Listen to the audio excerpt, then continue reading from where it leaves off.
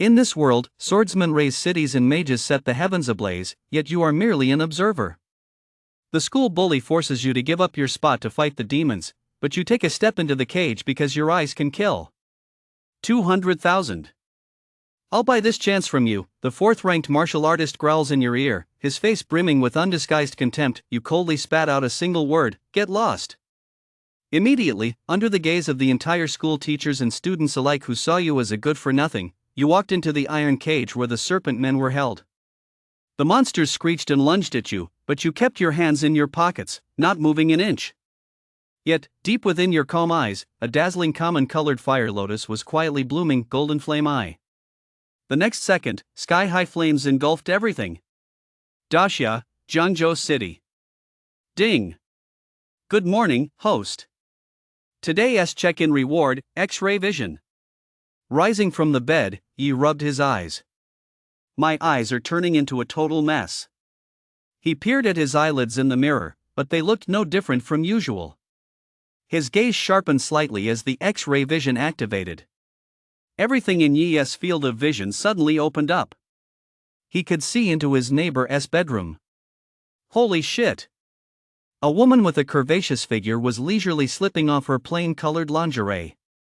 Yi felt a wave of heat in his nostrils and hurriedly turned on the faucet to rinse his face. It's lace, this lingerie is so common, oh, wait, so big. No, that's not right either. Look no evil. Look no evil. This was a terrifying world. 600 years ago, a strange power had descended from the heavens. Since then, gods had reawakened, demons had run rampant, and the entire world was filled with slaughter and destruction. Humans had awakened to powerful professions to stand against the gods and demons. Swordsman, elementalist, mentalist, martial artist, cultivator. Masters of these powerful classes could shatter cities and mountains, stir up the seas. They were capable of anything. Just yesterday, Yi awakened to an unprecedented superclass. A 1 in a million useless class, the observer. Simply put, his eyesight was comparable to that of a telescope. And that's it. This is a class that's utterly useless. It offers no combat bonuses, no talent bonuses, and has extremely limited career prospects. Upon graduation, you'll receive the title Lighthouse Watcher. Fortunately, it's bound to this god-tier eye technique system. Ding!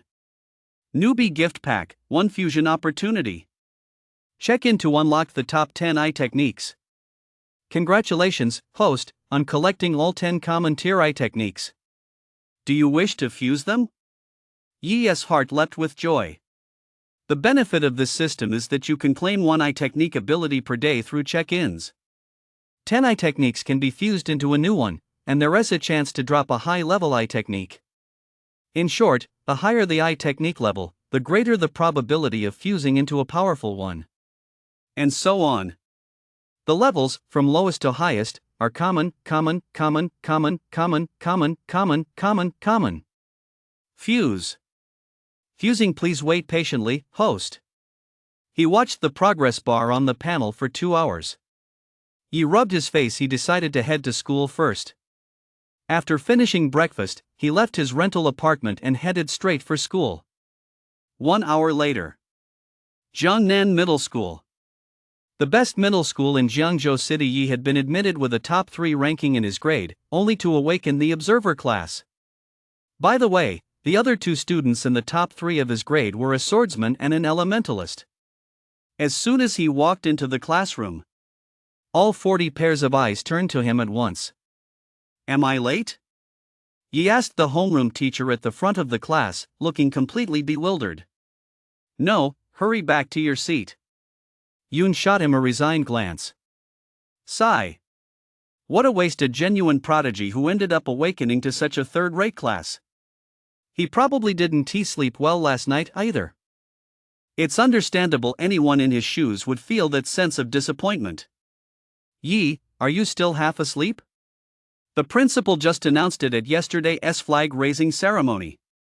Today, they're going to execute a follower of the Golden Snake cult in front of the whole school. We can go watch. It'll be my first time seeing the shadow cult up close. Hao, sitting next to him, said excitedly. I think that's right. The so-called shadow cult refers to a group of humans who dedicate their souls to deities, worship them, and gain their power. They revere evil deities and commit acts against humanity. They are traitors to humanity, active all over the world. They deserve to be hunted down and executed. Alright, since everyone's here, let us head out and gather up. Yin clapped her hands and said softly. The group stood up in unison and walked toward the classroom exit. Yi walked at the back of the line and overheard two girls chatting excitedly. Did you hear? That follower's trapped by mana shackles. The principal said we students can go in and fight the chosen of the gods. To gain combat experience. Give me a break. We're just ordinary students, we're better off staying quiet and watching from the sidelines. Everyone knows this opportunity is reserved for the top 3 in our grade. The top 3 in the grade, first place is Ro, the elementalist second is Chen, the swordsman third is Yi. Never mind that one. What can an observer even do? Stare each other down until one of you gets eye strain? Hey, ladies, are you talking about me? Just then, he suddenly turned around and flashed them a bright smile. The two rolled their eyes. They ignored him. Yi wasn't upset, though. He just casually remarked. Students should dress a bit more conservatively. Common colored lace isn't really appropriate. With that, he shoved his hands in his pockets and ran to the front of the line. He left the two girls standing there, their faces flushed common, looking as if they'd seen a ghost. Several senior classes had already taken their places on the playground. Right in the center stood a huge cage. Inside was an object covered by a common-colored cloth. Alright, everyone's here, right? Principal Chingsong scanned the crowd. You're all seniors, and the college entrance exams are just half a month away. I won't waste your time, let us get straight to the point. With that, he pressed a common-colored button on the iron cage. Whoosh! The common-colored cloth rose, revealing the figure beneath. It was a monster with the head of a snake and the body of a human. Its hands, which resembled the long tails of pythons, stretched out, flickering with a snake's tongue, giving it an incredibly ferocious appearance. Around its neck was a glowing silver ring, the so-called mana shackles. Ew! The moment they saw the snake man, many students instinctively took a step back. Some of the girls even made gagging sounds. Its appearance was truly terrifying. Humph! You're all future human warriors. How can you all be so cowardly? Chingsong snorted coldly and raised his hand to slap the snake man on the head. The snake man woke up in pain and, upon seeing the young students outside the cage, let out a deafening roar. Come on up. The three of you. Chingsong addressed the crowd. Everyone knew exactly who she was referring to. A young girl wearing a fitted short skirt and a high ponytail stepped forward from the crowd. Her delicate face was as smooth and translucent as jade, her fair skin flawless, her figure curvaceous, and her long, straight legs wrapped in knee-high socks. She looked incredibly innocent. A young man with an ordinary appearance but a determined expression, carrying an iron sword on his back, also stepped forward. They were the top 2 students in their grade. Elementalist Ro and Swordsman Chen. And the last one. Yi. The moment Yi appeared, the students in attendance all let out a collective snort of disdain. Who didn't know by now that this great genius ranked 3rd in the grade had awakened as an observer? Principal. Did you let Yi in just so he could kill the snake man with his gaze? No. It's so he can stare the snake man down. Let us see who cramps up first. Such mockery even erupted from the crowd. Yi said nothing, because right now, the 10 techniques in his mind had just finished fusing. Congratulations, host. You have obtained a common tier eye technique, Golden Flame Eye. Golden Flame Eye, a dojutsu that commands common-colored flames wherever the gaze falls. Common-colored flames devour all. Yi's heart skipped a beat. Could he be the luckiest person alive? 10 common-colored dojutsu fused into a single common-colored dojutsu. Had he actually hit that 0.1% probability? Just as all the students were teasing Yi, a burly young man with a crew cut stepped out of the crowd. Principal. The observer class Yi has awakened is a useless class. It has no combat capability. I don't think he should be given this opportunity. The speaker was Hong, ranked 4th in the grade. He had awakened the warrior class. His vital energy was powerful, his physique as sturdy as a bear's, and he was capable of both offense and defense. Chingsong gave Hong a penetrating look. Student Zhang, you have a point. Student Yi's class isn't suited for combat, so if he wants to withdraw, I can pass this opportunity on to you. That depends on student Yi's own decision. After saying this, Chingsong closed his eyes with an air of nonchalance. Yi, give this opportunity to me. It's just a waste if you go. Hong boomed at Yi. Yi glanced at him and shook his head indifferently. No way. You. Hong was furious.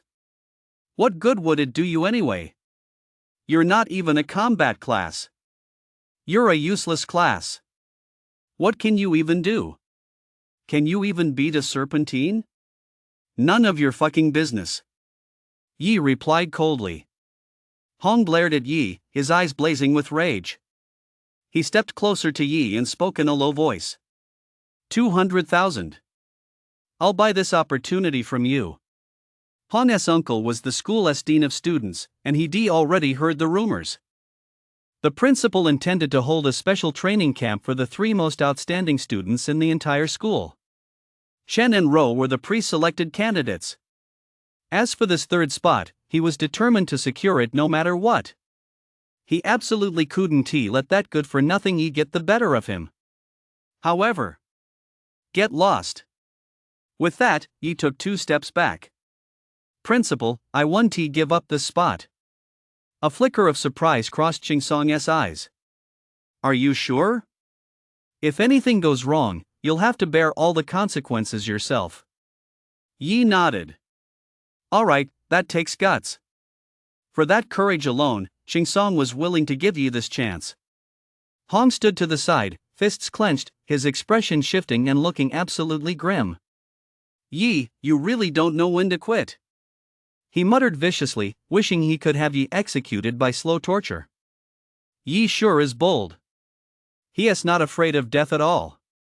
No matter how I think about it, I can't figure out what class he is. How on earth is he going to take on the serpent people?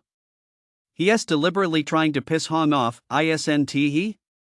That guy is so mean. What a waste of an opportunity. Many students were also whispering among themselves. Class advisor Yin looked at Yi, standing at the very front of the crowd, a flash of concern crossing her eyes. From her perspective, she didn't want Yi to face the serpent people either. It was far too dangerous. If only he'd awakened to a class with even a shred of combat power, Yun wouldn't be so opposed to it. But Yi just had to be an observer. Creak. The gate swung open, and Ro strode in with a confident stride, her expression calm as she entered the cage. The school beauty Jiang is stepping up. She has awakened to the elementalist class, known for its aggressive playstyle. I wonder which element she chose. Can't wait. School beauty Jiang's long legs. So aggressive. I could stare at them for a year. Is that what you're looking forward to? Anyway, make sure to let me join in when you're staring. Seeing someone enter, the snake man's ferocity was instantly ignited. He roared at Ro and lashed out at her with his whip-like arms. Even though the snake man's combat power is restricted by 90%, his physical strength alone rivals that of a Tier 1 fighter. I wonder how many moves this girl can block. Several members of the school's upper management whispered to one another. Then, Ro extended her slender, delicate hand and spoke softly. Ice spikes. Whoosh, whoosh, whoosh. Water droplets in the air condensed, and countless ice spikes materialized, hurtling toward the snake man. It's an ice-type attack. That's incredible. She truly lives up to her reputation as the school's most beautiful girl. Shouts erupted from the crowd. Boom! Boom! Boom!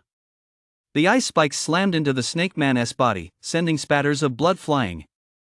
But the snake man seemed oblivious to the pain, charging straight toward Ro. Ice spikes. Ro waved her hand again, and an even larger ice spike appeared, hurtling toward the snake man. So powerful. She has only just awakened. Has Campus Queen Jiang already mastered the power of the ice element to this extent? Gasps of astonishment rippled through the crowd. She truly lives up to her reputation as the Jiang family's pride and joy, reaching Tier 1 just one day after her awakening. Old man Jiang has raised a fine daughter. Qingsong nodded in agreement. Finally, after 20 exchanges, Ro and the Serpent Man exhausted their elemental power, bringing the battle to an end. Once Ro stepped out, Chen entered the cage, his iron sword in hand. From that battle just now, it's clear the Serpent Man's physical strength is formidable. Even the campus beauty Jiang could only hold out for 20 moves while fighting him using her elemental power. Chen is a swordsman, and while swordsmen have strong offensive power, his class has only just awakened.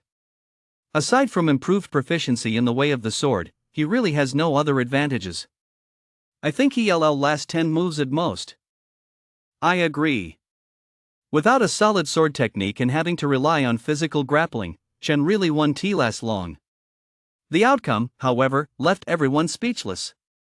Chen actually managed to hold his own against the Serpent Man for 25 moves using only basic footwork and sword techniques circulating online, supplemented by the Tai Chi sword exercises practiced by elderly men in the park. He deflected the Serpent Man's attacks, dodged left and right, and fought tooth and nail. If he hadn't finally run out of stamina, he might have kept going. Everyone was stunned by Chen. A sword art prodigy. This is a peerless sword art prodigy born for the sword. Destined to die for the sword. Qingsong was also extremely pleased Chen's performance had truly exceeded his expectations. He heard that Chen was an orphan with no connections whatsoever, which meant he built his current strength entirely on his own, step by step. As their battle ended, the Snake Man's ferocity had been thoroughly ignited. His bloodshot eyes fixed on the crowd outside, brimming with a bloodthirsty glow. Next, it was Yi's turn to take the stage. He stood outside the cage, locking eyes with the Snake Man. The Snake Man's eyes blazed with intense murderous intent and greed. He couldn't wait to tear Yi to pieces right there on the spot. Yi remained calm, opened the cage, and stepped inside. Having watched Ro and the other fighter's battle earlier, he was already familiar with how to use the Golden Flame Eye. Yi's in. How many moves do you think he can withstand against the Snake Man? 3 moves, I'd say. Put. You guys are overestimating Observer way too much. Haven't you noticed that after the previous 2 battles, the Snake Man's bloodlust has been fully unleashed? I think he will be taken out in 1 move. Ha ha ha ha. I agree. I'll bet a set of Aoi Sensei's photo book you will be taken out in 1 move. Amid the crowd's laughter, the Serpent Man let out a blood-curdling screech and lunged toward Yi. Qingsong's gaze sharpened. He was ready to rescue Yi at a moment's notice. Yun looked tense as well. Everyone stared intently at Yi, some worried for him, some hoping to see him make a fool of himself, and others wishing he'd just die. Boom! The Snake Man pushed off with both feet, leaving a huge crater in the ground. Then, snarling, he leaped into the air and lunged at Yi, opening his blood-red maw to bite at his neck. At that very moment, common-colored flames burst forth from Yi's eyes. Boom! Deep within his eyes, common-colored flames ignited, then began to flicker like starlight. As his gaze shifted, the air around him sizzled with the sound of combustion. In that moment, even the air itself was set ablaze by him. Look! What's happening to Yi? This is so weird. Look quick! Yi's eyes. They're glowing. No, they're burning. Whoa! His eyes are on fire. Common-colored flames. No way. That's so cool. They look like yellow common pupils. Oh my god. Who the hell told me he was an observer? Have you ever seen an observer whose eyes shoot fire? And common light, too. So badass. He looks just like a king ruling the world. Such domineering pupils. Everyone was utterly stunned. Even Ro and Chen, the two prodigies had a flicker of surprise in their eyes. Yi, who had been looked down upon by everyone, seemed to reveal his extraordinary side at that moment. What kind of ability is this? Could it be that he has awakened a hidden class? Qingsong muttered in astonishment. No wonder Yi was so confident. It turns out he had something to rely on after all. Yi stood there with his hands in his pockets, common-colored flames dancing in his eyes. He walked slowly toward the snake man, the common-colored flames in his eyes growing increasingly terrifying. The common-colored light illuminated the void, and the raging fire made the air sizzle. Boom! As he took a step forward, the common-colored flame seemed to bloom like a lotus within his pupils. Whoosh, whoosh, whoosh. The snake man's body suddenly froze mid-air. Immediately afterward, he let out an agonized screech and plummeted violently from the sky. Roar, roar, roar. Roar, roar, roar.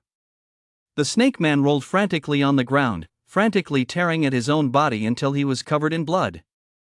He looked as pitiful as if he were being roasted on a pyre. There was no way he could look any more miserable. What the hell just happened? Is that Yi-si technique? Why is the snake man in so much pain? What on earth did Yi do? He has such a show-off. And he is being so mysterious about it. Super God Ocularist isn't he a bit too confident? Who gave him that confidence? Is it Liang Jingru? Some were in awe, some were dissatisfied, and some were jealous. Voices rose and fell in a constant chorus. Just then, a loud explosion rang out from within the serpent man's body. Boom! Immediately afterward, common-colored flames shot skyward, gushing from his body. It was as if a dazzling common-colored lotus of fire had bloomed in the air. Amidst this blazing common-colored lotus, the serpent man was instantly reduced to nothingness. All that remained was the silver mana shackles, lying amidst a pile of common-colored ashes. The entire arena fell silent. Everyone gasped in shock. An ocularist? It's actually an ocularist. But does an ocularist really possess this kind of combat power? Qingsong marveled. The power of that common-colored lotus that had just exploded was truly terrifying, reaching Tier 1 levels. Moreover, it had erupted out of nowhere from within the serpent man's body. Even a Tier 1 opponent would have fallen if hit by such a sudden attack. He had never seen an eye technique with such devastating power. Qingsong was utterly stunned. As he stepped out of the cage, the looks everyone cast his way were no longer mocking. There was only surprise, admiration, awe, and jealousy. Han glared fiercely at Yi, his fists clenched so tightly that his fingernails dug into his flesh. One could only imagine how furious he was. But Yi had already proven his strength. No matter how unwilling he was, there was nothing he could do. Was he really just going to stand by and watch Yi claim this spot? Han was nearly driven mad with rage. I hereby declare this execution over. After school, Ro, Chen, and Yi, come to my office. At that moment, Qingsong announced loudly. Then he gave Yi a meaningful look, walked over to him, and patted him on the shoulder. I believe in you. Keep up the good work. Ding! Congratulations, host, for vindicating the ocularist profession. You've earned the eye technique reward, Mimic Eye. Yi opened the description panel. To his surprise, Mimic Eye was actually a common tier eye technique. The description was simple and to the point. Mimic Eye allows you to replicate others' abilities and skills to a certain extent. However, host, please act within your limits. Don't open your eyes when facing someone far stronger than yourself. Yi was overjoyed. Another incredibly powerful skill, like a cheat code. At lunchtime in the cafeteria. Yi, you've really made a name for yourself this time. From now on, we're counting on you to look out for us. Hao was jumping up and down with excitement. I don't have much to show for myself as a brother. My family is so poor we've got nothing left but money. My dad bought me this vitality potion. It's yours. With that, Hao placed a small vial on the table. The vial was half filled with a liquid as red as blood. Vitality potion is best suited for newly awakened professionals like them. In the early stages of any class, a strong physique is essential to fully unleash one's abilities. The vitality potion effectively hones a class practitioner's physical body, but it's extremely expensive. This tiny bottle alone is worth 10 dabnu. Yi patted him on the shoulder. He certainly needed a resilient physique right now to support the full power of his eye technique. Although the golden flame eye was powerful, he'd be in trouble if an enemy got too close. Hey! We're brothers. No need to thank me. But, Yi, I still have something to tell you. Watch out for Hong. He's the type to hold a grudge. You've lost face in front of him this time. Hong 1T let you off the hook. Plus, his uncle is the school's dean of students. You'd better watch out for him pulling some underhanded tricks. Don't worry, I will. Yi nodded. That afternoon, after school, Yi, backpack slung over his shoulder, headed toward the principal's office. Oh, everyone's here. Outside the principal's office, he saw two other top students standing there. Chen, with his expressionless face, and Ro, with her icy demeanor. Ro glanced at Yi but said nothing. She flicked her high ponytail and pushed the door open. Chen followed right behind her. Is the price of being a genius losing your social skills? TSK, TSK, TSK. If that's the case, I'd rather not be a genius. Yi, stop shooting your mouth off. Hurry up and come in. Just then, a familiar voice came from inside the office. Yi was startled, then stepped inside as well. Teacher Tang, what are you doing here? Seeing their homeroom teacher, Yun, and Principal Chingsong sipping tea in such harmony, Yi was slightly taken aback.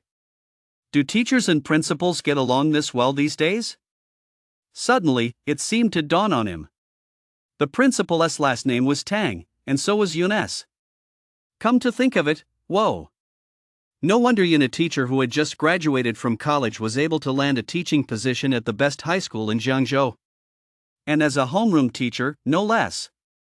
So it was all about connections after all. Yun seemed to sense what Yi was thinking. She shot him a reproachful glance. Yi, don't read too much into it. After all, I am a graduate of God Slayer Academy. Chingsong smiled in response. Alright, the main reason I called you all here today is to inform you of something. As you all know, Jiangnan High School is the best high school in Jiangzhou. Yet for 4 consecutive years, not a single student from Jiangnan High has been admitted to God Slayer Academy. This has been a source of deep worry for me as principal. It's truly weighing on my heart. Chingsong said with a look of reluctance on his face. I'll let you in on a secret. The one who got into God Slayer Academy 4 years ago was me. Yun, standing nearby, chuckled quietly to Yi and the others. Yi's mouth twitched slightly. So now you're getting all proud. Jinshin High School is the finest vocational university in Disya, having produced countless superclass professionals and earning a reputation that resonates far and wide. Many graduates of God Slayer Academy are exceptionally talented professionals. Some have even slain deities. They've also joined forces to dismantle numerous shadow cults operating in the shadows. Of course, the admission requirements are extremely rigorous. Among these, the requirements for special admissions are even more demanding. First, applicants must be combat professionals. Second, their level must not be lower than Tier 1. Finally, only the top 30 candidates from each province are accepted. Keep in mind that in Disya, the awakening ceremony takes place after turning 18, about half a month before the college entrance exams. To raise one's level to Tier 1 within this brief period of just over half a month is as difficult as climbing to the heavens. Only the absolute best of the best can pull this off. At the very least, it wasn't until Yi awakened the golden flame eye that he reached Tier 1. Yi remained silent, while Ro and Chen, as always, said nothing. So, this time, I want the 3 of you to go to the provincial capital to take the special admissions exam for God Slayer Academy. Compete for those 30 spots and bring glory to Jiangnan High School. Chingsong declared, slamming his fist on the table. You don't need to take the regular college entrance exam, just focus on the God Slayer Academy's special recruitment exam. Over the next half month, Yun'er will put you through special training. I guarantee your cultivation level will reach Tier 1. But after that, it'll be up to your own hard work. I've heard that this special recruitment has produced an extraordinary number of geniuses, especially in the provincial capital. Someone has even awakened dual classes as a mage and a summoner. It's absolutely mind-boggling. So, even Tier 1 is just the entry level. Of course, the rewards for passing the special admissions exam will be incredibly generous. And on behalf of Jiangnan High School, I'm personally rewarding each of you with a common grade skill scroll and a Xian grade weapon. Qingsong concluded. Yi finally spoke up. Principal, you're right, but Genshin, wait, no I mean, oh. Right, if we don't pass the special admissions exam and don't take the college entrance exam either, we end up without a college to attend? Principal, we're all your top students. You can't set us up like this. Qingsong's expression darkened. Look at you. You're so slacker-like. You have absolutely no drive. We haven't even taken the exam yet, and you're already thinking about failure? With that kind of mindset, how do you expect to succeed? He looked as if he were frustrated by their lack of potential. Principal, don't change the subject. Answer my question first. Yi looked as unconcerned as a dead pig in boiling water. Sigh, I've already got everything prepared for you. I have a friend who teaches at Magic City Vocational University. If you don't pass the special admissions exam, I can recommend you to Magic City Vocational University. That's a top-tier school, too. How about it? That shouldn't be too much of a sacrifice for you, right? Yi nodded. That's more like it. So, do you agree? Qingsong asked, his face full of anticipation. My goal is to get into God Slayer Academy. I agree to take the special admissions exam. Rose said calmly. I agree too. There's a senior I respect at God Slayer Academy. I have to go. Shen nodded as well. Hearing their responses, Qingsong was thoroughly satisfied. That leaves you, Yi. What do you think? Can't we just go to Magic City Vocational University? You're in, right? That's great. Then it's settled. Principal, what I meant was, as long as you agree, that's all that matters. Now, let Jin'er take you both to special training. Qingsong waved his hand and turned his head away, deliberately avoiding eye contact with Yi.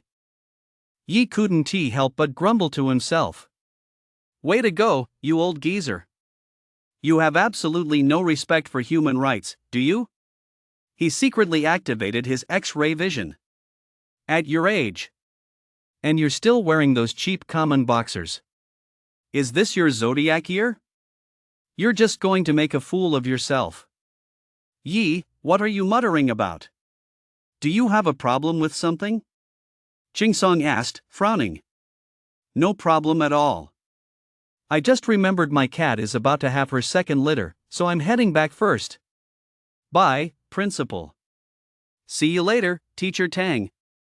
Yi slung his backpack back on and headed for the door. Just as he was about to leave, he turned back and said, Principal. Common-colored underwear looks great, but it doesn't suit you.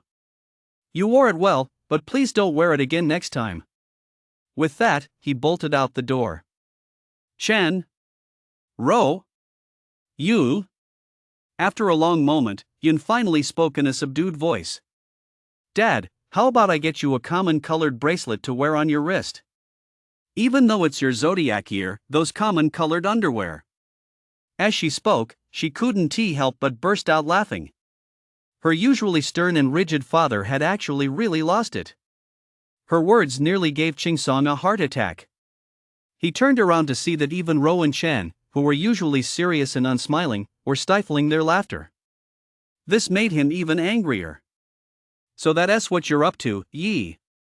Using eye techniques on me, is that it? This is nothing short of treason. And you too. What are you laughing at? Get out of here, all of you. Qingsong slammed his fist on the table, gritting his teeth. After leaving school, Yi went straight home. He pulled out the chi and blood elixir Hao had given him and downed it in one gulp. Immediately, powerful energy surged through his body, transforming Yi's physique. A moment later, he rose from the bed, casually snapped off a corner of the cabinet, and with a firm squeeze, the corner crumbled into wood shavings in his hand. With this strength, I feel like I could knock out 8 Tai Sen with a single punch. Yi chuckled softly. Then he began to examine his mimic eye. Come to think of it, I wonder if this mimic eye would be useful for watching online videos. He turned on his computer and searched the web. He found a video of a 9th-tier supernatural expert battling a demon. This 9th-tier transcendent S-class was a blade master.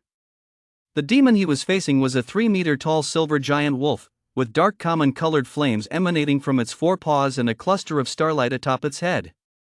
Darkfire Wolf, a level 1 demon. At that moment, the silver giant wolf opened its blood-red maw, and a barrage of fireballs tore through the air toward the blade master. The blade master lowered his voice, his eyes flashing as he murmured softly. Draw the blade slash. Whoosh! His body turned into a streak of light, effortlessly dodging the giant wolf as fireballs.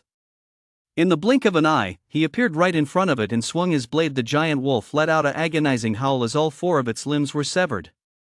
Then, he drew his blade once more. Shadow blade flash. Whoosh! The blade's glow flickered, and to everyone's surprise, the strike sliced the giant wolf in 2 right at the waist. At that moment, the video ended. Phew, phew, phew. Yi gasped for breath, feeling as if he were about to collapse right there on the spot. Using this mimic eye is really no walk in the park. But at least I've mastered it. Yi lay on the couch, closed his eyes to rest, and recalled the swordsman's 2 moves. Shadow blade flash and draw and slash. Talking theory without putting it into practice is just a waste of time. Yi decided to act immediately. He grabbed a kitchen knife from home and rushed out of the apartment. He made his way to a nearby dump. Yi closed his eyes, recalling the swordsman's movements, and then whoosh! The fruit knife shot out of his hand. A clump of wild grass in the distance was sliced cleanly at waist height. The cut was incredibly smooth, with every blade of grass cut to the exact same height.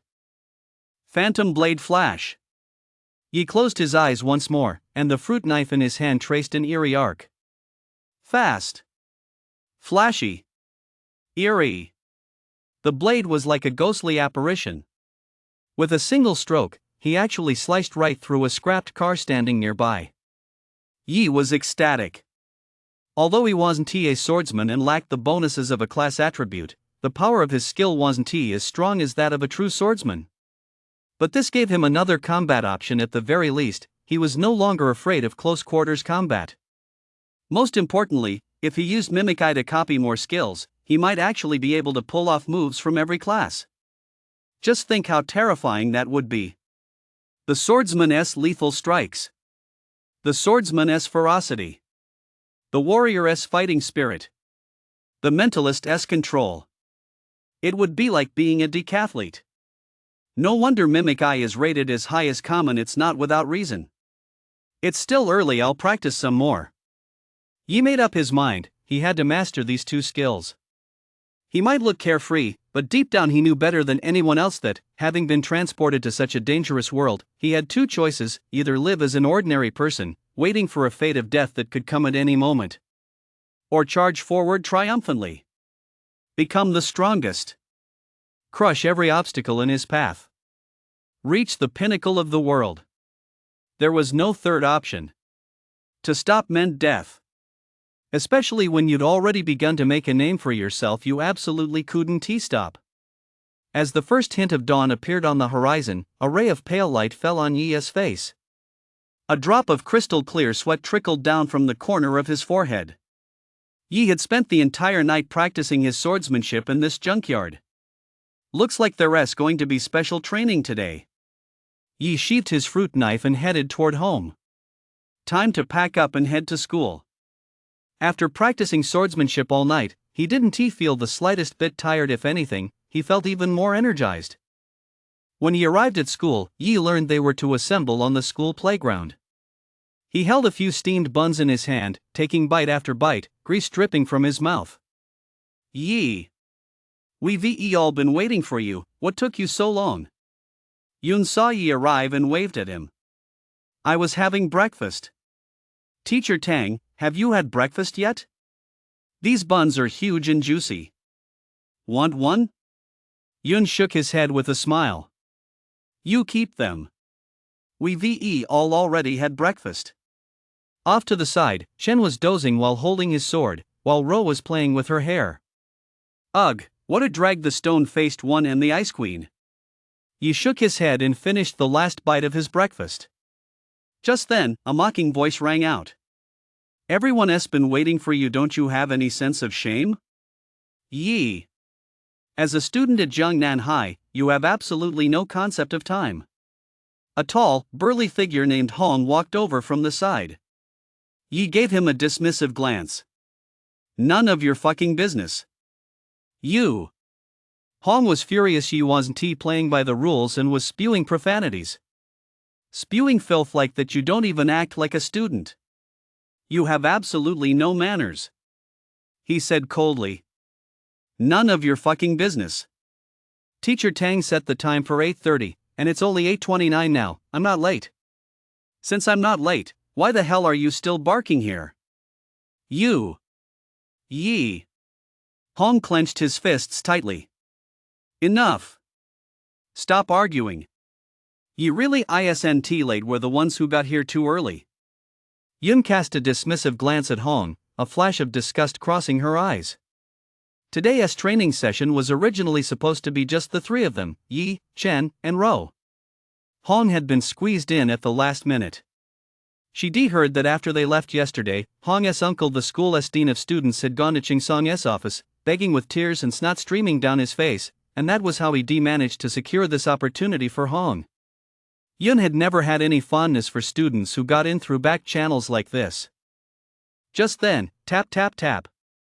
The sound of spinning rotors echoed from the sky, and then Yi and the others saw a helicopter slowly descending. Wow! A helicopter! Where are we going? Yi exclaimed in surprise. The special training site ISNT in Jiangzhou City, it's in a demon forest outside the city. Yun said, brushing her hair back as the wind ruffled it. Alright, let us not waste any time. Let us get going. One by one, they boarded the helicopter.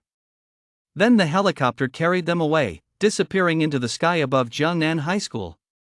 1 hour later. This is the demon forest. There are many demons inside, but none are very high level, none will exceed the supernatural rank. But you must not let your guard down. In the deepest parts of the forest, there are plenty of powerful demons at the 8th and 9th tiers of the supernatural rank. So you must be extremely careful. This special training is simple. I designed it specifically for the Godslayer Academy entrance exam. As you all know, Godslayer Academy recruits the cream of the crop in the future. These students will undoubtedly be on the front lines of humanity's battle against gods and demons. Therefore, the first thing Godslayer Academy must do is weed out those greenhouse flowers students who possess talent but are afraid of combat. They are not what we're looking for. So my special training is simple. Within 14 days, do whatever it takes to hunt down 50 tier 1 demons for me. Don't worry about food, the supplies you need will be airdropped to you. Is that clear? Chen nodded expressionlessly. Hong clenched his fists, his eyes flashing with intense fighting spirit. Ro chewed on her hair tie as she pulled her high ponytail up tightly. Yi was dozing off on a large boulder. Having gone without sleep all night, he was indeed a bit tired. Alright, that's it. Head into the forest on your own, but remember, don't go too deep. Yun instructed. The group nodded, then each set off in a different direction. Teacher Tang, has the special training started? Yi opened his eyes to see a delicate little face no bigger than the palm of his hand. Yi, would you like me to walk you in? Yun smiled gently. Yi nodded reflexively. Sure. Yun narrowed her eyes, her smile growing even brighter. Yi suddenly had a bad feeling. The next second, his body floated up, then traced a parabolic arc before plunging headfirst into the forest. Only then did he remember. This Yun is a damn mentalist. Boom. Yi crashed heavily to the ground from mid-air. He adjusted his posture just in time, managing to land smoothly. That teacher Tang has such a short temper. She'll never find a boyfriend. Yi muttered to himself, waving his hand to clear the dust.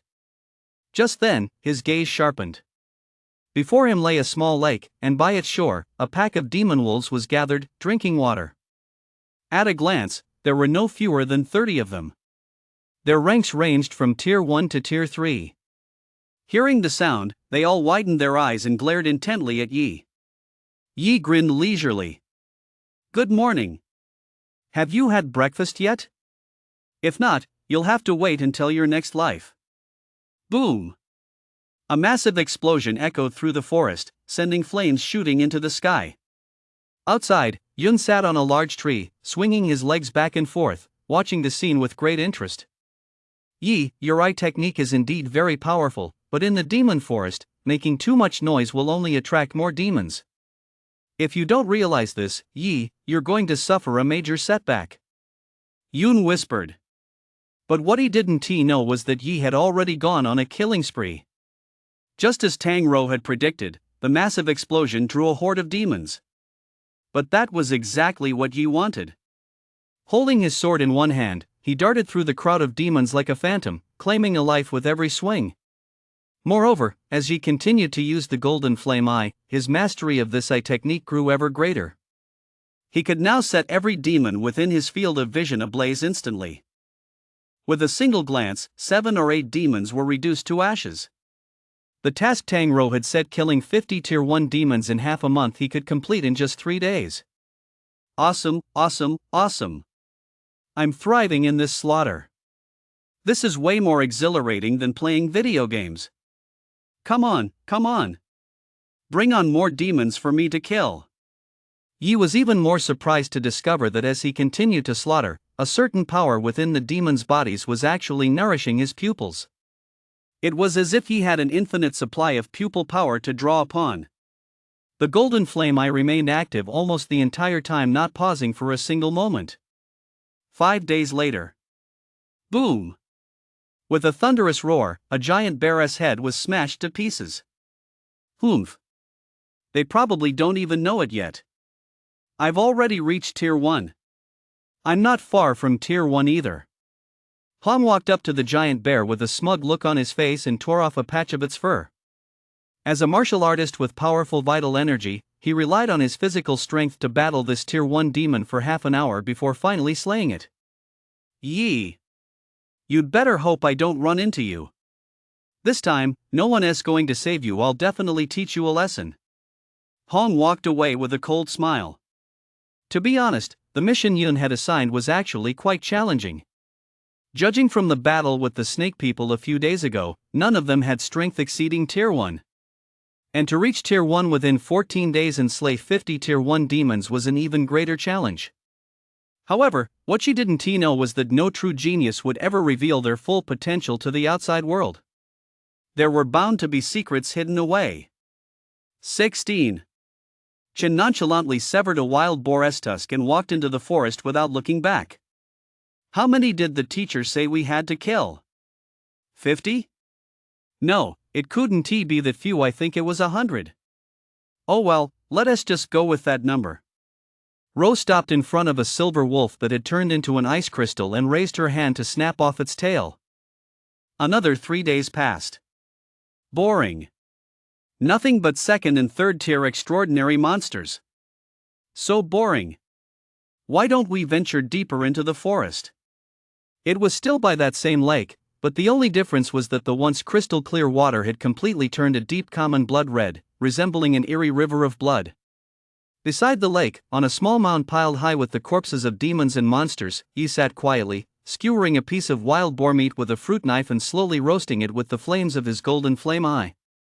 Amid the frenzied slaughter, Yi had already risen to Tier 1. Now, he could dispatch demon beasts with even greater ease. He could even do it with his eyes closed. Let us get to it. After tearing off a few bites of wild boar meat, Yi leaped down from the pile of corpses. Then he set off deeper into the forest. A moment later, a tall, upright figure arrived at the scene. He looked at the mountain of corpses and a hint of surprise flashed across his face. Could this be the person my master spoke of, the one who can help me achieve mastery in the way of the sword? Chen stood there for a moment, then set off in the direction Yi had disappeared. Meanwhile, Yi had already ventured deep into the middle layers of the forest. At the same time, Hong had also arrived at this location. Ha! A demon? Yi suddenly stopped in his tracks, his gaze sharpening. The next second, he saw a common-colored tiger leap suddenly from the nearby grass. Golden Flame Eye, burn! Yi activated the Golden Flame Eye, and the common-colored tiger was instantly reduced to ashes. Then a figure darted out of the grass. Upon seeing the tiger reduced to ashes, his eyes widened in shock. You bastard, Yi! I didn't even come looking for you. How dare you come and steal my prey? Hong glared viciously at Yi, his fist already slowly clenching. He'd been wanting to teach Yi a harsh lesson for a long time, and now it seemed there was no better opportunity than this. Whoever kills it gets to keep it. Or did you give birth to this tiger? Why don't you make him call you dad and see what happens? Yi cast a dismissive glance at Hong. In his eyes, this guy was nothing but a muscle-headed fool who'd explode at the slightest provocation. Hong stomped his feet in rage. You burned it to death. Call my ass. You sharp-tongued bastard. But out here in this forest, there is no one who can protect you. Hong's entire body crackled with the sound of bones snapping. Yi, I'll repay you double for the humiliation you've inflicted on me. Hong roared in rage and charged straight at Yi with clenched fists. Just then, something unexpected happened. A figure darted out of the grass. It was Chen, and his usually impassive, icy face now bore a hint of panic. Run! There's a powerful demon. No sooner had the words left his mouth than a deafening roar echoed from the distance. Hearing that terrifying roar, Yi's expression changed as well.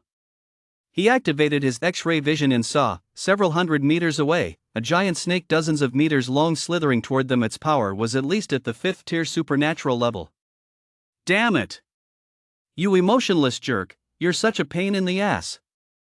Why the hell did you go and provoke a monster like that for no reason? Yi was terrified and took off running.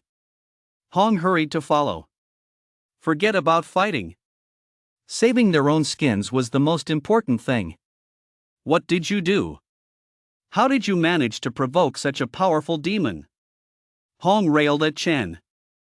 I took a sword heart herb from his mouth. Chen said indifferently. Just for a single sword heart herb? You broke ass, have you gone crazy for money? Hong looked utterly incredulous. A measly sword heart herb, it's worth no more than 3,000 yuan on the market. It's only useful to swordsmen.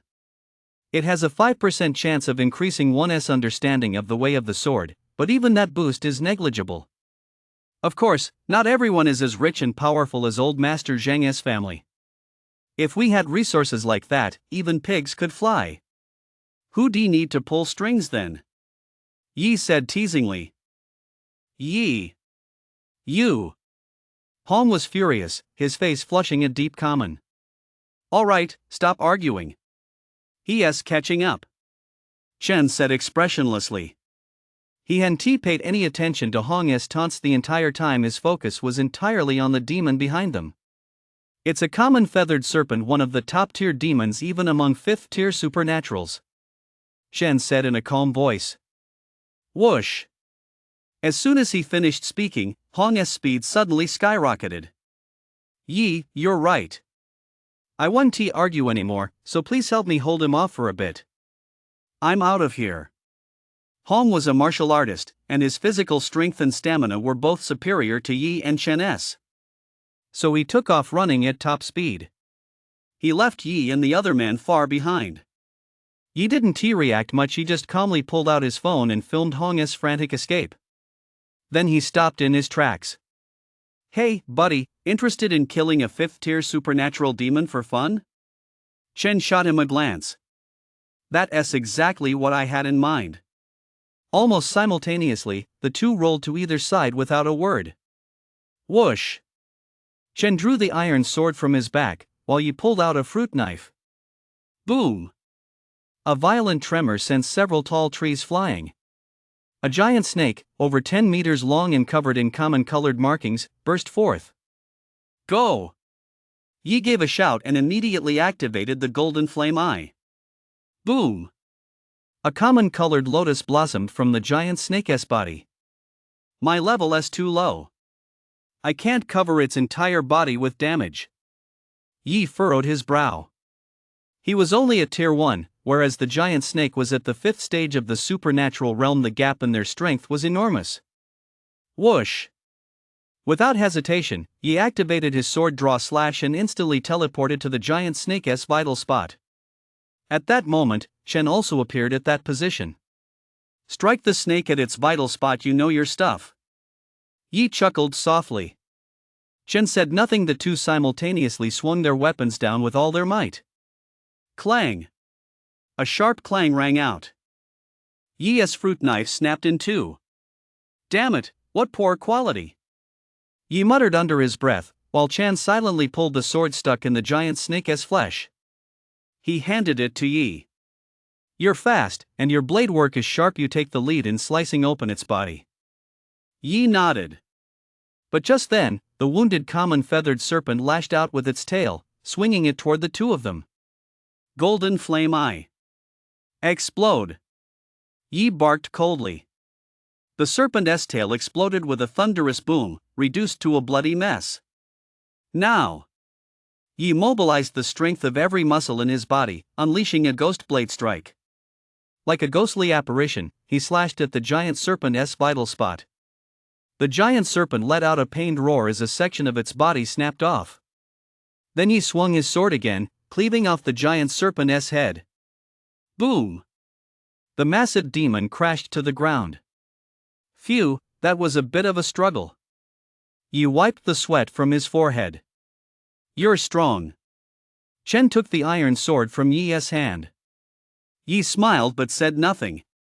Compared to a certain someone who didn't use their full strength, I'm naturally a bit stronger. Chen froze for a moment. Yi narrowed his eyes slightly. With that last strike, you could have easily split the giant serpent's body in two.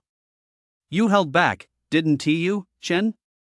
Chen remained silent, then nodded after a moment.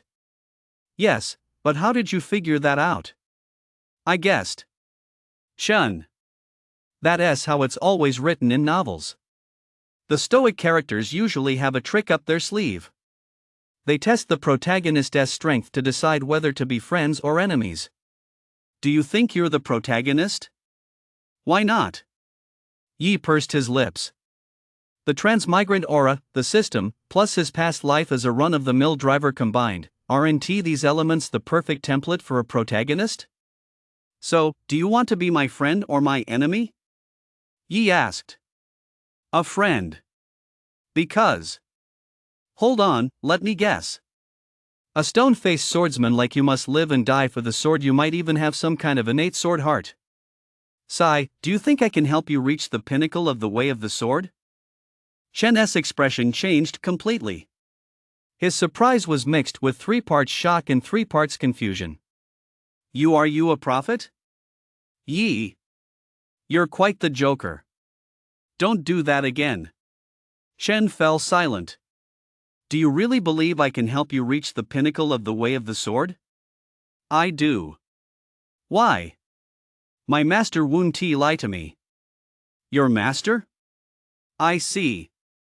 I'm guessing your master said he'd be waiting for you at Godslayer Academy, didn't he? Chen. You must definitely be a prophet. Yi. Let us go. Let us head into the depths of the forest. I'm tired. Yi shook his head and walked toward the depths of the dense forest. At that moment, deep within the forest, a pair of common-colored eyes suddenly snapped open. An aura of savagery immediately filled the air. The common-colored eyes flickered for a moment, then returned to stillness. Crack! A venomous frog, 7 or 8 meters long, turned into an ice crystal and collapsed to the ground. Ro, her expression calm, broke off a piece of ice crystal from its body. Clap, clap, clap. The sound of applause rang out. Ro glanced back and saw Yi and the others emerging from the grass. Impressive, impressive. Ro cast a casual glance at them but said nothing. Great, another ice block. Yi was speechless. He nudged Chen beside him with his elbow. Want a girlfriend? An ice queen paired with a stone-faced guy, I think that'd be great. Chen shook his head. Why not? Women would only slow me down when I draw my sword. Yi. Let us go. I'm really tired. Ro led the way, with Yi and Chen following about 10 meters behind her. All three were super geniuses. They could instantly kill any demons they encountered along the way. Just then, the forest suddenly began to shake violently. That tremor was far beyond anything an ordinary phenomenon could produce. It was like an earthquake. The earth shook and the mountains trembled. Boom! Boom! Boom! Countless trees crashed to the ground. Help! Help me! Save me! Up ahead, Han could be seen scrambling toward them in a pitiful, dog-like panic. Behind him was a colossal beast countless times larger than the giant snake he and the others had just slain. It was a giant snake with common-colored wings and a body covered in common-colored, flame-like patterns. It was enormous. Just like a small mountain. It was 100 meters long. Hey! What's going on, Dad? They're still in the middle of their special training. Yun, who was waiting outside the dense forest, answered the call from Chingsong. Hurry up and get them out of the forest. An urgent tone came through the phone. Why? Yun frowned and asked in return. Chingsong sounded far too agitated. I don't have time to explain. There are signs of a deity awakening in this forest. What did you say? Yun's expression also changed drastically. Just then, a thunderous roar echoed from deep within the dense forest.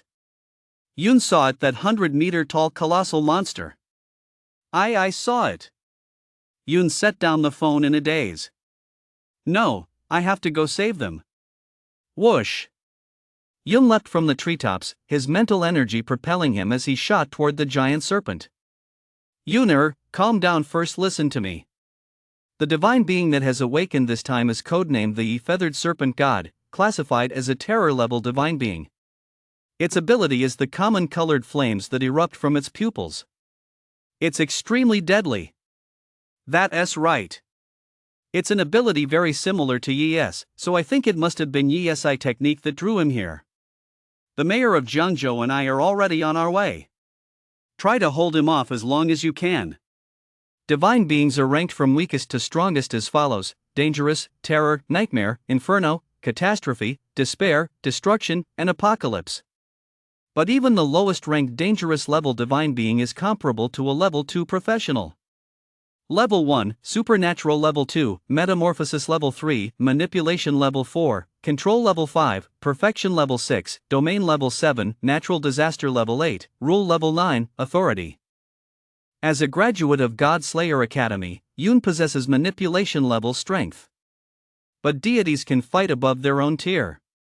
The power of this horror-level feathered serpent god absolutely far exceeds that of an ordinary manipulation-level professional. I've got this, common. I'll do everything I can to protect them. Yun propelled himself with telekinesis, leaping through the trees. Damn it! What the hell kind of monster is this? It's on a completely different level from anything we've faced before. Yi's expression changed drastically as he sensed the terrifying aura emanating from the opponent. If I'm not mistaken, judging by this unique energy fluctuation, this thing isn't a demon or a monster, it's a deity. Rose said with a grave expression. What? A deity? Shit. What kind of luck do I have? I run into a deity on my very first training session. Yi's face twisted in despair. Let us get the hell out of here. He turned and fled. Are you kidding me? A deity, is that something a beginner like him could possibly stand up to? Ro and the others knew their limits all too well and hurriedly followed right behind Yi. Hey! Why are you running away? Help me! I don't want to die. Only Hong remained in the distance, pleading desperately. The feathered serpent god was already very close to him. Put. You were running just fine a moment ago. Yi said coldly. That's what you get for turning your back on others. The feathered serpent goddess narrow, common-colored pupils fixed intently on Yi. There was a vibration within Yi's body that strongly drew him in. An aura sharing the same origin as his own power. The feathered serpent god lowered his head slightly, looking at Hong, the one closest to him, a flash of disgust crossing his eyes. Damn little crawler, don't block my path. Boom! His common-colored eyes glowed as a ball of flame rained down from the sky, instantly reducing Hong to ashes. Not even a scream escaped him. That kind of attack. Yi suddenly felt a burning sensation in his eyes. Is the golden flame eye actually stirring? Ding! The golden flame eye has met the advancement requirements. By fusing with the feathered serpent goddess eyes, it has advanced to the eternal blazing sovereign flame eye common. The host is rewarded with one opportunity to experience the eternal blazing sovereign flame eye. A string of question marks popped into Yi's head. Fine. So that's how you want to play, huh? The eternal blazing sovereign eye sounds impressive, but damn it, fusing with the feathered serpent goddess eyes is harder than climbing to the heavens, isn't it? Get out of the way. A deity is about to attack. Roa's voice suddenly rang out. Yi darted sharply to the side. Boom! A patch of land ahead was instantly vaporized by common-colored flames. A massive crater, over 10 meters wide, appeared. The trio's path was completely cut off. We're in trouble now, Yi said with a wry smile. Just then, a voice rang out. Yi! Whoosh! Yun's figure suddenly descended from the sky. You guys, get out of here. The principal and the mayor are already on their way. Yun called out. I'll hold them off here. His common hair fluttered without a breeze, and an invisible wave, like a wall, blocked the feathered serpent goddess path. Is this the power of a mentalist? Yi reflexively activated Mimic Eye. In just a few seconds, he had mastered some of the mentalist's techniques. Telekinesis, it must be the same as my pupil power. Let us give it a try. Yi suddenly opened his eyes, and his body began to float. Ro and Chen, standing nearby, stared at him as if they'd seen a ghost. Let us go. Yi offered no further explanation. He simply used his eye power to drag the two of them as they shot off into the distance. Roar! Seeing Yi try to escape, the feathered serpent let out a deafening roar. From between his eyes, terrifying common-colored flames erupted, vaporizing vast swaths of space. The wall formed by Tang Ro's mental power held firm against it. Go! She pulled a small cloth pouch from her body. Upon opening it, countless tiny silver swords flew out, hovering in midair. Attack! Whoosh, whoosh, whoosh! The small swords sliced through the air, hurtling toward the feathered serpent god. Meanwhile, Yi and his two companions fled frantically. But the feathered serpent goddess fury had alarmed every demon and monster in the dense forest.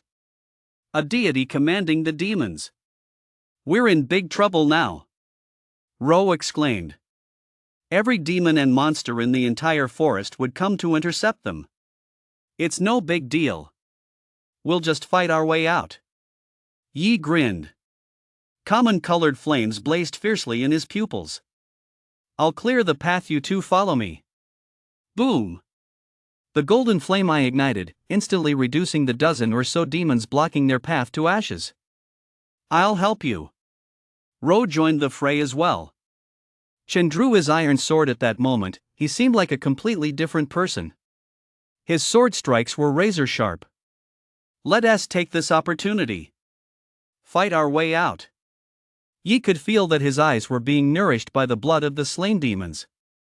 In addition, a portion of that power was converging within his body.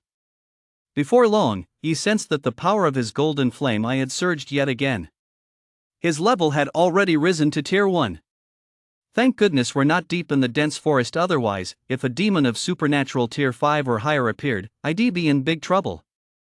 Yi couldn't help but let out a sigh. The three of them, fighting as one, seemed to transform into a merciless demon-slaying machine. As they plowed through the forest, they were now just a short distance away from exiting the dense woods. Crack! Crack! Crack! No wonder they're the three greatest geniuses of this year's class at Jiangnan High School. Their strength is truly astonishing. Just then, a round of applause rang out from the distance. A figure emerged from the shadows and appeared before Yi and his two companions. The moment they saw him, their expressions darkened. "Teacher Gao, why is it you?" The man was none other than Hong's uncle, the dean of students at Jiangnan High School. "Have you been pulling the strings behind the scenes? Teacher Gao, you're the one responsible for the serpent goddess revival?" Ro asked coldly. But the man burst into a cackling laugh. "Now that things have come to this, do you still think of me as your teacher, Gao? That would be underestimating me," he said coldly. Yi narrowed his eyes slightly. "Something's off. He is not teacher Gao, this is a puppet. His profession must be a puppeteer." With his X-ray vision, Yi instantly saw through the special energy substance clinging to the man's body. "This is remote control. It looks like teacher Gao fell into his clutches long ago and was transformed into a puppet." Yi analyzed. "Heh, how clever. As expected of a super god-level ocularist, impressive." Far from getting angry, the opponent laughed and actually clapped for Yi, though it was clearly meant to be mocking. "Heh, I love hearing compliments. Let me take another guess, you're from the Shadow Cult, right?" Yi sneered again. "That snake man the principal and the others captured earlier, he's south from the same place as you, isn't he?" The other man fell silent for a moment. "That was my younger brother. We are members of the divine cult, and the deity we worship is..." His gaze drifted toward the distant sky, where a flickering common-colored flame danced. "Lord Feathered Serpent." He rolled up his sleeve, revealing a common-colored pattern of a soaring serpent. Now everything made sense. If the deity's revival was a coincidence, then the emergence of the shadow cult was inevitable. This training session itself was an assassination plot targeting Jiangnan High School, specifically the few geniuses among them who were most likely to produce a common. It was revenge from the shadow cult. "Do you know that our principal and the mayor of Jiangzhou are already on their way here?" Yi said calmly. "Our principal is a 9th-tier professional. Your divine being can't stop him. It's enough just to kill you." The other party said calmly. "I see. So you're willing to sacrifice even the objects of your faith? Ha, with attitudes like that, do you even deserve to be called believers?" Yi sneered coldly. "Kid, don't waste time here, it's completely pointless. This is just one of my puppets. Even if I sacrifice it here, I won't feel the slightest regret." The opponent remained completely unmoved. "If I lose my faith, I can just find another one. But losing my little brother, that's permanent. You killed my little brother, and no matter what, I'm going to kill you." Whoosh! With that, he lunged forward like a ferocious tiger, raising his hand to grab at Yi's throat. "Watch out! Teacher Gao is a martial artist, just like Hong. His physical strength is immense." Ro hurriedly called out as a warning. Yi channeled his pupil power, mimicking Yun to conjure an invisible wall in front of him. Then he activated the golden flame eye. Boom! Common-colored flames burst into life within the opponent's body. But it was useless relying on his terrifying physical strength. He actually managed to force the common-colored flames back. This puppet's physical strength is incredibly powerful. "Your attack is still too weak."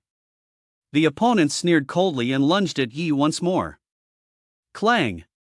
Chen darted out from the side and drew his sword with a sudden flourish. His current state was strange. His eyes were vacant, as if he'd lost consciousness, swinging his sword purely on instinct. The sword follows the heart, truly astonishing. Given time, he might just become the second human sword god. "I absolutely cannot let you live." A flash of ruthless malice crossed the opponent's eyes. He raised his hand and struck at Chen's sword. Boom! Chen's iron sword was split clean in two, and his body was sent flying backward. Although this puppet's combat techniques were limited, its physical strength alone was equivalent to that of an 8th-tier supernatural. The gap between it and the three of them was simply too vast. Even Ro's ice control could only restrain it for a short time. Very well, very well. You're forcing my hand. Yi spoke in a cold tone. I didn't want to use this move, but today, I'll make an exception and break my own rule. Watch closely. Let me teach you what a super god ocularist is all about. Boom! The golden flame eye erupted as Yi silently chanted in his mind. Eternally burning Lord's flame eye. Activate experience mode. Whoosh! Common colored flames surged from Yi's eyes, weaving into patterns in the air before coalescing into a common colored robe woven from fire. Yi emerged from the flames, his common colored robe blazing with a fierce fire. It exuded an overwhelming aura of dominance and looked incredibly precious. Chen and Ro were both stunned into silence for a moment. This power, it's too strong. Yi was also quite shocked. The power of the eternal blazing eye was simply absurdly powerful. He could feel an endless stream of eye power flowing through his eyes. Although this purely offensive eye technique wasn't as practical as the mimic eye, in terms of sheer combat power alone, it was in a league of its own. The game is over. Turn to ashes, before my eye technique. Boom! His common colored robe billowed. Two flames suddenly blazed in Yi's eyes. Sizzle, sizzle, sizzle. Common colored flames from all directions surged toward his opponent. And within the puppet's body, a small flame also ignited. An attack uniting the inner and outer realms. On top of that, there was also the transformation of flames. Boom! The common colored flames filling the sky transformed into all manner of weapons, swords, spears, halberds, and more mid-air. Even though he was a martial artist with a powerful physique, under this terrifying assault, he was instantly left covered in wounds. He fell to one knee and could not rise again. But at that moment, he actually let out a low, faint chuckle. I didn't expect you to have a trump card like this. Kid, I underestimated you. But don't forget. I'm just a puppet. A puppet with no sense of pain. Unless you can completely destroy me with a single strike, I'll still be able to fight on until my body is reduced to ashes. To their astonishment, the opponent actually stood up and, seemingly oblivious to pain or fatigue, charged toward Yi once more. Watch out! Ro and the others' faces turned pale. He could actually stand up with injuries like that. They had completely overlooked the fact that he was a puppet. But Yi merely let out a cold laugh. He stood where he was, not moving a single step. Turn to ashes? Fine. The third ability of my eye technique is Eternal Flame. A flame that never goes out. As long as life endures, the flame burns on. Boom! Clusters of common colored flames flared up from his body once more, vaporizing his flesh at an incredible speed. How is this possible, a flame that never goes out? How could such an absurd ability even exist in this world? Aren't you an ocularist? He let out a roar of disbelief. His hands gradually turned to ash under the scorching flames. Next came his legs, his body, and his head. One by one, they turned to ash. Yes, I am an ocularist, but I am an omnipotent ocularist. Rest in peace. As the words fell, only a pile of common-colored ashes remained where he had stood. Phew! Yi took a deep breath. Demo mode has ended. Host, please quickly fuse the feathered serpent's eyes to upgrade your pupil arts. Got it, got it. You sure do talk a lot. As the buff from the eternal flame eyes faded, Yi felt a wave of exhaustion wash over him, and he nearly plopped down onto the ground. Are you okay?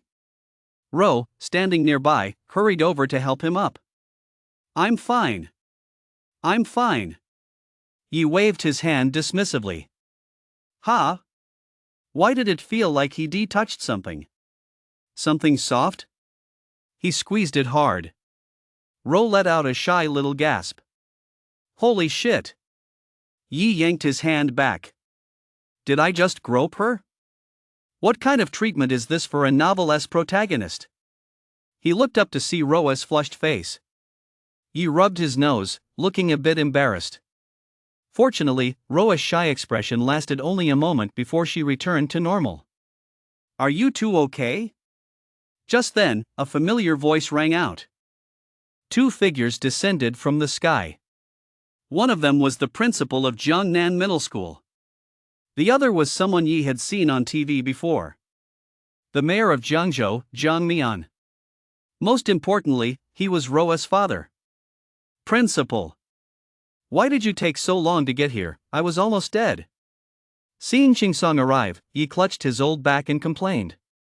Qingsong glared at him. You look as lively as ever. You don't look like you're about to die at all. Yi chuckled.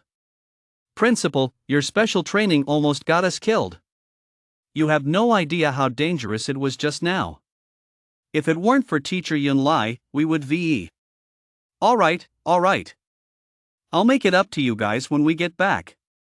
Qingsong said with a helpless expression. He could hear Yi's ulterior motives from all the way over in Magic City. Anything we want? Right.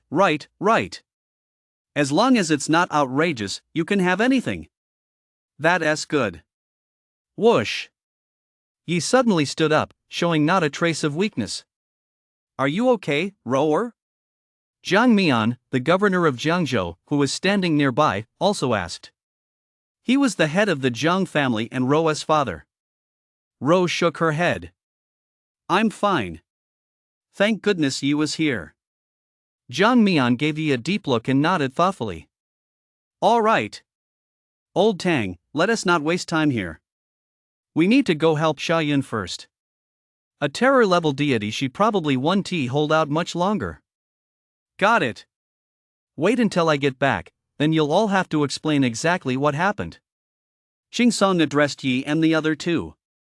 With that, he soared into the air alongside Jiang Mian. Like Ro, Jiang Mian was an elementalist, wielding the common element and specializing in combat. Qingsong was a summoner, another incredibly powerful class. Let us go. We need to get out of here first. Yi called out to the other two. Boom! Not long after Yi and the others had left, a deafening explosion rang out from deep within the forest. The three looked back and saw a common tier giant, resembling a Gundam, roaring at the sky. There was also an enormous yellow common tier lion locked in a fierce battle with the feathered serpent god. The scene was nothing short of earth-shattering. What a terrifying world! Yi felt a chill run down his spine. In this dangerous world, without formidable strength, he had no idea when he might meet his end. The battle between the feathered serpent and the two bigwigs raged on for a long time. The entire forest was nearly reduced to ruins, and the clash had caught the attention of many residents in Jiangzhou City. This is a premeditated act of revenge. Those guys from the feathered serpent cult really don't know when to quit. In the president's office at Jiangnan University, Qingsong, his face contorted with rage, slammed a stack of investigation reports onto the floor. He felt a deep sense of relief. If he'd arrived even a moment later, the situation would have been truly irreversible. Not only would the three rising stars of Jiangnan High School have been lost, but even his own precious daughter would have been in danger. Dad, calm down. Yun, standing beside him, looked utterly exasperated. One of her arms was wrapped in bandages, and she had scrapes all over the rest of her body. Fortunately, the mentalist was highly skilled at stalling. If it had been a martial artist of the same level, they would likely have been torn to shreds by the feathered serpent god. I can't calm down. Damn feathered serpent cult. That bunch of human traitors. What's the latest from Jiang Mian? No problem. The feathered serpent has been slain. Using the divine blood, we pinpointed the feathered serpent cult's location. They can't escape. That's good. Qingsong finally let out a sigh of relief. Then, he turned his gaze to Yi and the other two sitting nearby. Kid, we figured it out. The guy who ambushed you was the leader of the feathered serpent cult, a 7th tier metamorphosis level puppet master. What I find strange is that he manipulated teacher Gao, who is himself a third-tier metamorphosis-level martial artist. His physical strength alone is comparable to that of an 8th-tier supernatural-level practitioner. How did you manage to kill him? As he spoke, Qingsong recalled the common-colored ashes scattered across the ground when they had arrived. He gave Yi a penetrating look. Yi scratched his head. Principal, when are you going to give me the compensation you promised? Qingsong remained silent. He knew Yi didn't want to talk about it. All you care about is the compensation. Go ahead, tell me, what do you want? Qingsong didn't mind these days. Everyone had a few tricks up their sleeve. If he didn't want to say it, so be it. I want skill scrolls. I want the Ice Soul Core. I want the Eye of the Feathered Serpent. Qingsong furrowed his brow. The first two were still within reason, but what on earth was this Eye of the Feathered Serpent god he was asking for? What do you want that for? Decoration. Qingsong. You little rascal, if you don't want to tell the truth, just say so. Principal, you did say I could ask for anything I wanted. Is it really that hard to just want an eye? Alright, I'll have it delivered to you later. As he stepped out of the principal's office, Yi caught sight of the announcement playing on the campus jumbotron. Today, Mr. Qingsong, principal of Jiangnan Middle School, in collaboration with the Jiangmian market, slew a deity and simultaneously exposed the shadow cult lurking within human society, wiping them out entirely. Teacher Tang, are we going to continue the special training? At that moment, Ro asked Yun, who was standing nearby with a bandage wrapped around her arm. Yun smiled and shook her head. No need. Tier 1, your strength is already sufficient. Earlier, on the way to the forest, she had seen quite a few corpses of slain Tier 1 demons, and even a small mountain of piled-up bodies. Clearly, their talent and strength exceeded her expectations. Especially Yi, she still couldn't even fathom the full extent of his power. These three young ones were many times more prodigious than she had ever been. I think that with your current strength, getting into Godslayer Academy won't be difficult.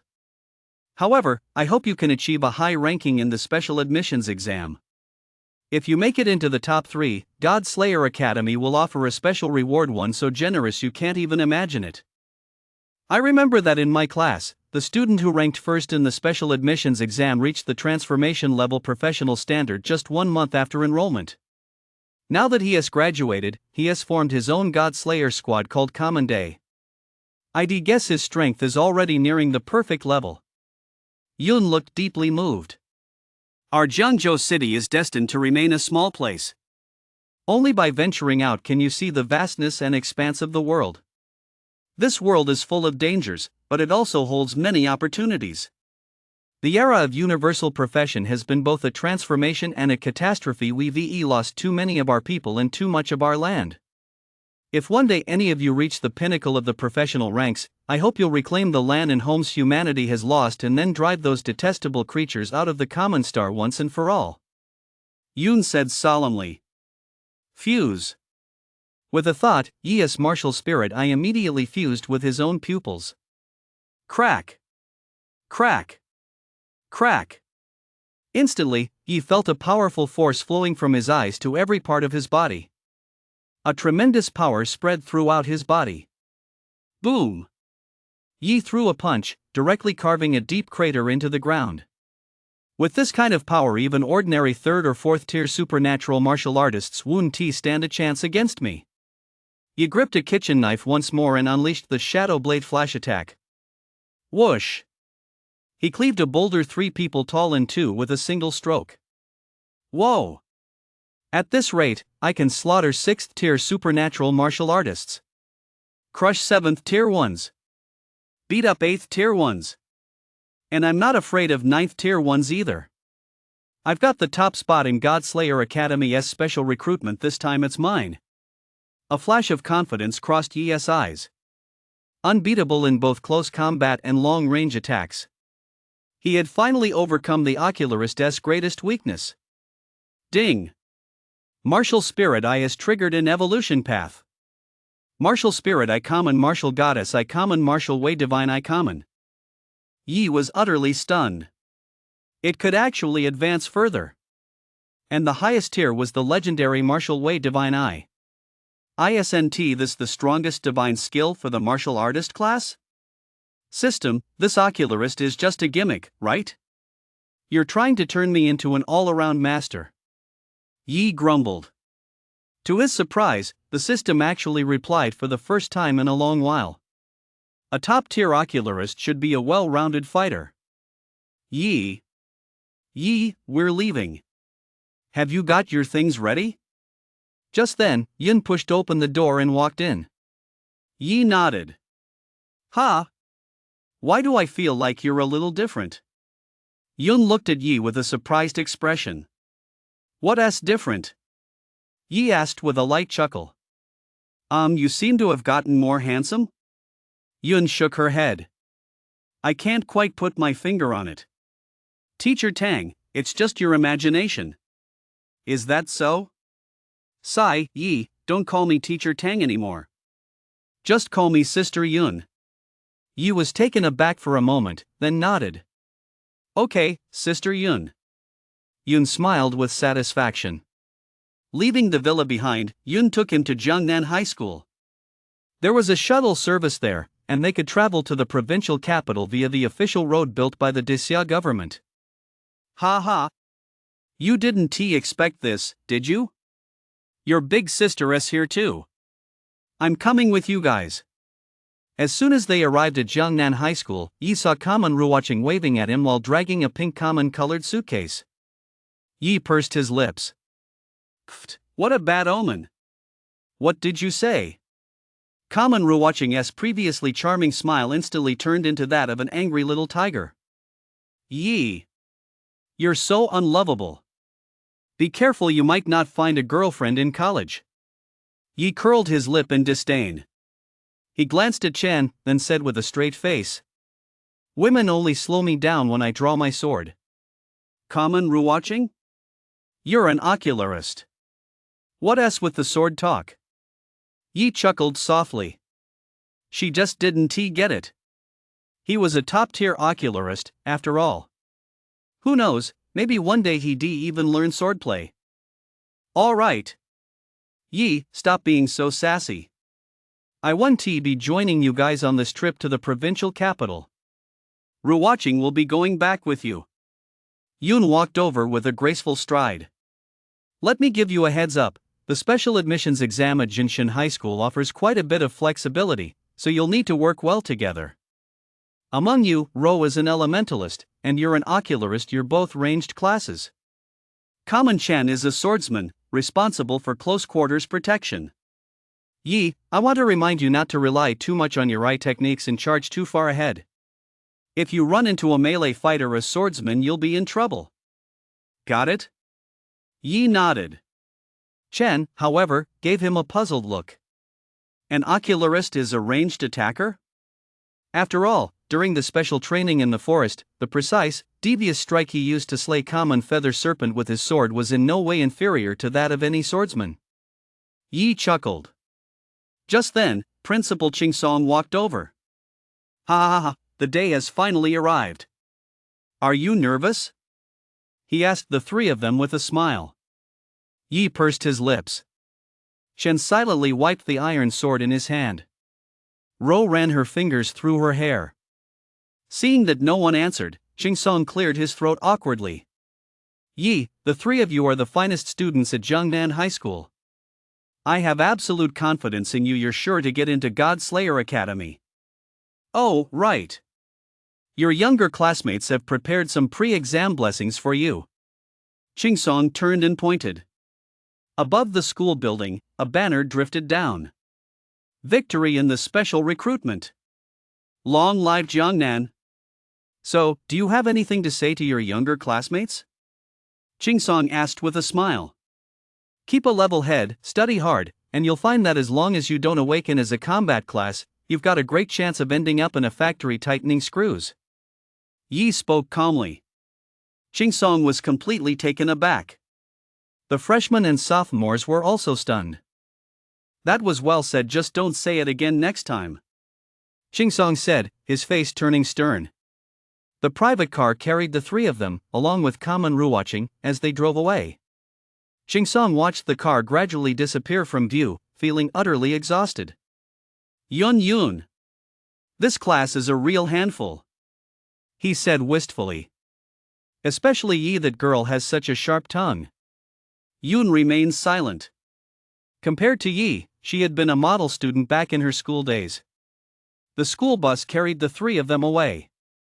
Once they left Shangguan Road, the road widened, and the densely packed skyscrapers disappeared. Instead, they were met with vast stretches of desolate wasteland. Yi even spotted a group of demons rampaging across the barren land. These wastelands are lands humanity once lost, now they've completely become a paradise for demons. Kamen watching gazed out the window and said wistfully, if it weren't for a powerful level 8 formation master who built the official road connecting the various cities, human transportation would have been completely destroyed. Hearing Kamen watching's words, Yi activated his X-ray vision. Sure enough, high above the official roads, he could see waves of intense energy fluctuations, as well as common-colored patterns scattered throughout the void. A new era has dawned in the wake of a great catastrophe, but where will humanity's fate lead in this era? In recent years, demons have grown increasingly violent, many powerful deities have gradually awakened, and humanity's need for powerful practitioners has also grown. This has led many students at Jinshin High School to venture into the wastelands to hunt demons as early as their senior year. You are the hope of humanity's future, you must grow up quickly, Kamen watching said with a rare seriousness. Her gaze fell upon the three of them, especially Yi.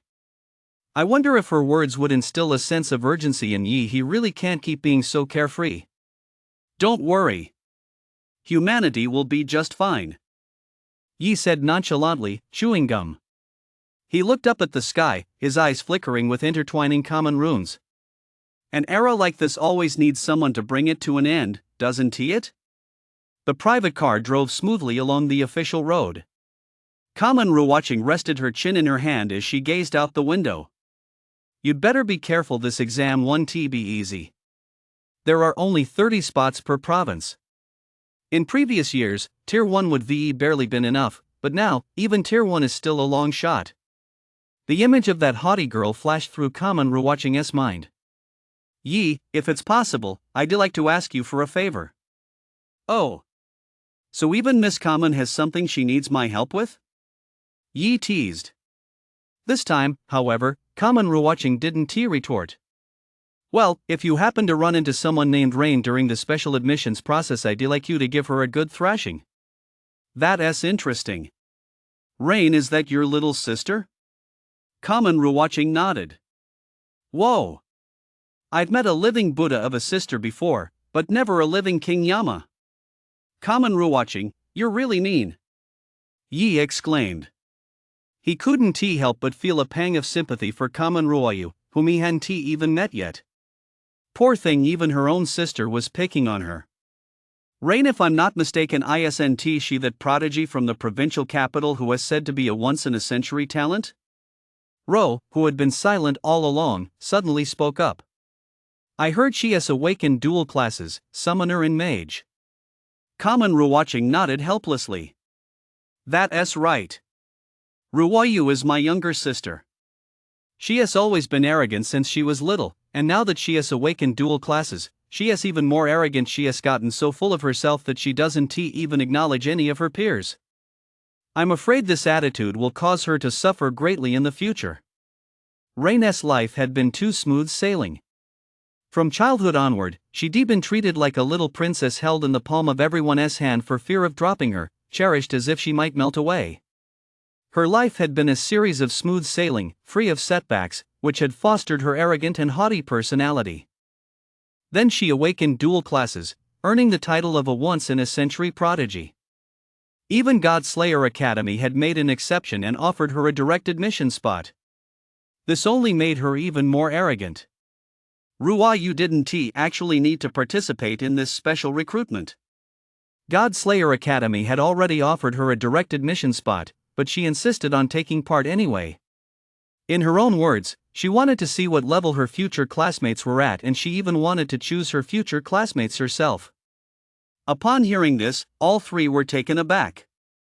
Could it be she wants to pick the 30 candidates herself? Ro looked astonished. Haha, how interesting. Common watching, your little sister has an even worse temper than you do. I don't know why, but even before I've met her, I'm already itching to give her a good thrashing. I'll take this job. I'll beat her so badly her own mother won't recognize her. Yi clenched her fists and said with a vicious look on her face. Maybe we don't need to go that far.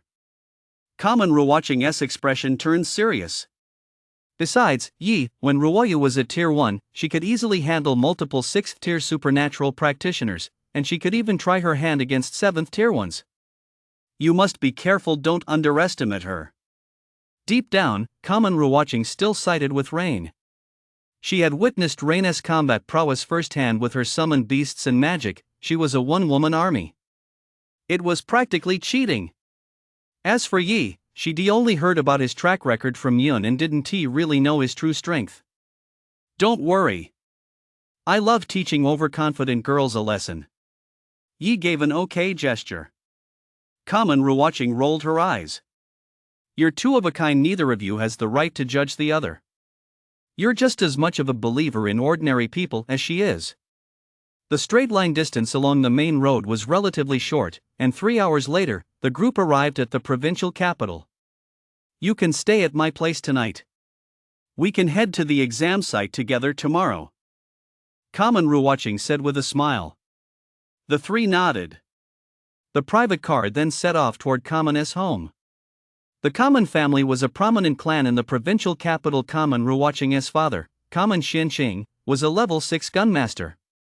I told you, I'm allergic to peanuts. What's the difference between peanut butter and peanuts? My steak has to be medium rare. Look at this, does it meet the requirements? I don't eat scallions. Pick every single scallion out of this bowl of wonton soup for me. Strawberries? I don't want the seeds, pick them out for me. Now I'm going to take a bath. 40 degrees Celsius water, not a single degree higher. And add some roses picked fresh this morning. Before they even stepped into the villa, Yi and the others heard that haughty, shrill voice. Sigh. Common Ruwatching let out a sigh. Her temper's acting up again. Ruoyu isn't usually like this. Common Ruwatching shrugged her shoulders as she explained to Yi and the other two. What a real little princess. Yi let out a cold laugh. As an orphan born without parents, he couldn't stand rich kids with this kind of princess complex. Ro also came from a prominent family, yet she hadn't developed such bad habits. Let us go. Let us head inside first. Common Ruwatching sighed and led Yi and the others into the villa. As soon as they entered, they saw a figure acting haughtily toward a group of servants. She was wearing a pristine white long dress, her features so delicate they seemed carved by the hand of God. Her smooth white hair fell naturally, radiating a jet black luster. She held a kitten in her arms and was yawning lazily. Flat-chested, Sundara, 1.5 meters tall. As soon as he saw her, he slapped a few labels on her in a flash. Ruoyu, stop throwing a tantrum. You have an exam tomorrow. Finish your dinner and go to bed early. Common Ruwatching walked up helplessly and instructed Rain. Ah! Sister! You're back! The moment Rain saw Common Ruwatching, a sweet smile broke out on her otherwise annoyed face. Yeah, I'm back. Let me introduce you, these are the people from Jiangzhou City participating in. But before Common Ruwatching could finish, Rain interrupted her, speaking in a playful, childlike tone.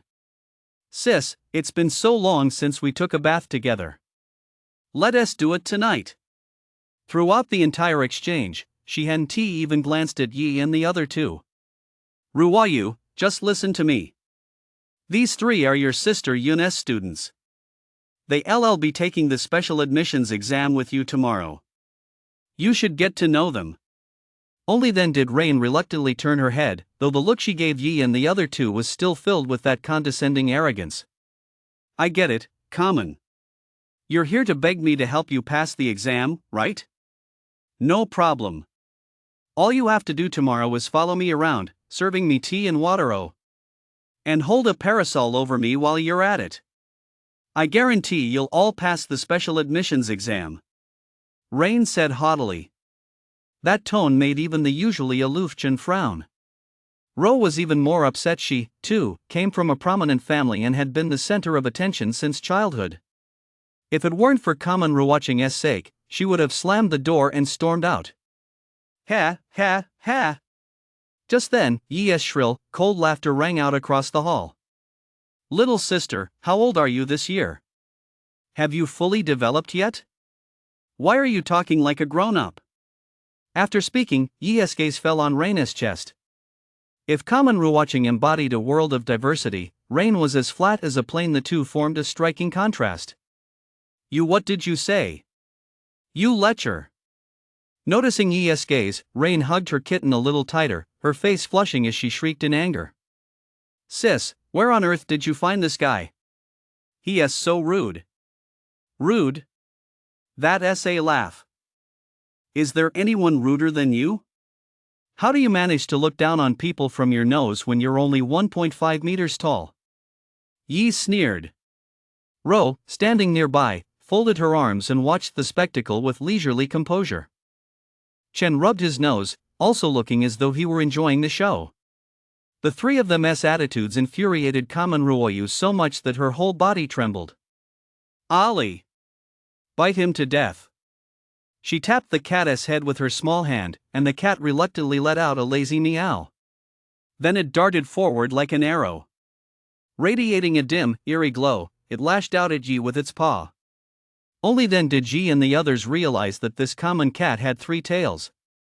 Is that a 9-tailed spirit cat? A look of surprise flashed across Roa's face. The 9-tailed spirit cat was a high-level summoned beast. An adult 9-tailed spirit cat was comparable to a master-level practitioner. Yi, watch out! Ro hurriedly called out a warning.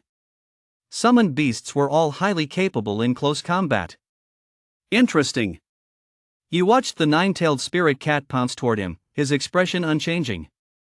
Martial Spirit Eye, activate. He murmured under his breath. Boom! His physical strength surged 5-fold. His melee damage increased by 200%. Yi casually drew the iron sword from Chen's back, who stood beside him. Draw sword slash. Thwack! The sword, like a meteor or a bolt of lightning, struck the 9-tailed spirit cat's head. Boom! The spirit cat was sent flying 10 or so meters by his strike, crashing violently onto the dining table in the villa, its vitality instantly waning. Ali! Rain let out a pained cry. She jogged over and picked up the spirit cat. You've gone too far. Why did you hurt it? Her eyes blazed with fury as she glared at Yi. What, is it only allowed to attack me, but I'm not allowed to hurt it? Not killing it is already giving common Ruwatching face.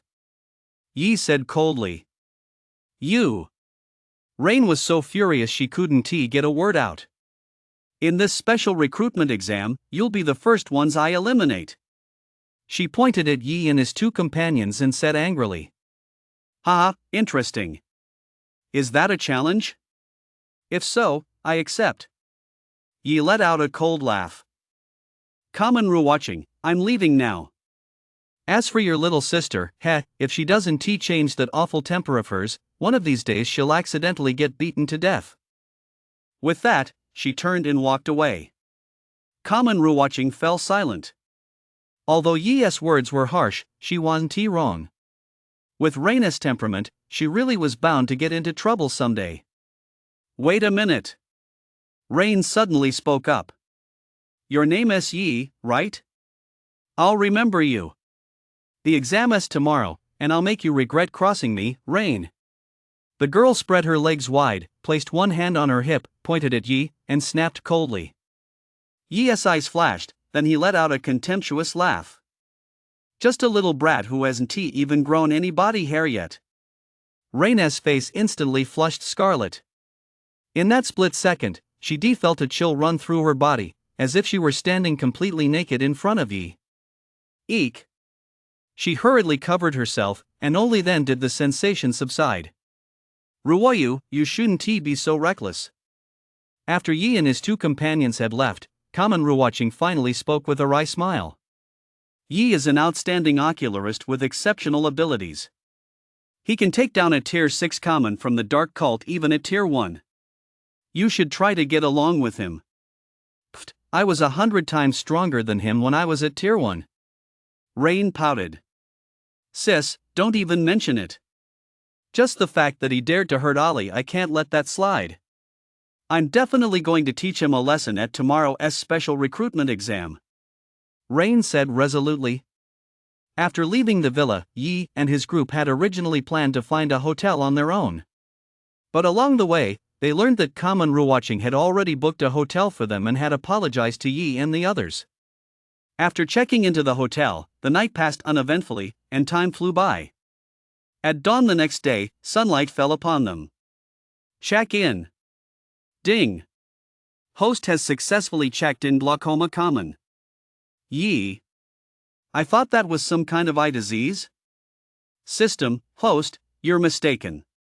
This is Kamen's colorful eyes technique glaucoma, which grants night vision. Yi. After breakfast, they left the hotel to find Kamen Ruwaching's car already parked outside. Humph. Rain, standing at 1.5 meters tall, was there as well, still clutching that common cat. She snorted coldly and turned her back on Yi. The nine-tailed spirit cat's gaze toward Yi betrayed a hint of fear. Yi and the other two got into the car and headed for the exam site. The exam site was located in the largest square in the provincial capital, where a powerful mage would teleport them into the wilderness. That's right, the exam would take place in the wilderness overrun by demons and monsters. Powerful human practitioners had already intervened, cordoning off a section of the wilderness and driving out all demons and monsters of supernatural tier or higher. This assessment is simple: hunt demons in the wilderness. The scorers in your hands will tally the points earned for each demon slain. Demons below tier 1 do not count toward your score. Starting from tier 3, you'll earn 5 points, then 10, and so on. The top 30 scorers will be selected. In the square, a middle-aged man dressed in a suit and looking extremely stern addressed the group of students taking the assessment. He was a common-ranked instructor at Godslayer Academy, possessing level 6, domain level strength.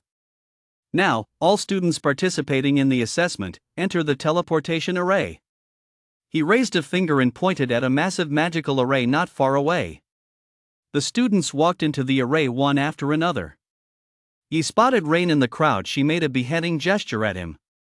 Yi smirked dismissively. Once they reached the wilderness, that Sundara little girl would be at his mercy.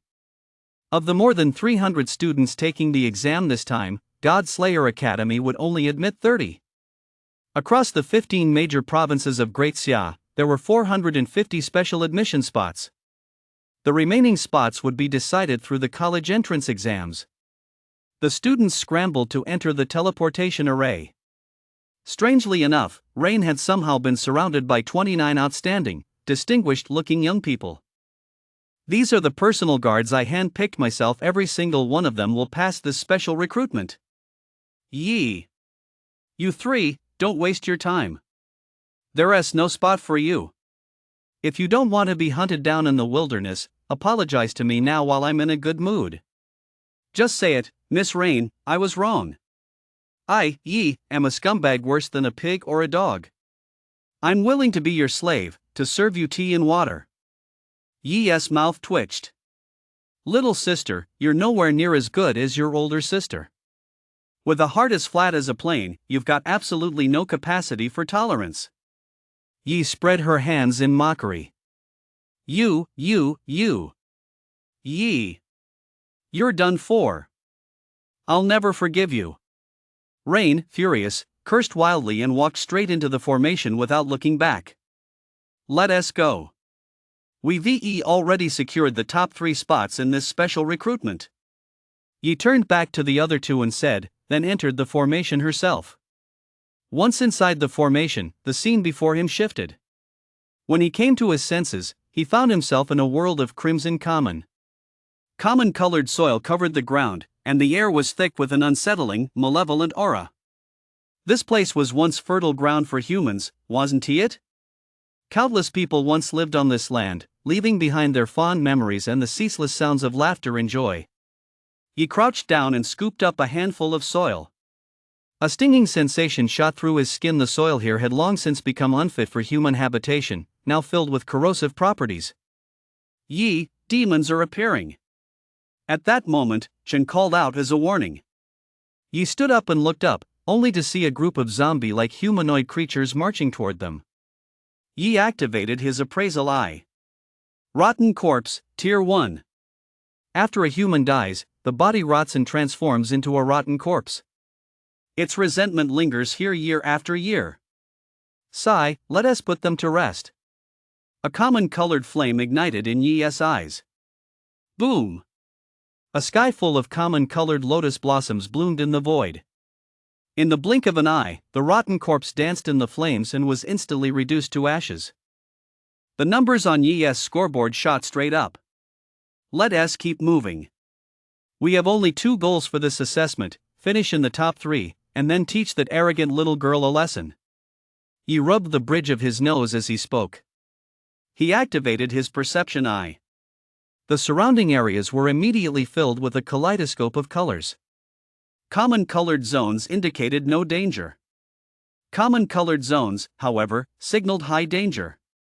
He led the 2 of them straight toward the common-colored zone. Meanwhile, elsewhere. Listen up. Your objective is to prevent Yi and his 2 companions from passing this special recruitment exam. If you spot them, notify me immediately. Got it? Rain stood atop a large tree, hands on her hips, issuing orders to the people below. Yes. Several people shouted back with eager expressions.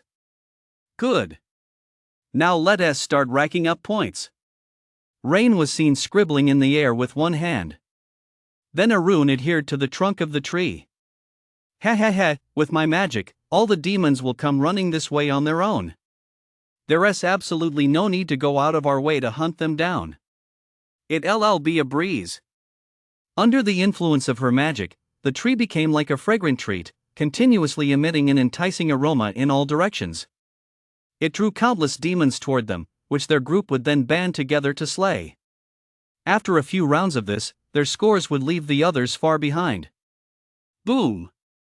Boom! Boom! The earth shook violently. Rain's move had indeed worked. Demons of all kinds, from the heavens, the earth, and even the underworld, charged toward her. Summoning spell. Come forth. Great common. Boom!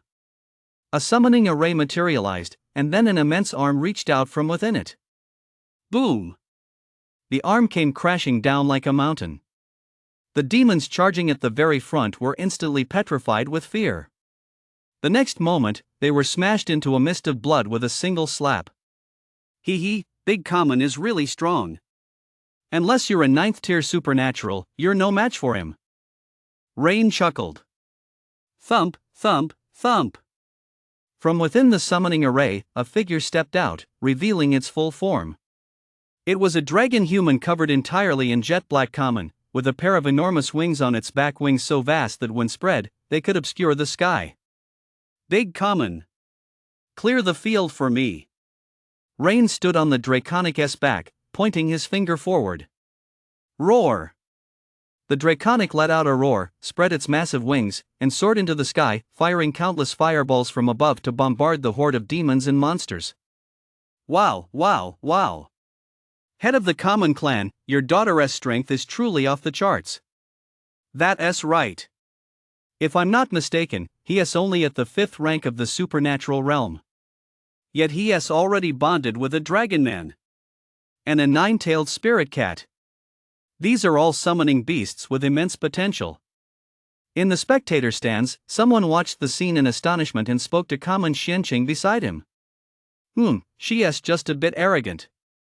Common Xianqing shook his head helplessly. Ha ha ha ha. So what if he is arrogant? A prodigy should be proud. They've got every reason to be. Ha ha ha ha. The other person remained unfazed and burst into laughter instead. Common Ruwatching, on the other hand, remained silent. She was starting to worry about Yi. Her younger sister had only used her summoner abilities so far. She hadn't even utilized her mage class yet. Could Yi really beat her? Kamen Ruwatching felt a twinge of worry. That girl Rain has no sense of restraint when she fights. I hope nothing bad happens. Otherwise, she wouldn't even know how to explain it to Yun. What on earth is going on over there? It's like a battlefield. Yi and the other two looked at the flames shooting into the sky from the nearby forest, looking somewhat surprised. Not just anyone could pull off a spectacle like that. Yi activated his eye technique. That little girl's gathering monsters. She's got some skills getting them without lifting a finger. Come on, let us go find her. Yi gave a cold laugh, and the three of them charged off into the distance. Kill. Kill. Kill them for me. I'm the commander. You're all warriors under my command. Rain stood alone on the back of a dragon man, shouting orders to the people below. A group of professionals engaged in a fierce battle with a massive horde of demons and monsters, their scores skyrocketing. On the external scoreboard, Rain held the top spot, remaining firmly in the lead, with her subordinates occupying positions from 2nd through 30th. Does this girl think the special admission exam is her own personal game? Kamen Xin Cheng pressed his hand to his forehead, his face a picture of exasperation. Kamen Xin Cheng glanced at the common-ranked instructor from Godslayer Academy standing beside him and noticed that the other's expression hadn't changed noticeably.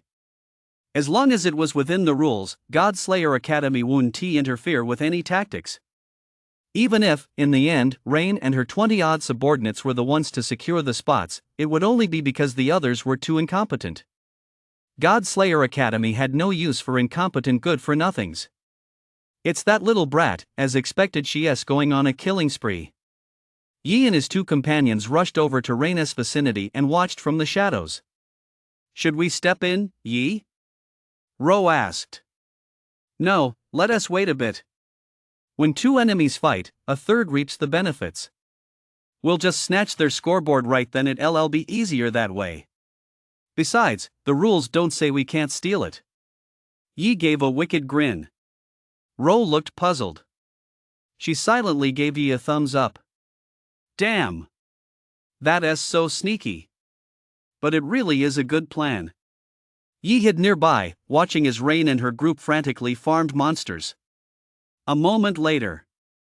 That's enough. Let us go.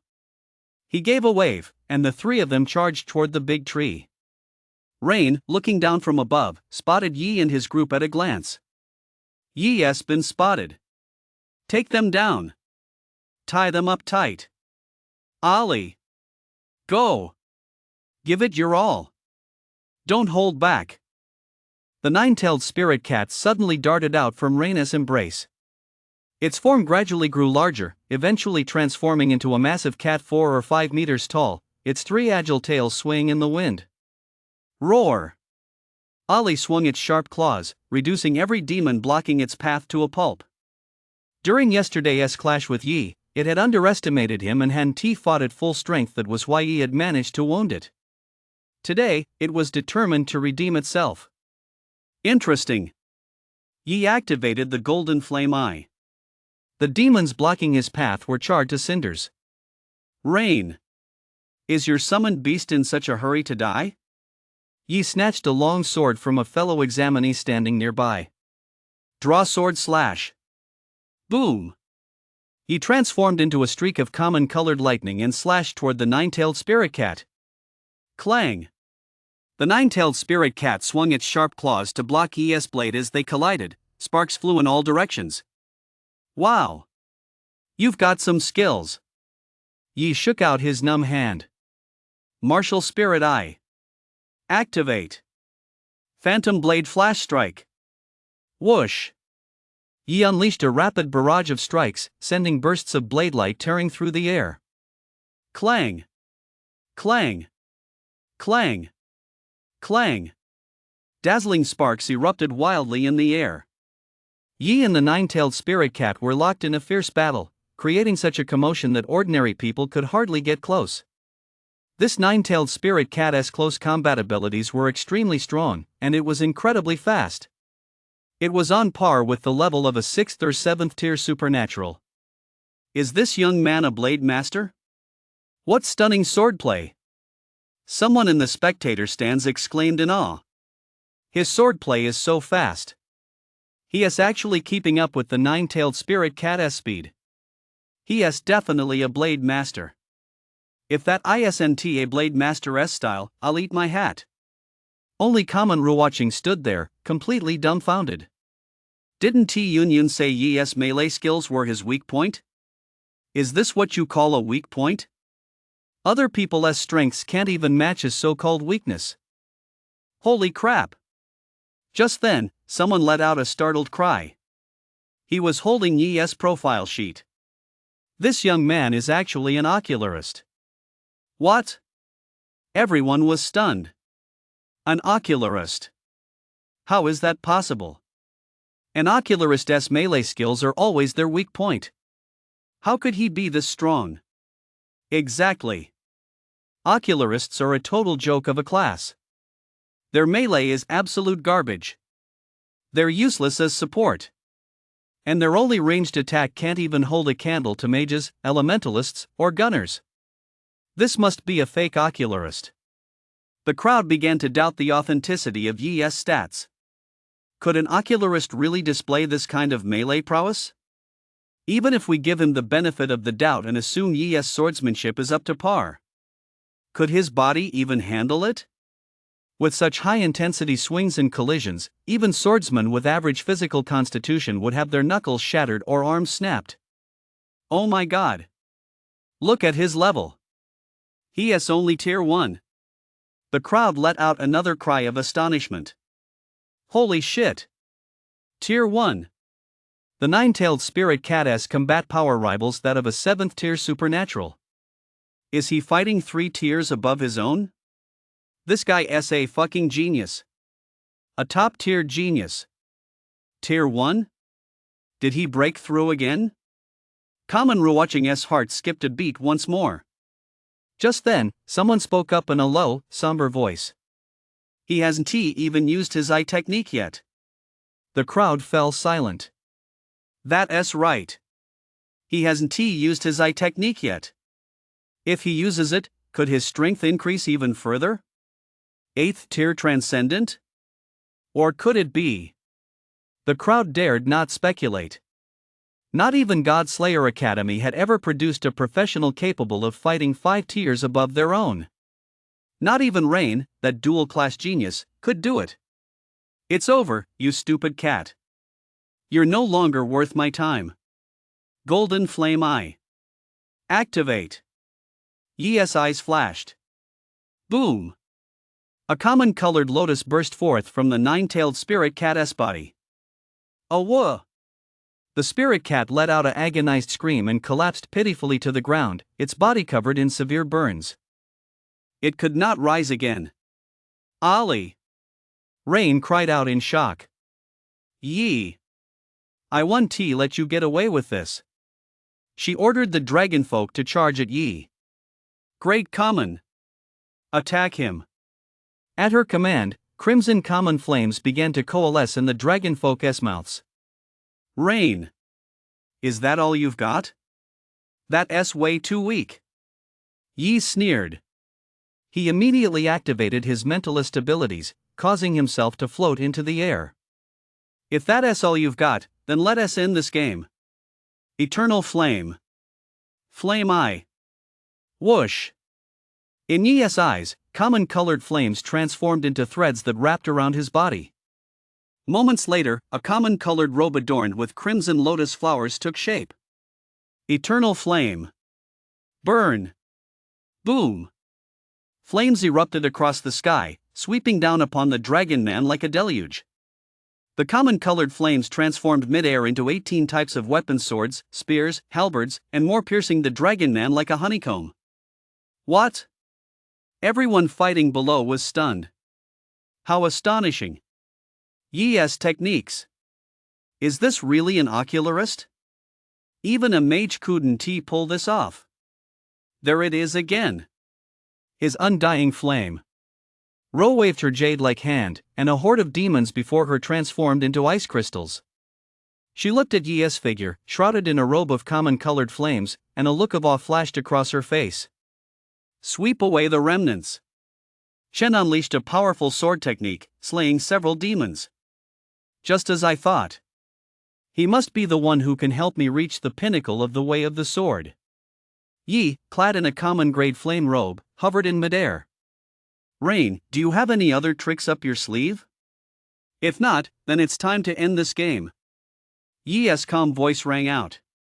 Rain blared at his eyes, which radiated a godlike majesty, and gritted her teeth. Go! Yi waved his hand, and his weapon, ablaze with common-colored flames, slashed toward the dragon man. Roar! Roar! Roar! The dragon man let out a pained roar. Once it came into contact with Yi's flames, the fire would never stop unless he called for it to. Big Common! Rain cried out in distress. Yi! Let Big Common go! Yi! Let him go right now! Rain shouted anxiously at Yi. Yi remained silent. He intended to teach this girl a lesson. He would make her understand that not everyone in this world revolved around her. Rain! Yi! You're forcing my hand! Rain's expression darkened completely. Magic! Flame dragon breath! She clasped her hands in front of her and murmured softly. Boom! A crimson flame rose from her body like a raging dragon. Flame dragon breath! That flame transformed into a massive fire dragon, whose roar shook the heavens as it charged toward Yi with terrifying force. The power of this attack had reached the absolute limit of what the supernatural tier could achieve. A dragon? Interesting. Yi's mimic eye flashed. Rain, if this is your trump card, then all I can say is, you've seriously underestimated me, Yi. Magic! Flame dragon's breath! Boom! A stunning wall of flames surged from Yi's body as well. The common-colored flames stood in stark contrast to Rain's crimson common flames. How is this possible? Rain was completely stunned. This was a powerful spell recorded in the common-colored scroll. Even she had spent a full half-month training before she could master it completely. How could Yi have learned it just by glancing at it? What kind of monster is he, anyway? It's gotta be fake. The young people these days are getting out of hand. The spectators in the stands also began discussing it one by one. Yi isn't a mage, is he? How could he use the same technique as Rain? If I'm not mistaken, that's the fire dragon's breath described in the common great scroll. Even a metamorphosis level professional needs time to master that skill. It's already amazing enough that Rain, who is only at the extraordinary level, can use it. What the heck is this Yi guy? He learned it just by glancing at it? Could his eye technique be some kind of mimic eye? No way. Where in the world would there be such a game-breaking eye technique? If mimic eye really existed, wouldn't he be the best of all practitioners? Someone quipped aloud. Boom! Common-colored flames surged upward, transforming into a common-colored fiery dragon that stood face-to-face with Rain's flame dragon. Yi! Rain was grinding his back teeth so hard they were about to shatter. Little girl, apologize to me right now. Just say, handsome Yi, I was wrong. I, Rain, am a lowlife worse than a pig or a dog. I'm willing to be your slave, to serve you tea and water. Then I'll spare you. Rain clenched her little fists tightly. That familiar line of talk. Yi was just biding his time to get back at her. I'll absolutely never beg for mercy from you. Oh, well, I guess there's no other way then. Yi shrugged. Go! At his command, the common-colored flame dragon roared and charged toward Rain. Flame dragon! Go! Rain waved her hand, and the crimson flame dragon roared as it charged forward. The two massive flame dragons vaporized all the air around them, turning the area into a vast vacuum. The next second, they collided. Yi's common tier flame was far more powerful than Rain's ordinary flame. Boom! Sizzle, sizzle, sizzle. The common tear flame, like a snake clinging to bone, tightly coiled around the crimson flame, devouring it bit by bit until it was completely consumed. Once it had completely devoured the crimson flames, the power of the common-colored flames surged to an entirely new level, and the common-colored dragon grew a full size larger. Immediately afterward, it opened its gaping maw, let out a deafening roar, and lunged at Rain. Ah! Rain turned pale with fear. Don't come any closer. I was wrong, I'll tell you. I'll tell you. Yi, I'll tell you. Boom! The dragon came to a halt right in front of her. She covered her eyes, looking as if she were about to burst into tears. Her nose twitched, and she looked pitiful. I apologize to you. Yi, you handsome guy. I, Rain, am a pig and a dog, a lowlife worse than a pig or a dog. Mid-sentence, Rain bit her lip hard with her pearly white teeth, so ashamed she was on the verge of tears. She really couldn't bring herself to say those words. It wasn't until it was her turn to speak that she realized just how humiliating it was. And the most outrageous part was, this whole damn scene was being live-streamed. Everyone on the outside could see it. I am willing to be your slave. Her voice was as soft as a mosquito's buzz. Slave what? I didn't catch that. Say it louder. Slave. Slave. Slave, is that good enough? Did you hear me clearly this time? Rain screamed with her eyes closed. Wah! Yi, you're picking on me. Her eyes were all teary, as if she were about to burst into tears any second. But Yi remained completely unmoved. If you do something wrong, you have to pay the price that's the self-awareness an adult should have. And now, continue. Yi said calmly. Wah! Tang Ruoyu spoke through her tears. I'll gladly be your slave, I'll serve you tea and water. Great! The contract is sealed. From now on, you're my slave. Yi chuckled wickedly. Rain looked at his sinister expression and instinctively clutched her chest. What are you going to do? She looked just like a startled little common rabbit. It's a master-slave relationship, what do you think I'm going to do? A frivolous expression flashed across Yi's face. Rain's little face instantly turned pale. Wah! Yi, I was wrong. Please spare me, I'm still just a kid. I haven't even finished growing up yet. I haven't even grown all my hair yet, go find my older sister. She's much older than me.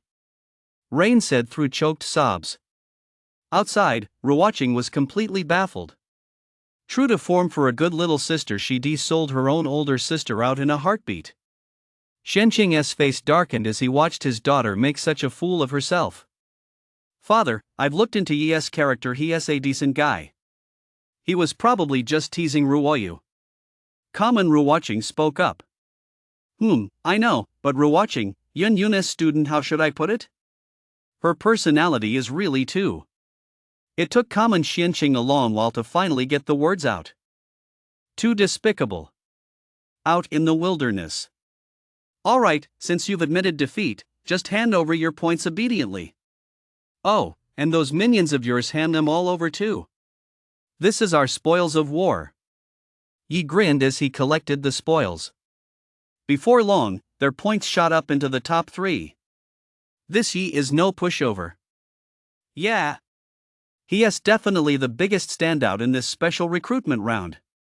It's not just Yi, the other two are no slouches either. That girl is an elementalist, her mastery of ice attributes is already at the pinnacle. Plus, she is hiding a powerful force within her that hasn't been unleashed yet. And that sword-wielding youth, he is incredibly pure, with a crystal-clear sword spirit, much like our great Xia's sword god. He is a natural-born swordsman. And then there's Rain. Wow. Our southern province is going to make a name for itself this time. This group of recruits would rank among the very best nationwide. The bigwigs from these provincial capitals all looked thrilled that geniuses had emerged from their own provinces. How could they not be happy? Time flew by, and 3 or 4 days passed. Since he'd already maxed out his points, he spent his days leisurely in the wilderness, as if he were on vacation. As for Rain, she had truly become a maid who served him tea and ran errands. He had even managed to get his hands on a maid outfit from somewhere and forced her to put it on. All right, the assessments will be over tomorrow. Gazing at the setting sun, Yi was in high spirits. Laying before him was a path to the future, a path fraught with countless dangers but also brimming with endless opportunities. Since arriving in this world, she had gone from being a complete failure to ranking first in the special admissions, and now, Yi was about to enter college. God Slayer Academy, the finest institution of higher learning in Great Xia. A sacred place that every professional dreamed of, and she had practically set foot inside it already. Just then, boom! Out in the wilderness, a bolt of lightning struck from the sky. Alarms outside immediately began to sound. Divine fluctuations detected. A deity has awakened. All the high-ranking officials could no longer sit idly by. On the screen, a giant with common-colored skin stood on crimson common wasteland, roaring toward the heavens, his voice shaking the very sky. That's a deity awakening. Damn it! Why would a deity appear at the testing site? Is this a hunting operation by demons and deities targeting the prodigies of the human race? What kind of deity is that? Quick, check the records. Whoosh! The moment the deity appeared, the common-ranked instructor could no longer sit still. His figure transformed into a streak of light and charged straight out. Close behind him was Xian Shang, another domain-level common. The two rushed into the formation, intending to activate it, only to discover that the formation had been destroyed. Whereas the formation master? Gu Tianming, the common-ranked instructor from God Slayer Academy, asked with a cold expression. The formation master has disappeared. Someone answered tremblingly. Gu Tianming's expression changed completely. This was a premeditated attack. The formation was destroyed, and the deity has been reawakened. This was an assassination attempt by demons and deities. Their goal was to utterly destroy the human race's most outstanding prodigies, the hope of the future, right here in the wilderness. Demons! Deities! You deserve to die! Gu Tianming roared furiously toward the heavens. We identified it. Codename, Giant Spirit. It's a nightmare-level deity. At that moment, someone flipped through the ancient texts, pointed to a page, and spoke with a trembling voice. This deity reawakened in the Northwest region 30 years ago. He was wounded by a control-level martial artist and has been in hiding ever since. His defining traits are immense strength, terrifying power capable of moving mountains and filling seas, and the ability to regenerate severed limbs. What? Everyone was stunned. This was a nightmare-tier deity. Its combat power rivaled that of a top-tier master-level professional. It was 2 tiers stronger than the feathered serpent god Yi and his companions had encountered in Zhengzhou City. Damn it! Gu Tianming stared at the common-tier giant on the screen, his lips trembling with rage. Just then, his phone suddenly rang. What did you say? Divine beings have reawakened in exam halls across all 15 provinces of Great Xia. How is that possible? Gu Tianming's face was etched with horror. They came prepared. Could it be that divine beings and demons have already infiltrated the human race? Latest report. All examinees in Beiyuan province have perished. All examinees in Sundong province have perished. All examinees in Linhai province have perished. Candidates from 3 major provinces in a row had been wiped out by the reawakened deities. The faces of the high-ranking officials present turned ashen one after another. This was a major incident. A major incident with absolutely no warning. There must be a traitor within the human race's high command. Otherwise, the attacks by deities and demons would never have been so simple and effortless. Everyone, head to the wilderness. No matter what. The candidates absolutely must not come to harm. They are the cornerstone of the Great Xia's future. Gu Tianming roared. Boom! Activate my domain. The realm of the indestructible blade. Gu Tianming's robes fluttered in the wind as a spectral common demonic blade appeared in his hand. With a single swing of his blade, he tore through the void. He took a step forward, and, enveloped in common-colored blade light, his figure appeared thousands of meters away. Activate my domain. The realm of supernatural light. Xian Qing's hands materialized a sleek, stylish pistol, and he vanished from where he stood. The other bigwigs also unleashed their powerful abilities, rushing toward the wilderness. However, without a teleportation array, even at their top speed, it would take several minutes to reach the wilderness, and those few minutes would be more than enough for the giant spirit god to slaughter the students 100 times over. The imperial capital, God Slayer Academy. In a simple, secluded chamber, a middle-aged figure clad in common grade robes suddenly opened his eyes. Fallen deities, filthy vermin, you dare think the great Xia has no one to stand against you? You dare insult the pride of the great Xia? You truly don't know when to quit. A sharp, long sword was coiled around his knee, emitting a series of humming sounds. Old friend, thank you for your hard work. Stay with me one more time to slay a god. Boom! A blazing arc of light shot upward, and the figure vanished from the secret chamber in an instant. Today, the sword god of Great Xia, sword in hand, sets out into the wilderness. He has gone. Today's business is settled. Heh, those fallen gods really underestimated us in Great Xia. They had no idea Great Xia had a diviner like you. In an office, two figures were sipping clear tea together. One was dressed in a suit and tie, wearing common silk-framed glasses. If anyone were here, they would recognize him at a glance. He was Ning Zhao, the principal of God Slayer Academy. He was also one of the high-ranking officials of Great Xia. An 8th-level professional. The other wore a Taoist robe, simple, even somewhat disheveled, but his eyes shone as brilliantly as a swirling galaxy, as if he could see through all directions and across all time. The flower of time has been planted, hasn't he it? Yes, the flower of time has been planted in all 15 major examination halls. The fallen goddess scheme has been thwarted. Very well, that is excellent. The elderly man in the Taoist robe chuckled softly. This attack by the fallen god is, in fact, a golden opportunity. What do you mean by that? Perhaps these children will give us an unexpected surprise. The elderly man in the Taoist robe smiled gently. Let us look forward to it. The flower of time, one of the great Xia's treasures, is capable to a certain extent of reversing the flow of time within a given spacetime continuum, bringing the dead back to life and averting disasters. The gods believed they had already slain the great Xia's prodigies and severed the foundations of the human race, unaware that their actions had long been anticipated. Now the only question remaining is, who is the mastermind behind this? Who is aiding these gods? And who is the traitor within the great Xia's high command? Boom! The giant spirit goddess body was immense, over 100 meters tall, resembling a towering mountain. As he strode across the wilderness, every step caused 100 meters of land to crack open, and the thunderous roar felt like a massive hammer from the heavens and earth, striking everyone's hearts. What is that noise? Yi's expression changed. He could sense an extremely terrifying power closing in from the distance.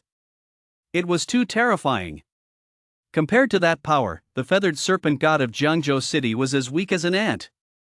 It can't be. A divine being's reawakening. Yi exclaimed in shock. Such a terrifying aura could only be explained by the reawakening of a deity. What? The reawakening of a deity. Rou and Shen, standing nearby, both paled. Why would a deity even appear in the exam hall? Rou said, furrowing her brows.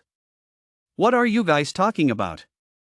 Rain, however, still looked as dazed as ever, hugging the kitten and staring at them in confusion. There's no way I could be mistaken about this aura. It's definitely a divine awakening. Let us get out of here. Boom! Just as Yi's words faded, a mountain peak in the distance collapsed with a thunderous crash. A hideous, common-colored face appeared before them. With a green face and fangs bared, it looked just like a demon. Damn it! It really is a deity. Run! Yi's face turned as pale as a common. What kind of luck is this? He'd run into a deity twice in half a month. Did he have a constitution that attracted deities? This was way too easy a way to die. You human little crawlers, where do you think you're going? A sinister grin spread across the giant spirit goddess' ferocious face. He extended an arm as massive as a mountain and reached out to grab Yi and the others. Ah! It's so scary. What is this? Is anyone going to save us? No. I don't want to die. Where are the instructors from God Slayer Academy? Why isn't anyone coming to save us? The candidates screamed in terror and scattered in all directions. Watching the candidates flee like crawling insects, the divine spirit wore an extremely satisfied smile. Is this the future hope of Great Xia? They're even weaker than ants. The future of Great Xia is supposed to be propped up by these ants. It's absolutely laughable. Great Xia. The common star. The human race. You are destined to become our meal. Boom. The common-colored arm came crashing down, instantly crushing dozens of candidates to death. Ha ha ha ha. The thrill of hunting down prodigies is simply exhilarating. The giant spirit god let out a long, piercing howl to the heavens, his voice exploding like thunder above Yi and the others' heads. The shockwave left them dizzy and disoriented. Come on. Let me have my fun. I want to see the fear on your faces. At that moment, the giant spirit goddess gaze sharpened slightly. Oh. I didn't notice earlier, but there are a few slightly stronger ants hiding here. His enormous, bell-like eyes shifted, landing on Yi, Ro, Chen, and Rain. Boom! The giant spirit god reached out to grab Yi and the other three. Damn it! Yi's face turned ashen. They'd already been as low-key as possible, concealing their auras and hiding among the crowd, yet the giant spirit god had still spotted them. Run! Yi shouted, unleashing the full power of his eternal burning divine flame eyes as his common-colored flame robe fluttered through the air. Burn! Boom! A sky-filling burst of common-colored flames erupted. Yi's eyes shone with a brilliant common light, making him look like an ancient god who had stepped out into the mortal world.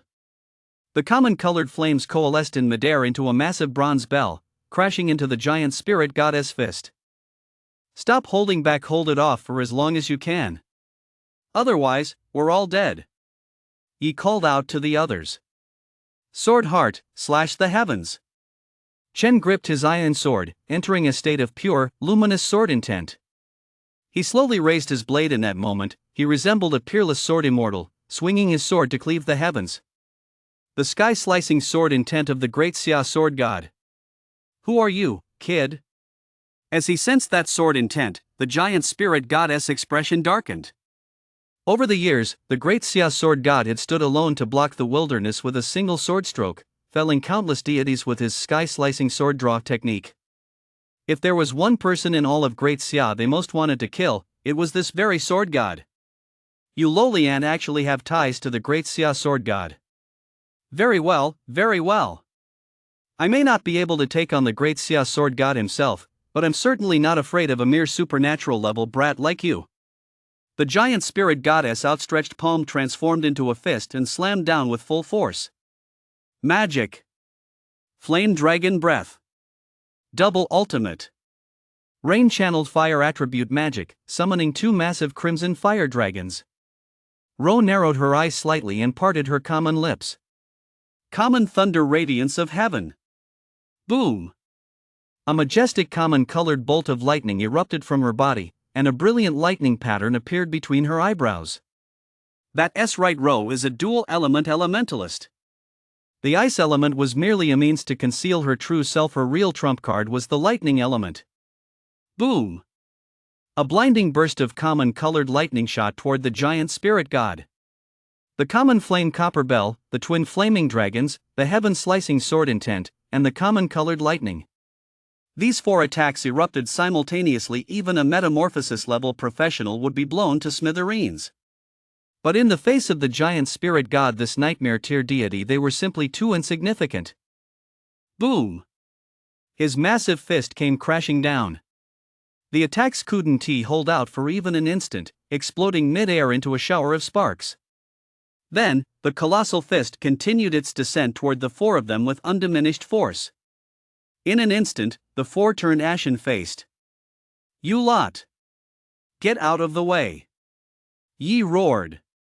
Immediately, he took a step forward and charged straight toward the giant spirit goddess fist. Now, there was only one way to break this deadlock. Take a gamble. Yi was betting that the system wouldn't stand by and watch him die like this. Martial Spirit Eye. Activate. With both of his Supreme Eye techniques fully activated, Yi stood at the pinnacle of combat power. He had now truly broken through the transcendent tier and entered the metamorphosis tier. Yet, in the face of this deity rivaling the perfect tier, he was still as fragile as an ant.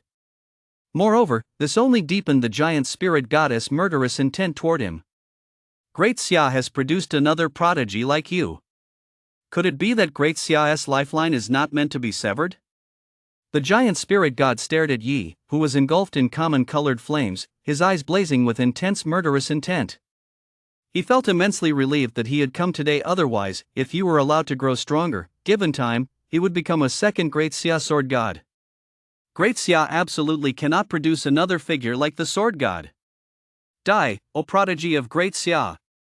All I can say is that you were born in a hopeless era, an era where you'll meet an untimely end before you can even grow. Boom! The giant spirit goddess fist obscured the sky, like a massive celestial hammer completely engulfing Yi. Ding! Life-threatening crisis detected for the host. Super Pupil Mode activated. Martial Spirit Pupil has upgraded to Martial Dao Heavenly Eye. Duration, 1 minute. A smile tugged at the corner of Yi's mouth. It worked after all. This system really does look out for its host. Great system, I love you so much. Yi instantly felt a surge of confidence. Host, please don't get too cocky. Super Pupil Mode is a built-in system function. It can be activated once a month. If the host chooses to court death twice in a single month, the system will have no choice but to reluctantly find a new host. Yi. Just then, the giant spirit goddess fist slammed into Yi. Yi. Ro and the others turned pale. Rain even burst into tears. She never would have imagined that, in the face of danger, Yi would actually sacrifice himself to save them. It turned out she'd been misunderstanding Yi all along. Yi is a truly good person. He is a great sage. Wah! Yi, I was wrong. I shouldn't have gone against you. On this day next year, the anniversary of your death, I'll definitely burn offerings of 10 or 8 gorgeous women with figures just like my sister S. Hearing Rain's words, Yi nearly choked on his breath. I'm not even dead yet. And she's already cursing me. Chen also clenched the sword in his hand. Ro's gaze met Common S. A seed of hatred had already been planted deep within their hearts. Just then, a thunderous voice rang out. The heavenly eye illuminates past and present. Boom! One of the giant spirit goddess arms exploded right in midair. A beam of common-colored light shot skyward, piercing the heavens and hurtling toward the boundless void. What? The giant spirit god winced in pain and stumbled back 2 steps. He stared at the void in utter shock. There, Yi, clad in a common-colored robe of flame, hovered in the air. A dark common-colored vertical mark on his brow opened wide. Dark common-colored ancient runes flowed all around him, and that ancient, vertical mark the heavenly eye seemed to pierce through the heavens of all ages.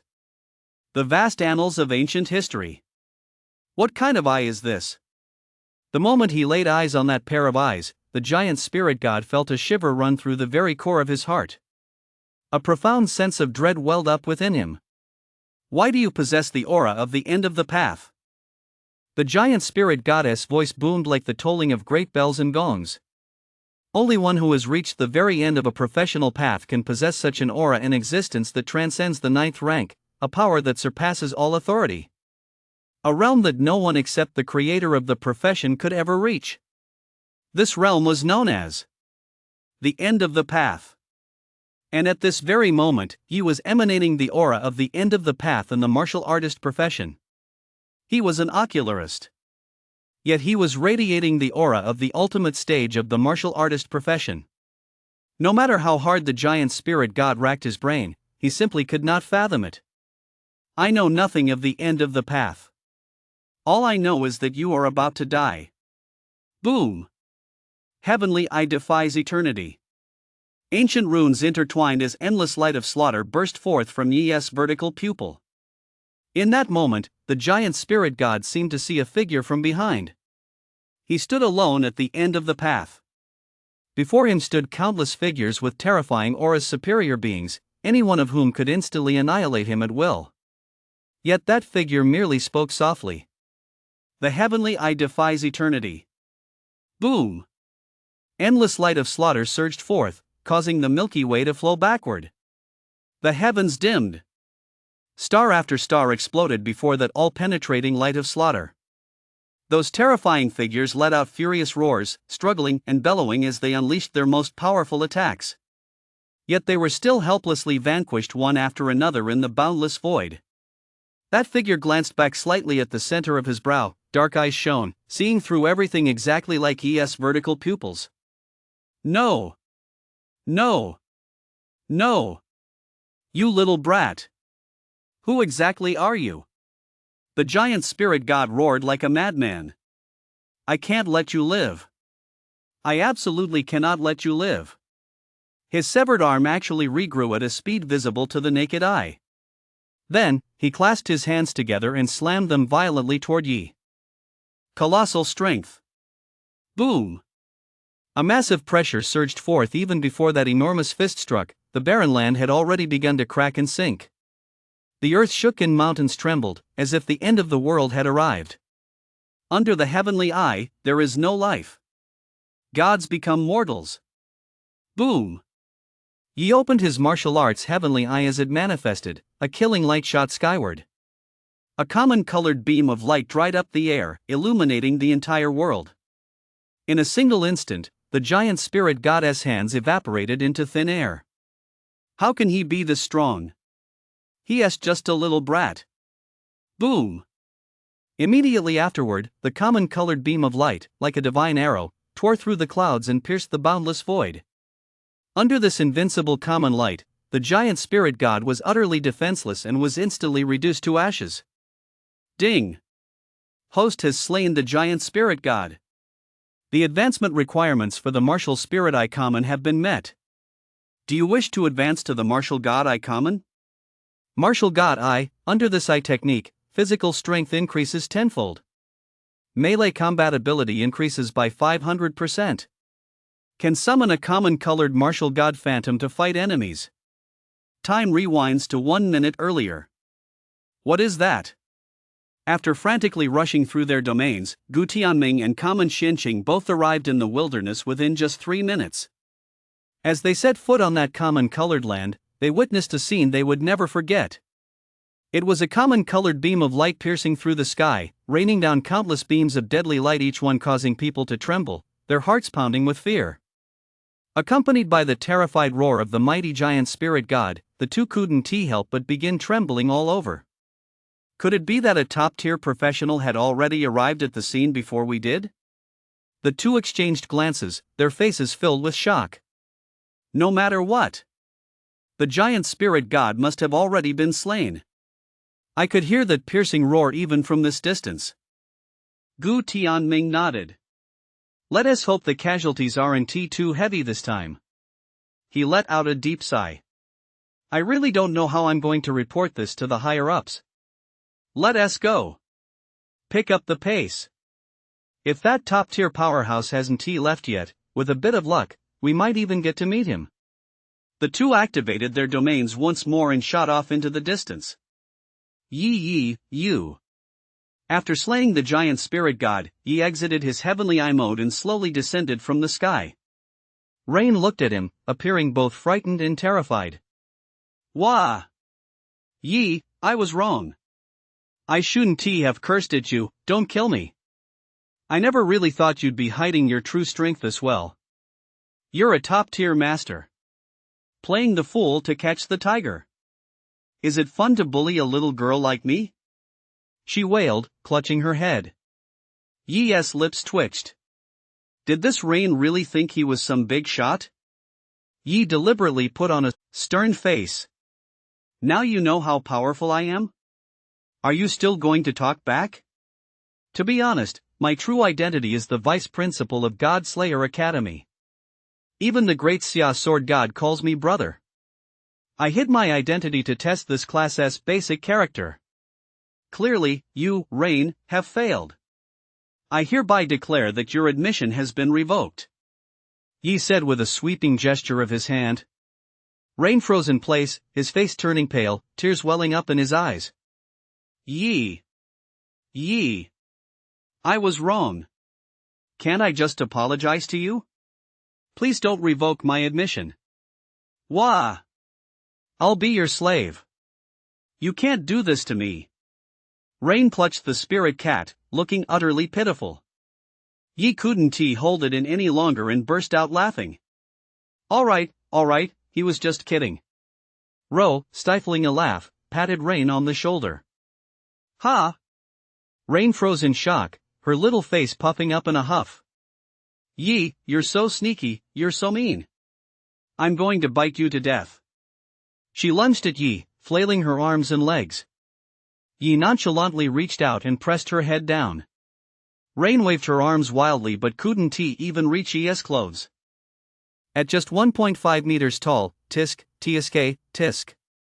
Yi chuckled softly and shook his head, his face full of disdain. After a long while of fussing, Rain finally calmed down. She sniffed her nose and held out her hand. I apologize to you both. My attitude was bad earlier. I admit it, I was wrong. I'm sorry. Let us reintroduce ourselves. My name is Rain, and I'm a mage and summoner. Ro smiled and held out her hand. Ro, a professional elementalist. Please keep the matter of the lightning element a secret for me. Chen, a professional swordsman. Please also keep the matter of the sword intent that cleaves the heavens a secret for me. Yi rubbed her nose. Yi, a professional ocularist and a well-behaved slave. I'll keep secrets for my master, okay? Rain was so furious she gritted her teeth. Just then, several figures suddenly appeared on the scene. Are you all okay? It was Gu Tianming. We're fine. Yi and the others shook their heads. Ha! Where's that powerful figure? Did he leave? Gu Tianming asked in surprise and confusion. What powerful figure? There is no one powerful here. Wah! Rain was cut off mid-sentence as Yi immediately covered her mouth. He has gone.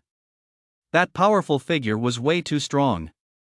He killed the giant spirit god with a single move and then left. Senior, do you know who he is? He saved all our lives, we want to thank him properly. Yi said politely. Sigh. I don't know either. Since that powerful figure doesn't want anyone to know who he is, there is no need for us to disturb him. Yi nodded in agreement. Sigh, what a pity. Before long, Kamen Xianqing also arrived at the scene. Ruoyu. Are you okay? Dad. I'm fine. Rain shook her head, casting a defiant glance at Yi as she spoke. It was as if she were saying, my dad is here. I'm not afraid of you anymore. Yi smirked dismissively, pulled out his phone, held it to Rain's ear, and tapped the recording button. The sound played, reaching Rain's ears, and her face immediately turned ashen. The look she gave Yi had, at some point, taken on a hint of pleading. This scheming, cunning, despicable, shameless man. He actually recorded it. That is so low. As long as you're okay, that is all that matters. Kamen Xianqing smiled, then turned his gaze to Yi. Young man, you've got some skills. Not many people have managed to put my precious daughter in her place over the years. Yi bowed with neither arrogance nor subservience. You flatter me, senior. I'm just fairly good at dealing with children. This remark earned him another fierce glare from Rain. Common Xianxing, however, didn't seem to mind. Young man, you're truly impressive. To have risen to this level in the profession of ocularist, which isn't exactly prestigious, you have every reason to be proud. As he spoke, he turned his gaze to Gu Tianming. Mentor Gu, I suppose the spots for this special recruitment can be finalized now, right? Gu Tianming nodded. Yes. I'll announce the rankings once we return to the provincial capital. But those deceased candidates sigh, they were all the future hopes of our great Xia. Damn those gods! Just then, Gu Tianming's cell phone suddenly rang. This is a call from the imperial capital. Startled, he hurriedly answered the call. Mentor Gu, please proceed immediately to location XX to activate the Flower of Time. After the call ended, Gu Tianming looked utterly stunned. What's wrong, Mentor Gu? Xianxing asked in confusion. Gu Tianming spoke, still in a daze. The prodigies of our great Xia are safe and sound. This was Principal Ning's plan. The deities have entered the fray, and the sword god has slain them. May heaven bless our great Xia. Gu Tianming was overjoyed. I'll go collect the Flower of Time first. When the time comes, you'll all follow me back to the provincial capital. Together, we'll witness the magnificent spectacle of the great Xia sword god slaying deities and demons. This is the perfect moment to boost the morale of our great Xia. With that, Gu Tianming dashed off in a certain direction. Judging by how excited Instructor Gu looks, the great Xia leadership must already have a solution to this matter. As expected, the thoughts of those high-ranking figures are truly beyond our comprehension. Common Xianxing shook his head with a smile. Let us go. I'll escort the remaining candidates back to the provincial capital. With that, Common Xianxing immediately activated his domain, enveloping all the candidates and vanishing from the spot. Shortly after Yi and the others returned to the provincial capital, Gu Tianming also arrived, bringing with him dozens of students, all of whom were candidates who had been rescued from the wilderness after being killed by the giant spirit god. Instructor Gu, this. All the bigwigs spoke up in astonishment. Could the dead really be brought back to life? The methods used in the imperial capital are nothing to speak of. Ha ha ha ha. Gu Tianming laughed heartily. Has the live stream started yet? It started. On the giant screen in the provincial capital, a figure clad in common robes and wielding a sword appeared. This broadcast is a joint effort by all 15 provinces of Great Xia. Consider it a blessing from the sword god to all of you on the eve of the martial exam. The figure in common robes stood upon the boundless crimson soil, his expression impassive. A long sword in his hand was enveloped in waves of swordlight, seeming to both hum and howl. How many years has it been since we last saw the sword god in action? Over a decade, I think. I remember 10 years ago, a destruction tier dark nether god awoke and wreaked havoc across Great Xia, only to be slain by a single stroke from the sword god. Since then, the sword god has never fought again. Ah! I actually remember that time. Back then, I was just a greenhorn. The sword god was practically my personal deity. That's right. After a decade, we finally have another chance to see the sword god in action. I'm so excited I can hardly contain myself. Just then, the scene on the screen suddenly shifted. Whoosh! The sword god tapped the air with a single finger. A massive silver blade materialized behind him. That was the law of the sword wielded by the sword god. Sword! Fall! Whoosh! The Jinghong sword in his hand transformed into a soaring dragon as it shot through the air. Its terrifying sword energy roared like a herd of dragons, striking directly into the depths of the wilderness. Boom! The silent wilderness erupted like a reawakened volcano. A deafening roar echoed through the air. Su Changhen! You've gone too far. Boom! A dark, massive hand emerged from beneath the earth, and an immense common-colored mist obscured the sky over dozens of li of the wilderness. You bunch of fallen gods who cannot bear the light of the sun! How dare you lay a hand on the pride of the great summer dynasty? Today, I will slay 3 of your deities to set an example. You are the first. Sword of Heaven sword drawing technique. The sword god barked coldly. Boom! The swallow and flight sword danced through the air. The sword god guided the sword with 2 fingers as one finger swept out. The swallow and flight sword's shrill cry rang incessantly in the ears. A brilliant sword aura flashed with this single strike. It seemed as though even the heavens themselves were about to be cleaved in two. With a single stroke, the mist dissipated completely. Su Changhen. Must you really tear down the last shred of decency between us? You fallen gods and the great Xia have long been locked in a battle to the death. Slash. The sword god let out a clear shout as the Ginghong sword struck down once more. Don't think I won't recognize you just because you're not in your true form. Back then, the Yin-Yang twin fiends held the rank of destruction-level fallen gods. I slew the Dark-Yin god. Where could you, the Dark-Yin demon god, possibly flee to? Die. Clang. A massive beam of sword light blazed with unparalleled intensity, illuminating the wasteland. The entire world paled in comparison to its radiance. Ah! Su Changhen. You deserve to die. Boom! A figure was pierced straight through the ground by the sword's energy. It was a body shrouded in common mist, pinned in mid-air by a single strike of the Ginghong sword's energy. Many have sought to kill me, but you, the dark demon god, aren't even on the list. So, just go die quietly. Whoosh! With a flick of the Ginghong sword, the dark demon goddess body exploded with a thunderous roar in midair. Su Changhen's common robes fluttered as the Ginghong sword returned to his hand. He raised the sword, aiming it once more at the wilds below. Enough! Su Changhen. Isn't a single destruction tier deity enough to satisfy your vengeance? A voice filled with discontent rang out. From the far end of the wilderness, a figure with 6 arms, disheveled hair, and clad in yellow common battle armor strode forward. Ancient god of Azura. Su Changhen stared at him and spoke coldly. Su Changhen, I slew your human prodigy. You killed one of our deities.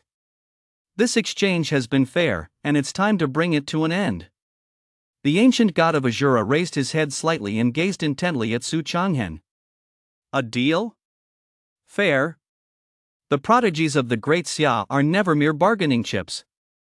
I, Su Changhen, have declared that I will slay 3 of your gods. Not a single one will be spared. Unless I'm drenched in divine blood, I won't return my sword. Whoosh! The Ginghong sword pointed directly at the ancient god of Azura. Very well, Su Changhen. You truly live up to your reputation as the great Xia sword god. You've got real guts. But what if you, the great Xia sword god, were to die here in this wilderness? What a massive blow that would be to your human race. To the great Xia. I can't wait to see it. Boom! The ancient Azura god soared directly into the air, his common-colored long hair whirling wildly, his common-colored battle armor flapping in the wind. The ancient Azura god was not like that dark demon god from earlier. The dark demon god and the dark nether god were only collectively referred to as destruction-level deities individually. Each of them was far inferior to a true destruction-level deity. The ancient Azura god was different. He was unquestionably a destruction-level deity. And he was also one of the first deities to awaken. His power was immense. You're the second one, Su Changhen said indifferently. The silver blade behind him, manifested by the law of the sword, trembled violently, then suddenly became covered in cracks. Boom! In the next second, the cracks exploded, revealing a blood-red longsword within. The second law. Blood slaughter sword. Whoosh! The Ginghong sword in his hand was suddenly shrouded in a layer of blood-red light. Blood slaughter Changhen technique. Buzz, buzz, buzz. The Ginghong sword began to tremble violently, as if it had gone mad. Whoosh! An immense, blood-red sword energy shot forth, powerful enough to split heaven and earth. Blood slaughter sword realm. The sword brings slaughter. Eternal calamity, eternal regret. The massive sword energy actually transformed into countless smaller streams of energy, manifesting a blood-red sword realm that trapped the ancient Azura god within. Su Changhen. You actually dare to use two great rules to forge the authority of the sword. You truly live up to your reputation as the most dazzling sword god of Great Xia. Given time, you will surely become another figure of immense power. Today, I cannot spare you. God, come to my aid. The ancient god of Azura's voice boomed like thunder. And then, the barren land trembled as a massive, blood-red hand emerged from beneath the earth. A figure 10,000 zhang tall crawled out of the fissure in the ground. His entire body was crimson, and two horns sprouted from his head, giving him the appearance of a malevolent demon. He opened a gaping maw large enough to swallow the sky. The Crimson Demon God, Su Changhan said, enunciating each word clearly. And me. A sinister voice rang out from behind Su Changhan. Su Changhan flipped his palm, raising the Jinghong sword to block the attack. He intercepted a demonic blade that had reached out from the void. Shadow Hunter God. Two destruction-level deities. Plus an ancient Azura god. Su Changhan, all by himself, was about to face three deities of the same rank. The people of all 15 provinces of Great Xia were gripped by anxiety. The sword god of Great Xia was renowned far and wide, but these three deities were no pushovers either. The common lust demon god could shatter cities and split mountains. His strength was boundless. The Shadow Hunter goddess hunting techniques are unrivaled. The ancient Azura goddess combat prowess is earth-shattering. Three deities. Any one of them would be more than enough to give a rule-level practitioner a severe beating. Yet the Great Xia sword god must face all three at once. The passionate young spectators watching the battle were so fired up they longed to rush in and take the Great Xia sword goddess place against the three evil deities. Master. Chen looked at the man in commoner's attire on the screen, a hint of concern on his face. Is that the teacher you've been talking about, the one who has been guiding you in swordsmanship all this time? Yi nudged Chen with his elbow. Chen nodded. My master has taught me so much: how to wield a sword, the virtues of a swordsman, and the principles of being a good person. No wonder. There were news reports earlier saying the Great Xia sword god suddenly vanished for a year. Turns out he has been with you all along. The Great Xia sword god doesn't have any disciples. If people found out you were his disciple, all the major clans in the world would flock to curry favor with you, and every goddess in campus beauty would have to obediently crawl into your bed. Yi gave him a look that said, "You know what I mean." Women only slow me down when I draw my sword. Yi, you're a hopeless case, aren't you? At that moment, within the scene, Su Changhan, standing alone against three destruction-level deities, simply raised the sword in his hand slowly. I believe my master will not be defeated. He once said that as long as he holds a sword, there is nothing in this world he cannot cut through. Chen said earnestly. As soon as the words left his mouth, Su Changhan's aura shifted abruptly.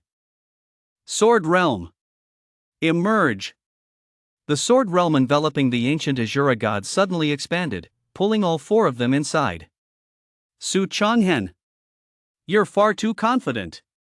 The ancient Azura god sneered. Did this Great Xia sword god really think he was invincible? To actually attempt to take on all three of them single-handedly.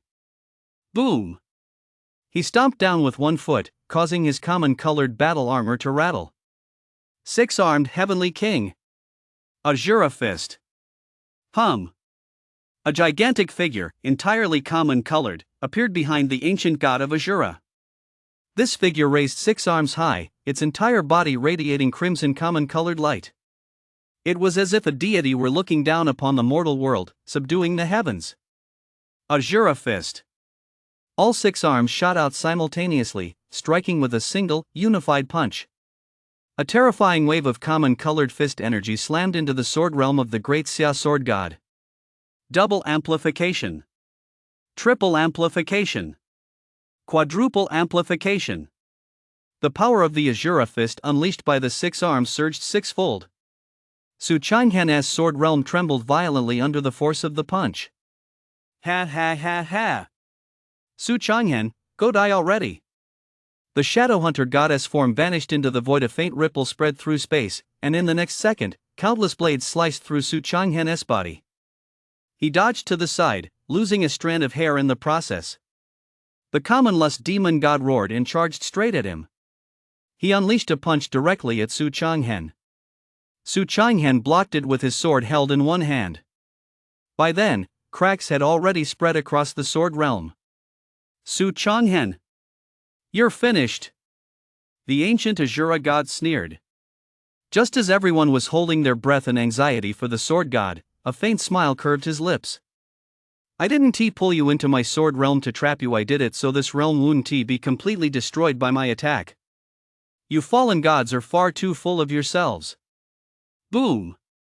Su Changhen's common hair whirled wildly in the air, then transformed into a sky full of silvery locks. Swooping swan sword. Bloodshed sword. He formed sword fingers with both hands and crossed them over his chest. A silver blade and a blood-red blade simultaneously hovered behind him. Merge! At his command, the two swords actually fused together. A terrifying wave of energy swept through the sword realm. The ancient god of Asura's eyes widened. This is the fluctuation of authority. Su Changhen, have you already mastered the authority of the sword? No, that can't be right. This is merely the embryonic form of the authority. Damn it! I never expected you to progress this quickly. The ancient god of Asura's expression fluctuated between anger and disbelief. 10 years ago, upon reaching the 8th tier, the law tier, Su Changhen had slain the dark god of the underworld with a single stroke of the Jinghong sword. 10 years later, he had transformed the authority of the sword into a rule using his twin swords, clearly on the verge of entering the 9th tier realm. This sword god of Great Xia was truly the most dazzling figure to grace the mortal realm in decades. Therefore, he absolutely could not be allowed to live. Attack together. Kill Su Changhen. We must not let him live. The ancient god of Asura knew full well that if they failed to kill Su Changhen today, it would be even harder in the future. Asura fist. The pale, ethereal figure swung its fist directly at Su Changhen.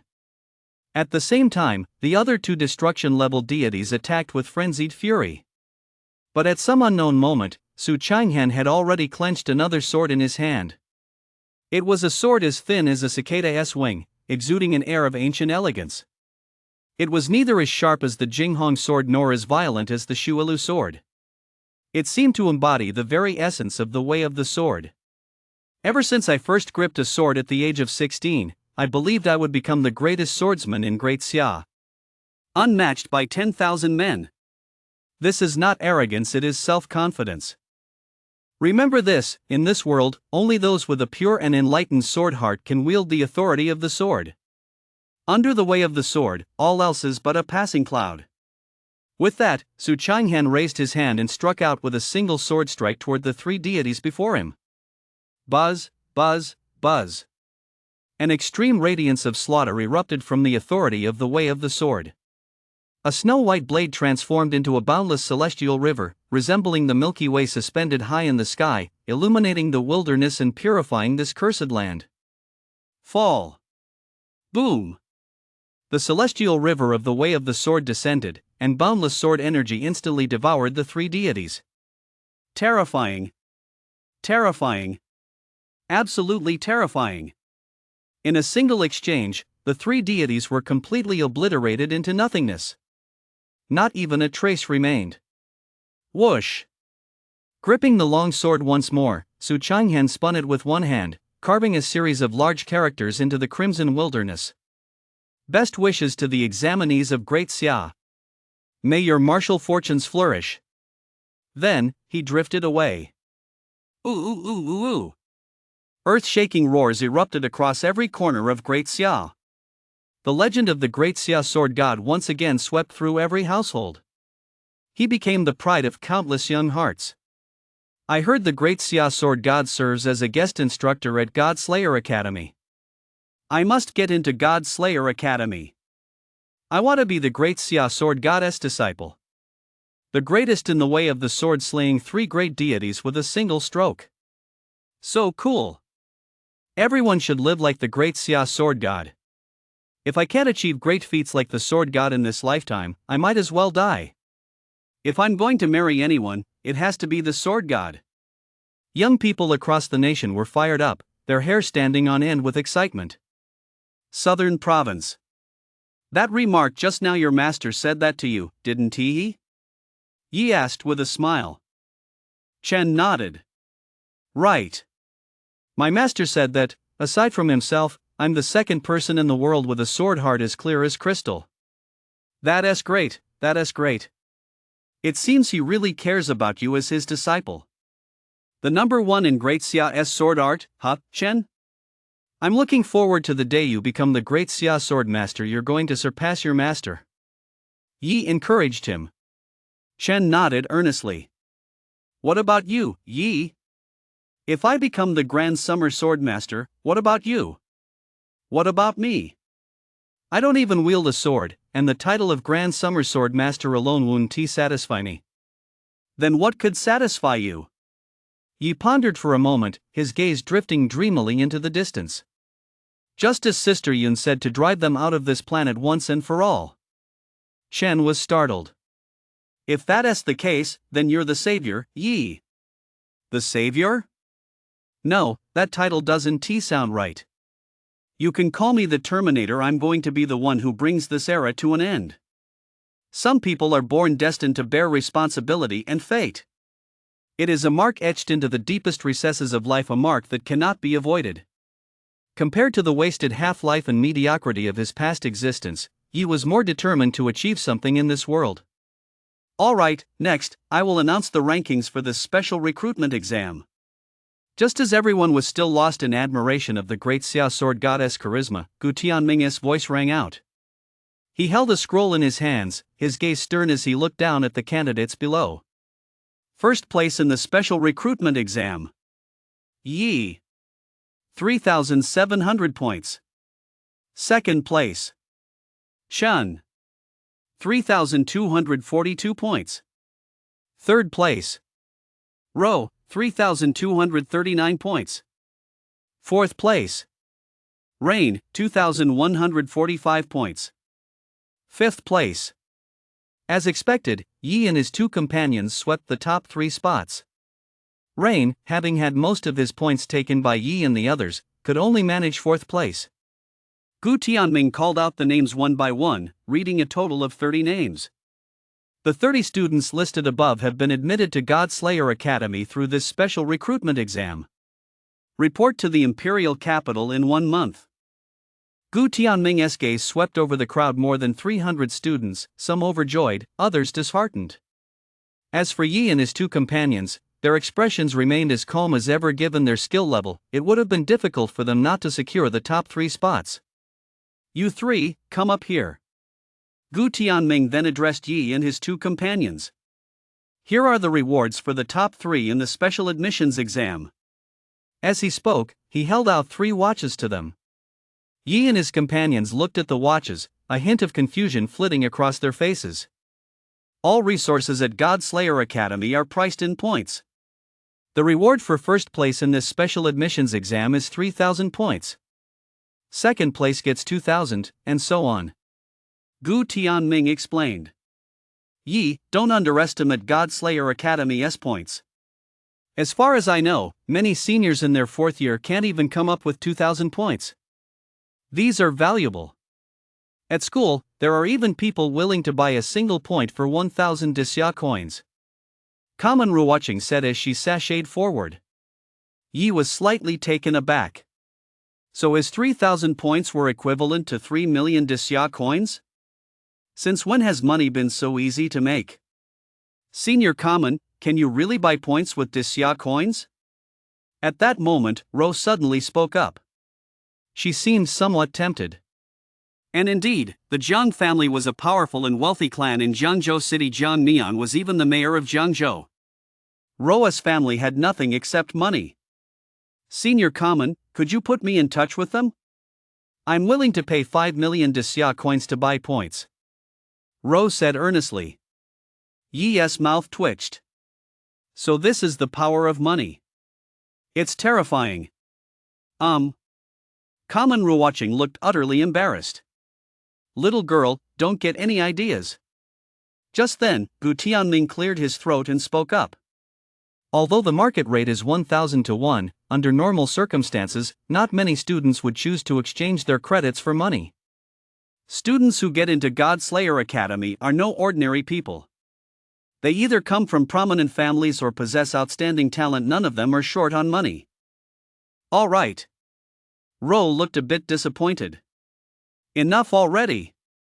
You rich girls, how am I, a kid from a poor family, supposed to survive? Yi clutched his chest and complained plaintively. Yi, you're not poor at all. With your current potential, as soon as you graduate from college, every major faction will be scrambling to recruit you. If you're willing to help my father solidify his position after graduation, the Jiang family is willing to offer you an annual salary of over 8 million. Ro said solemnly. My common family will offer 10 million. Rain also raised her little hand high. Although when she raised her hand, it barely reached Ro's height. All right. You guys are holding an auction here, but I, Yi, am not some kind of auction item. Yi tugged at the corner of his mouth and said helplessly. You guys should auction this off instead. Chen, you go ahead and auction him off. He has got quite a bit of potential, too. Chen. Afterward, Gu Tianming returned to the imperial capital with the results of the assessment. The common family hosted a banquet to treat Yi and the other two to a meal, and then they planned to head straight back to Jiangzhou the next day. Yi. I want to go to Jiangzhou with you guys. During the banquet, Rain suddenly raised her hand and said, Huh? What would you do there? Isn't it nice enough just being a young lady here? Yi said, munching on a chicken drumstick. No way. It's way more fun being with you guys. Rain pouted. Father plans to find a floristry teacher for Ruoyu to help cultivate her ladylike grace during this period before school starts. Common Ruoching whispered to Yi as she leaned in close. Oh. Yi understood immediately. Sure, you can go, but you have to do exactly as I say. If I tell you to go west, you can't go east, okay? I promise I'll do whatever you say. Rain nodded her head faster than a pile driver. Dad, what do you think?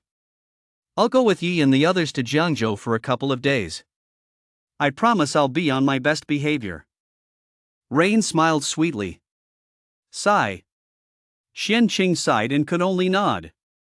Be on your best behavior and don't cause any trouble for young Master Yi. Then he turned to Yi. Young Master Yi, I'm counting on you. There's a million in this card. It's my daughter's activity fund. If she misbehaves, just impose financial sanctions on her. I'm entrusting this card to you, young Master Yi. Feel free to use it as you see fit. Yi's mouth twitched. What the hell kind of family is this? $1 million as the unit of measurement for activity funds? The next day, Yi and the others took the same car they arrived in and returned to Jiangzhou City via the main road. This time, it could truly be called a triumphant homecoming. The drive from the provincial capital back to Jiangzhou took about 3 or 4 hours. Qingsong, the principal of Jiangnan High School, had been waiting for them on the main road for quite some time. Oh my! The pride of Jiangnan High School is back. Spotting a common-colored SUV approaching, Qingsong, accompanied by Yun, stepped forward with a beaming smile to greet them. Hey! Old Tang! I'm back! He waved to Qingsong from the car window. Qingsong's smile faltered slightly. Way to go, Yi! The first time we met, you called me Principal Tang. Now you're just calling me Old Tang, huh? Yi curled his lip in disdain. What's wrong with Old Tang? Doesn't it sound good? Who knows, maybe one day when I become the strongest fighter in Dasha, I'll start calling you Tangzi instead. Qingsong's weathered face twitched at the remark. You sly dog. I'm not going to argue with you about this nonsense. No one could out-argue Yi when it came to banter. Arguing further would only make him angrier. Seeing that Qingsong was ignoring him and instead asking Ro and the others how they were doing, Yi just shrugged indifferently. Sister Yun. Long time no see. Give me a hug. He walked toward Yun with a grin. Yun smiled and hugged Yi, pulling away immediately. It's only been a few days, how can you say it's been so long? Sister Tang. Long time no see. Rain stepped out of the car, holding the spirit cat. Ruoyu, you're here too? Yun seemed pleasantly surprised. How did you end up with Yi and the others? Based on Yun's past understanding of Rain, she was a proud person who, in theory, wouldn't have looked down on Yi and the others. Sis Yun, she is my slave now. Yi reached out and ruffled Tang Ruoyu's hair. This made her roll her eyes. Ha? A slave? Yi, do you young people play around like that these days? Yun was speechless. No. No, Sister Yun, not that kind of slave, it's the kind where I do whatever he tells me to do. Rain waved her little hands, her face flushing as she explained. Ha? Yun was dumbfounded. Okay, don't explain it anymore. The more you explain, the more embarrassing it gets. Yi said, at a loss for words. Afterward, Xingsong hosted a banquet for Yi and the others. Yi, the martial arts exam is the day after tomorrow. Tomorrow, I plan to have you return to Jiangnan High School to share some experience with the students who are about to enter the battlefield. Yi agreed immediately. Jiangnan High School hadn't produced a single student admitted to God Slayer Academy in 4 years, and this year, 3 were accepted at once. And they were among the top 3 in the special admissions. Xingsong was over the moon. In a fit of excitement, he downed 3 gene of common. He didn't even use his abilities to sober up. He ended up passed out on the floor of the private room, unable to get back up. Sorry, Yi. My dad's had a bit too much to drink. I'll take him home. You guys go ahead and finish your meal. Yun helped Xingsong up from the floor with an apologetic look on her face. Go ahead, Sister Yun. Take good care of old Deng. Yi waved his hand. After Yun and Xingsong had left, Yi pulled out his phone. He hadn't seen Hao in a while, and since Hao was his good buddy, Yi wanted to invite him out for a proper get-together. After all, once they went off to college, they'd have less time to spend together. Hey! Hao! Where are you? I'm back in Jiangzhou, let us get together. Right, Jiangzhou Grand Hotel. Private room 302. Got it, I'll be waiting for you. Yi hung up the phone. Just a good friend I called over to hang out, he explained to Ro and the others. A moment later, the private room door opened, and a figure walked in. Mouse. Come on over here. Yi pulled Hao over and sat him down at the table. He poured him a glass of liquor. Yi, congratulations. I've already heard you came in first in the special admissions. That's really impressive. Saying this, he raised his glass. And congratulations to the Jiangzhou campus queen, Xiao, you're both the pride of Jiangnan High School. With that, he downed the drink in one gulp. What's up, Hao? You're being so poetic today. It had been a few days since they'd last seen each other, and he felt that Hao had indeed changed somewhat. He no longer seemed as carefree as before, he looked much more mature, yet also somewhat worn down. Yi, actually, there is something else I wanted to talk to you about. Hao clenched his fist, then relaxed it again. I'm leaving. Where to? I'm leaving Jiangzhou City. I don't know where I'm going yet, I'll just take it one step at a time. He gave a self-deprecating smile. Yi frowned and asked, what about the martial arts exam? Aren't you going to take it? Forget it. None of it matters anymore. Hao's face was filled with bitterness. What exactly happened? Tell me. Forget it. I don't want to drag you into this. Yi, you have a bright future ahead of you.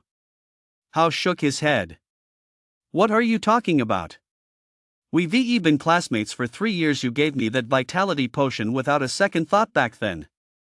Now that you're in trouble, how could I not help you? Tell me. Under Yi's persistent urging, Hao had no choice but to tell him the whole story. It turned out he had a girlfriend who attended Qingchuan High School, right next to Jiangnan High School. A rich kid had been pursuing his girlfriend for a while. His family held significant influence in Jiangzhou City. At the very least, they were wealthier than Hao's family. Most importantly, the rich kid had powerful connections. He was the secretary to a high-ranking official at the heart of Jiangzhou's power structure. Because the other guy had stolen Hao's girlfriend, Hao, in a fit of rage, beat him so badly he ended up in the hospital. That's when things really blew up. It was like stirring up a hornet's nest. The other guy's father launched an all-out attack on the Hao family's business empire, and with the secretary's help, eventually stripped the Hao family of all their assets. He also ordered them to get the hell out of Jiangzhou City within 3 days, otherwise, he'd throw the entire Hao family into a pond to feed the fish.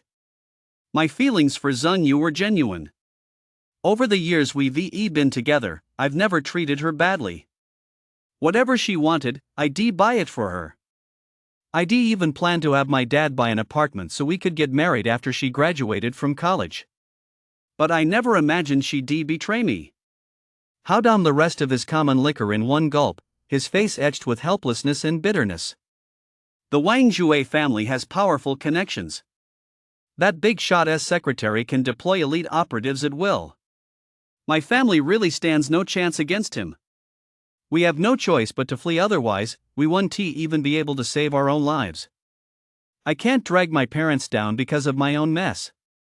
This ordeal had transformed Hao from a spoiled rich kid into a much more mature person, but now it was already too late. Boom! Just then, the door to the private room was kicked open. A young man wearing sunglasses and a bandage on his head walked in, his arm around a scantily clad, strikingly alluring woman. How? My dad already said you're ordered to get the hell out of Jiangzhou City within 3 days. How can you still have the nerve to be drinking here? The young man completely ignored Yi and the others, striding arrogantly up to Hao and sneering down at him. Wang Jue, there is no need to rush. We still have 2 hours left before the 3-day deadline. We'll leave on time. Hao clenched his fists and glared at him. Especially when he saw the woman nestled in Wang Jue's arms, Hao's expression grew even more pained. Hao, what are you looking at? Yeah, is my woman now. Wang Jue laughed dismissively, then leaned in and planted a hard kiss on Zhang Yu's lips. He even made a loud smack sound on purpose. It infuriated Hao so much he almost grabbed the wine bottle. Zhang Yu, I'm about to leave Jiangzhou City. Before I go, I just want to ask you one question. Haven't I treated you well enough these past 2 years? Why did you betray me? Hao asked, his face set in a cold expression. But Zhang Yu, showing not the slightest trace of shame, leaned her head into Wang Jue's embrace. Hao, I'm a combat professional, while you're just a lowly service professional. Young Master Wang said that as long as I'm with him, he'll send me to study at a martial arts university in the imperial capital. Can you do that, Hao? Never mind that your family isn't as wealthy as young Master Wang's. Even if it were, in this world, powerful professionals will always be nobler than a merchant. Scholars, farmers, artisans, and merchants, you're at the very bottom of the hierarchy. But I'm going to be a powerful professional at the very top. We're no longer from the same world. Zhang Yu said with utter disdain. Hao closed his eyes in agony. Fine. Let us just say Hao, have placed my trust in the wrong person all these years. I fell for you, you snob. Hao, as if his heart had died, staggered toward the exit of the private room. Wait. Just then, Yi suddenly grabbed his arm. You're just going to walk away like this after being wronged? That's not like my brother Yi. I'm going to make sure you get your revenge today. Yi glared coldly at the two of them. Finally, his gaze settled on Wang Jue. Bro, is the second-hand goods fun to play with? What did you say? Wang Jue frowned. Who are you calling second-hand goods? Zhang Yu, in his arms, suddenly realized Yi was talking about her. Ha? Isn't she second-hand goods? Did I say something wrong? As he spoke, Yi suddenly turned his head. How, you've been dating her for 2 years and you still haven't slept with her? No way. Hao rolled his eyes. Then how many times have you slept with her? Hao thought for a moment. At least twice a week. For a while, it was almost 2 or 3 times a day. I'd say 100 or 200 times by now. No wonder you were dozing off in class every day for a while. You were completely drained. Yi teased. Did you hear that? 100 or 2 and that's not considered secondhand? Yi said with a sneer. No matter how shameless a girl like Zhang Yu might be, Yi's words still made her face turn pale. Wang Jue looked like he'd just eaten shit. Although he knew Zhang Yu and Hao had slept together quite a few times, in fact the truth was that he'd stolen Hao's woman. He'd screwed him over. How could she make it sound like he'd just picked up some trash someone else had thrown away? What kind of crowd do you hang out with, kid? Trying to stick up for this little punk? Wang Jue pointed at Yi and snarled. I don't usually stick up for anyone, Yi said indifferently. A flash of disappointment crossed Hao's face. Wang Jue, on the other hand, began to gloat. Humph. You coward, let me tell you. But before he could finish, Yi cut him off with a dismissive tone. I usually just take action. As soon as the words left his mouth, Yi delivered a backhand slap that sent Wang Jue crashing into the wall. Ah! Young Master Wang. Are you okay? Zhang Yu screamed as she rushed toward Wang Jue. Yi's slap had been so forceful that Wang Jue was embedded in the wall, unable to pry himself free. You're done for, kid. You dare hit me. You're as good as dead. Do you know who I am? I swear, your fate will be far worse than Hao's. I'll throw your whole family into the river to feed the fish. Wang Jue struggled to climb down from the wall. So tough, huh? Always threatening to throw people into the river to feed the fish? Who's backing you? Yi asked curiously. Humph. Kid, listen up. The person behind me is the secretary to the mayor of Jiangzhou City. Secretary Chen, His Excellency Chen. Scared now? You've crossed me. There's no place for you in all of Jiangzhou City. Not even Mayor Jiang will spare you. Wang Jue said viciously. If you're scared, then apologize to me immediately, kowtow 200 times, and send those 2 beauties to my bed. I might consider sparing your life. Otherwise, not even God himself could save you. However, Yi just laughed heartily. His gaze shifted to Ro. Now you know what to do, right? Ro nodded. She took out her phone and dialed a number. She briefly explained the situation. When she finished, she made sure to add. He also said he wants your daughter in his bed. Then she hung up. Seeing this, Wang Jue sneered. Call for backup? Who doesn't have some connections? There is no one in Jiangzhou City Wang Jue, can't take on. With Zhang Yu's support, he stood up. I'll show you what real connections look like. With that, he dialed a number. Dad. I got beaten up. Right here at the Jiangzhou Grand Hotel. The guy even insulted Secretary Chen. He called you a piece of shit. You better come handle this right away. Got it. I'll hang up now. Wang Jue hung up the phone. Heh, my dad's on his way. You're done for. If you know what's good for you, apologize to me right now. The demand I made earlier still stands. Yi, you guys should get out of here fast. Wang Jue's family is incredibly powerful. You can't take them on. There aren't many people in Jiangzhou who can stand up to them.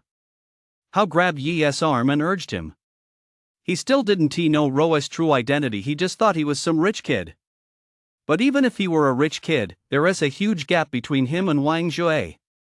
Most rich kids wouldn't stand a chance against him. The man behind him is the secretary of the Jiangzhou market, someone who can even get the mayor of Jiangzhou to act. That is a figure who holds absolute power in Jiangzhou. A moment later, the front door was kicked open. A middle-aged man in a suit, with a potbelly, walked in. Xiao Jue, who is picking on you? Hello, Uncle Wang. Seeing Wang Jue's father, Wang Yuan, enter, she greeted him respectfully. Wang Yuan nodded. Go on, Xiao Jue, who is picking on you? Dad. It's them. These little punks. They're in Hao's gang. Seeing his dad arrive, Wang Jue immediately got all fired up. He pointed at Yi, all bark and no bite. He even said, "You're nothing but a fart." Secretary Chen isn't even worth a fart. What? Hearing this, Wang Yuan's face turned pale.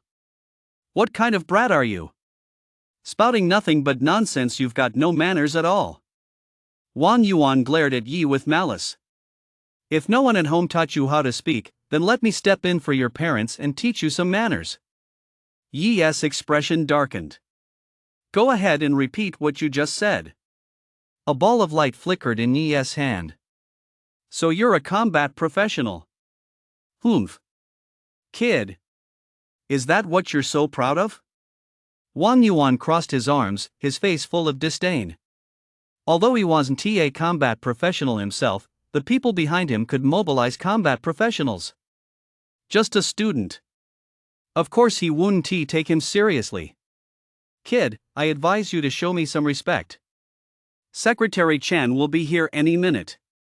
If you dare lay a hand on me, don't blame me for having him revoke your eligibility to take the college entrance exam. Dad, why isn't Secretary Chen here yet? Wang Jue asked. He was already eager to see Yi and the others kneeling before him in fear, and to toy with those two beautiful girls right in front of them. Don't worry. Secretary Chen will be here any minute. And there's a big shot coming with him. That big shot is a real big deal in Jiangzhou City. Wang Yuan gave a thumbs up. Could it be? Wang Jue's face lit up. Great, great, great.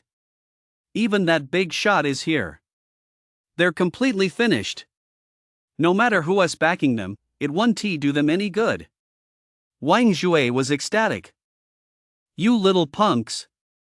You're finished. And you too, how? I gave you a chance to leave Jiangzhou, but you refused.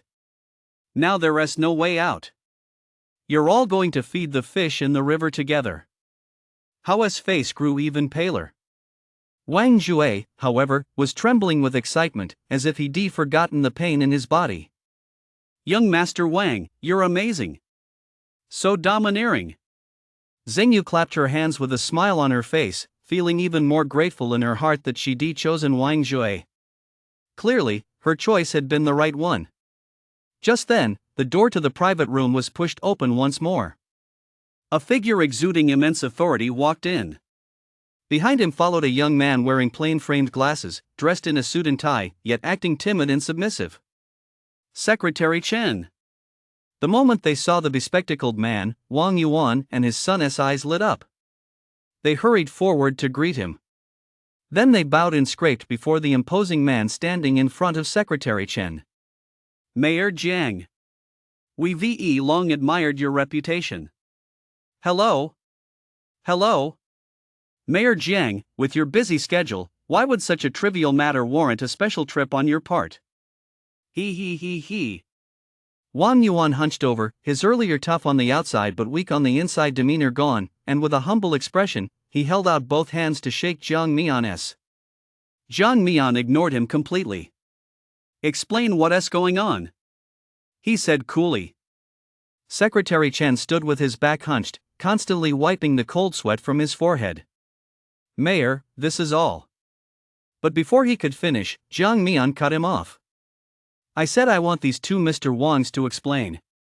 Wang Yuan and his son were taken aback for a moment, then overjoyed. Mayor Jiang was going to stand up for them. So they began to embellish their story, hurling every kind of profanity at Yi and his group. They grew more and more agitated as they spoke, spitting as they spoke. They completely failed to notice Secretary Chen, whose face had turned pale, constantly giving them subtle glances. Secretary Chen was now so terrified that his legs were shaking, and he could barely stand. He was on the verge of fainting right there. So that's how it is. After they finished speaking, Jiang Mian nodded thoughtfully. Please, Mayor Jiang, stand up for us. Punish these morally bankrupt students severely. Exactly. Mayor Jiang. That Hao tried to hit on my girlfriend. Then he injured me with a wine bottle. And that other kid he stood up for how and beat me up. They're completely flouting the laws of Jiangzhou City. I implore Mayor Jiang to do me justice. Wang Jue put on an air of victimhood and spoke in a pitiful tone. Standing beside him, Zheng Yu also displayed impressive acting skills, crying as if her tears were falling like rain on pear blossoms. It was as if she truly suffered some immense injustice. Your Honor. If my boyfriend hadn't arrived in time, how would have defiled me?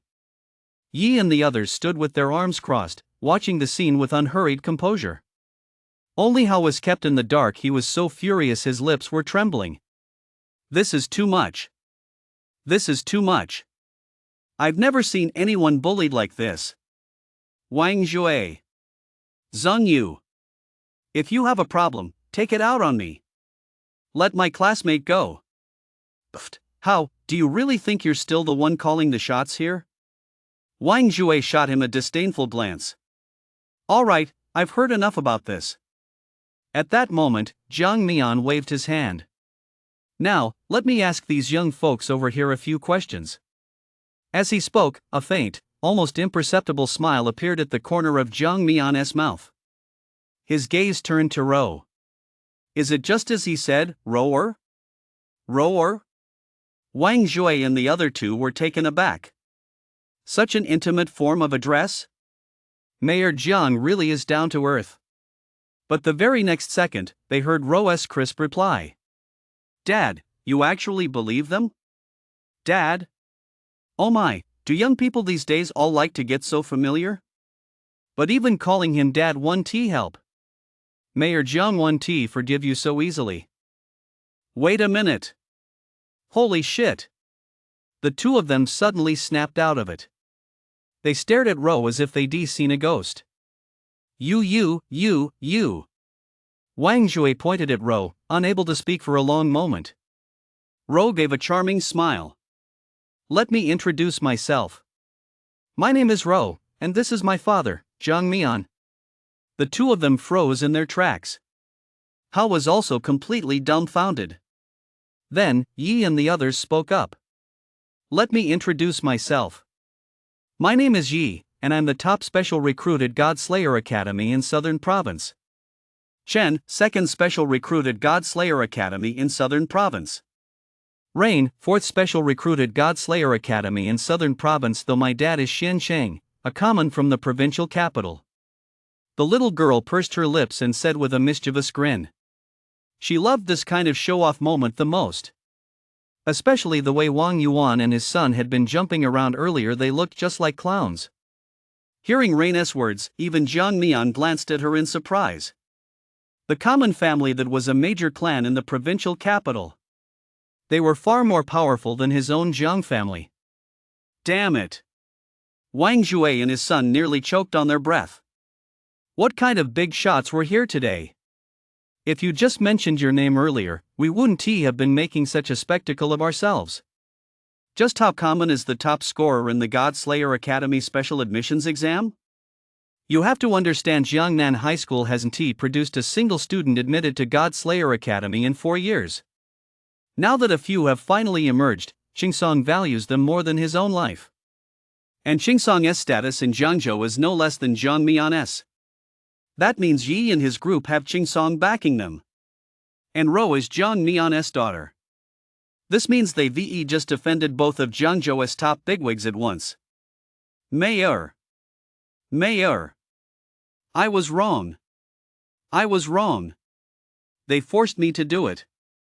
The Wang family father and son forced me. At that moment, Secretary Chen finally got a chance to speak. He dropped to his knees with a thud right in front of Jiang Mian. Jiang Mian replied with a forced smile. My dear Secretary Chen, is there anyone left in Jiangzhou who can force you to do anything? You're quite the powerhouse. You're always kicking people out of Jiangzhou or sending them to feed the fish in the river. TSK. You really have some clout. Why don't you just send me, Jiang Mian, into the river too? No. Mayor. Even if you gave me 10 times the courage, I wouldn't dare. Secretary Chen lay trembling on the floor, cold sweat dripping down his face drop by drop. Humph. Jiang Mian snorted coldly. I don't know if you dare, but you certainly aren't lacking in guts. As of today, you're no longer my secretary. And I'll immediately dispatch an investigation into your financial affairs over the years. If anything comes up, you'll spend the rest of your life behind bars. No, no, no. Mr. Mayor. Please spare my life. Secretary Chen's face was as pale as a sheet. I've already given you a chance. Or do you want me to shoot you right here on the spot, Secretary Chen? As the mayor of Zhangzhou, Jiang Mian had the absolute power of life and death. I. Secretary Chen collapsed onto the floor in sheer terror. His face was ashen. His life was over. Completely over. If even Secretary Chen was this terrified, Wang Yuan and his son were absolutely petrified. How ruthless! Threatening to shoot people on a whim. Thud. The father and son immediately dropped to their knees on the ground. Their bodies trembled uncontrollably. Oh, why aren't you two acting so bold anymore? Just a moment ago, I saw you two strutting around with your necks held high like fighting cocks. What's the matter now? Gone soft? Yi chuckled as he strolled over to their side. The two knelt on the ground, not daring to breathe a single breath. Yi, young Master Yi, earlier we failed to recognize a great man when we saw one. It's our fault. We're willing to compensate you. Whatever you want is fine. Please spare our lives. Wang Yuan said, his voice trembling. Is that true? Absolutely true. Good. Then I want all of the Wang family's assets. Wang Yuan shuddered. He hadn't expected Yi to be so ruthless and leave no room for compromise. But given the situation, he had no choice but to agree. Fine, I'll give them to you. And I also want you and your son to jump into the river to feed the fish. The Wang father and son? Mayor Jiang, what do you think of my decision? Yi smiled at Jiang Mian. Jiang Mian nodded. That's exactly what should be done to these pests in Zhangzhou City. Good. Yi chuckled softly. So, how? I've taken care of this for you, brother. I've gotten your assets back for you. You don't have to go anywhere, just focus on taking tomorrow's college entrance exam. How's expression went through a roller coaster of emotions, shifting back and forth. Finally, it settled into a single sentence. Just then, Zheng Yu, standing nearby, rushed toward Hao as if she'd lost her mind. She grabbed his arm and pleaded, her eyes brimming with tears. Honey. I was wrong. He forced me to do it. Nothing happened between us. He didn't touch me. Yi stepped forward with a mocking grin. Oh, right. Just China Unicom, no China Mobile. Guess if I believe you, if I don't, you'll switch me to China Telecom, right? A flash of annoyance crossed Hao's face. He shook off Zheng Yu's grip and then slapped her across the face. Get lost. You bitch. Let us go. We'll find another place to keep drinking. Yi chuckled. Mayor Jiang, we'll take our leave now. This place. Jiang Mian nodded. Go have some fun. I'll handle things here. With that, Yi and his group left the private room. Jiang Mian's expression instantly turned cold. He grabbed Wang Jue by the collar. Wang Jue trembled in fear. No one in this world can bully my daughter, Jiang Mian's daughter. You're something else. Really something else. Guards. Break their limbs. Throw them into the river to feed the fish. All three of them. Oh, and tie a big rock to them so they don't float back up. That's how the world of professionals works. There aren't many rules and regulations. If you have overwhelming power, you have absolute authority. At a barbecue stall in the night market. That's settled. Now that those two Wang Yuan and his son are out of the way, you'd better give it your all on the college entrance exam tomorrow, kid. He raised his beer bottle and clinked glasses with Hao. Wang Yuan and his son? Yi, why do you call them that?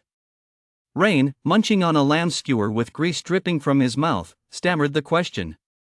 One is named Wang Chui and the other is named Wang Yuan, that S round cone, isn't it? Yi pursed his lips. I really don't know how your brain works. Humph. Rain snorted lightly and went back to munching on his lamb skewer.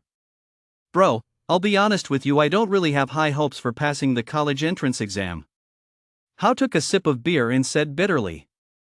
You, Xiao, and campus queen Jiang, you've all awakened combat classes. You're destined to be figures who'll make waves across the Great Xia. As for me?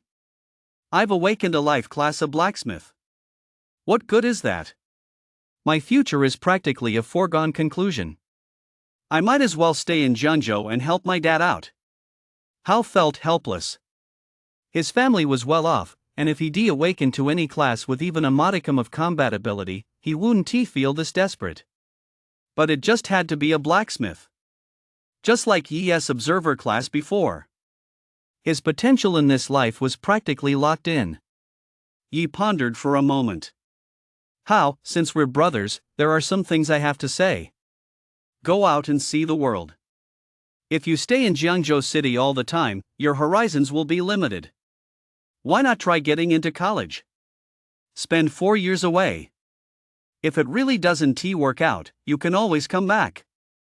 Besides, even as a blacksmith, it's not like you can't make something of yourself.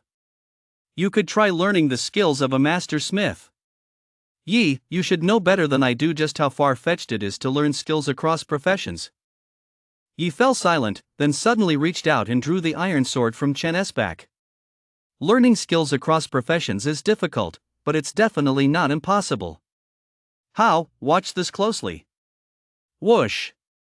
He swung the sword upward with a sudden burst of energy. His eyes flashed, and a common-colored ghostly glow appeared, causing a gash to appear in the ground more than 10 meters away. Is that the Blade Master's skill, Ghost Blade Strike? Hao's eyes widened. Even Chen, Rou, and Rain were all left speechless. Yi had actually been using a Blade Master's skill all along.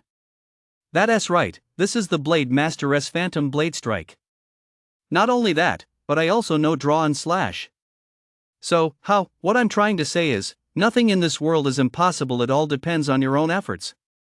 Yi said firmly, placing a hand on his shoulder. Hearing Yi's words, a spark of hope ignited in Hao's eyes. Besides, the gap between the blacksmith and forger classes isn't as vast as you might imagine. There are still similarities between the two. Yi reassured him once more. Hao clenched his fists. Yi, maybe you're right. Backing down without even trying is the act of a coward. Thank you, Yi. You've opened my eyes. I've still got my whole life ahead of me. I have the time and the resources to give it a shot. The anxiety and hesitation in Hao's eyes gave way to determination. Yi smiled. Let us do this.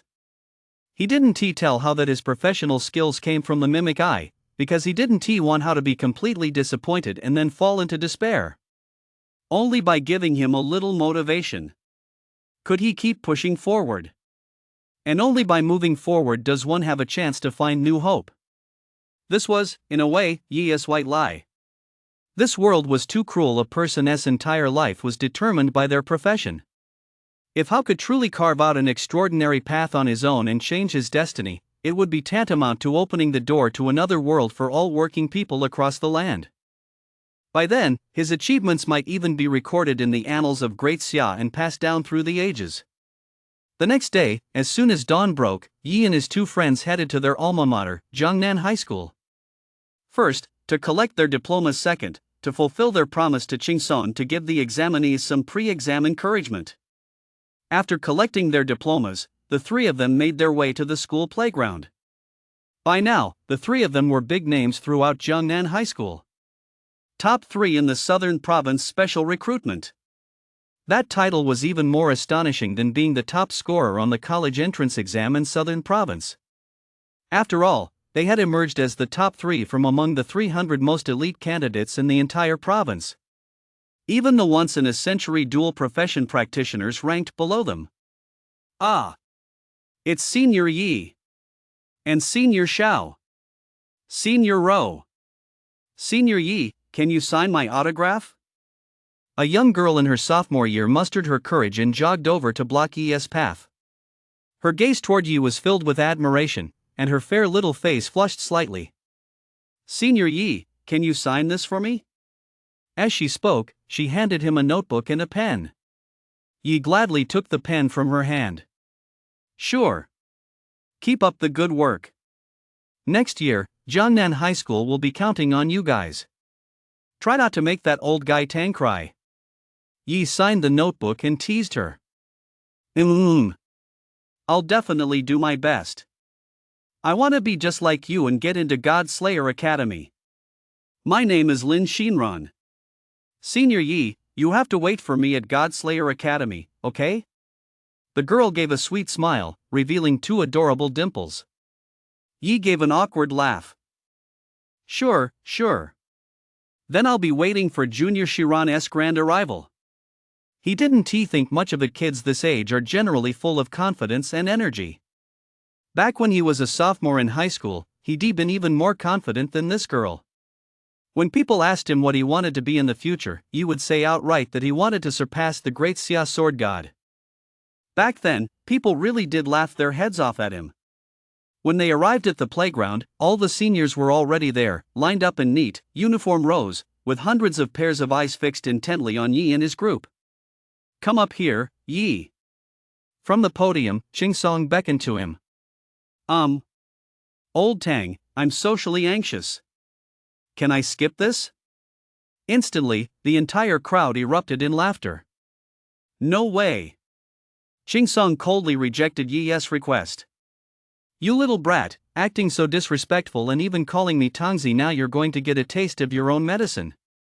Yi reluctantly walked up to the podium and took the microphone. Ha. Yi let out 2 awkward laughs. Just one sentence, okay? Just one. Suddenly, his demeanor shifted dramatically. For dramatic effect, he even activated a special ability. He activated the golden flame eye. Common-colored flames danced within his pupils, radiating an air of majesty. I'll be waiting for you at God Slayer Academy. Anyone who has got what it takes, come and get me. As his words trailed off, a moment of silence fell over the crowd below. Immediately afterward, the entire student body erupted into a frenzy. Way to go, Yi. That essay challenge, isn't it? Yeah. I can't stand being provoked more than anything in my life. Yi, wait for me at God Slayer Academy. I'm coming to beat you up. Yi. Just you wait. We'll team up and raid your house. For a group of hot-blooded young people, nothing stirs their fighting spirit more than a challenge from their peers. It worked better than any performance-enhancing drug. Afterward, the 3 of them headed to Qingsong's office together. I told you, if you got into God Slayer Academy, I'd give you a reward. Here, this is your reward. 3 scrolls lay before him. Phantom Vision, Heart of Ice, and the Shattered Cloud Sword Technique. These are the skills I've carefully selected as the best fit for you. Although they're only common tier, they're the strongest skills within the common tier. Qingsong said. Yi and the others took the scrolls. Ding. Detected the eye technique Phantom Vision Common. The 10 great eye techniques have been collected. Do you wish to fuse them? Fuse. Yi thought to himself. Ding. Fusion successful. Congratulations, host, on obtaining the Eye of Truth Common. Eye of Truth penetrates all illusions and delusions. The Eye of Truth advancement path has been unlocked. Eye of Truth Common, Eye of Void Common, Eye of Punishment Common, Illusory Demon Eye Common. Illusory Demon Eye. Another common tier eye technique. Ye already knew how terrifying common tier eye techniques could be. The earth-shattering, world-destroying common tier light of the martial path Divine Eye was practically divine retribution. Just what kind of astonishing effects would this illusory demon eye possess? He currently had 3 main eye techniques.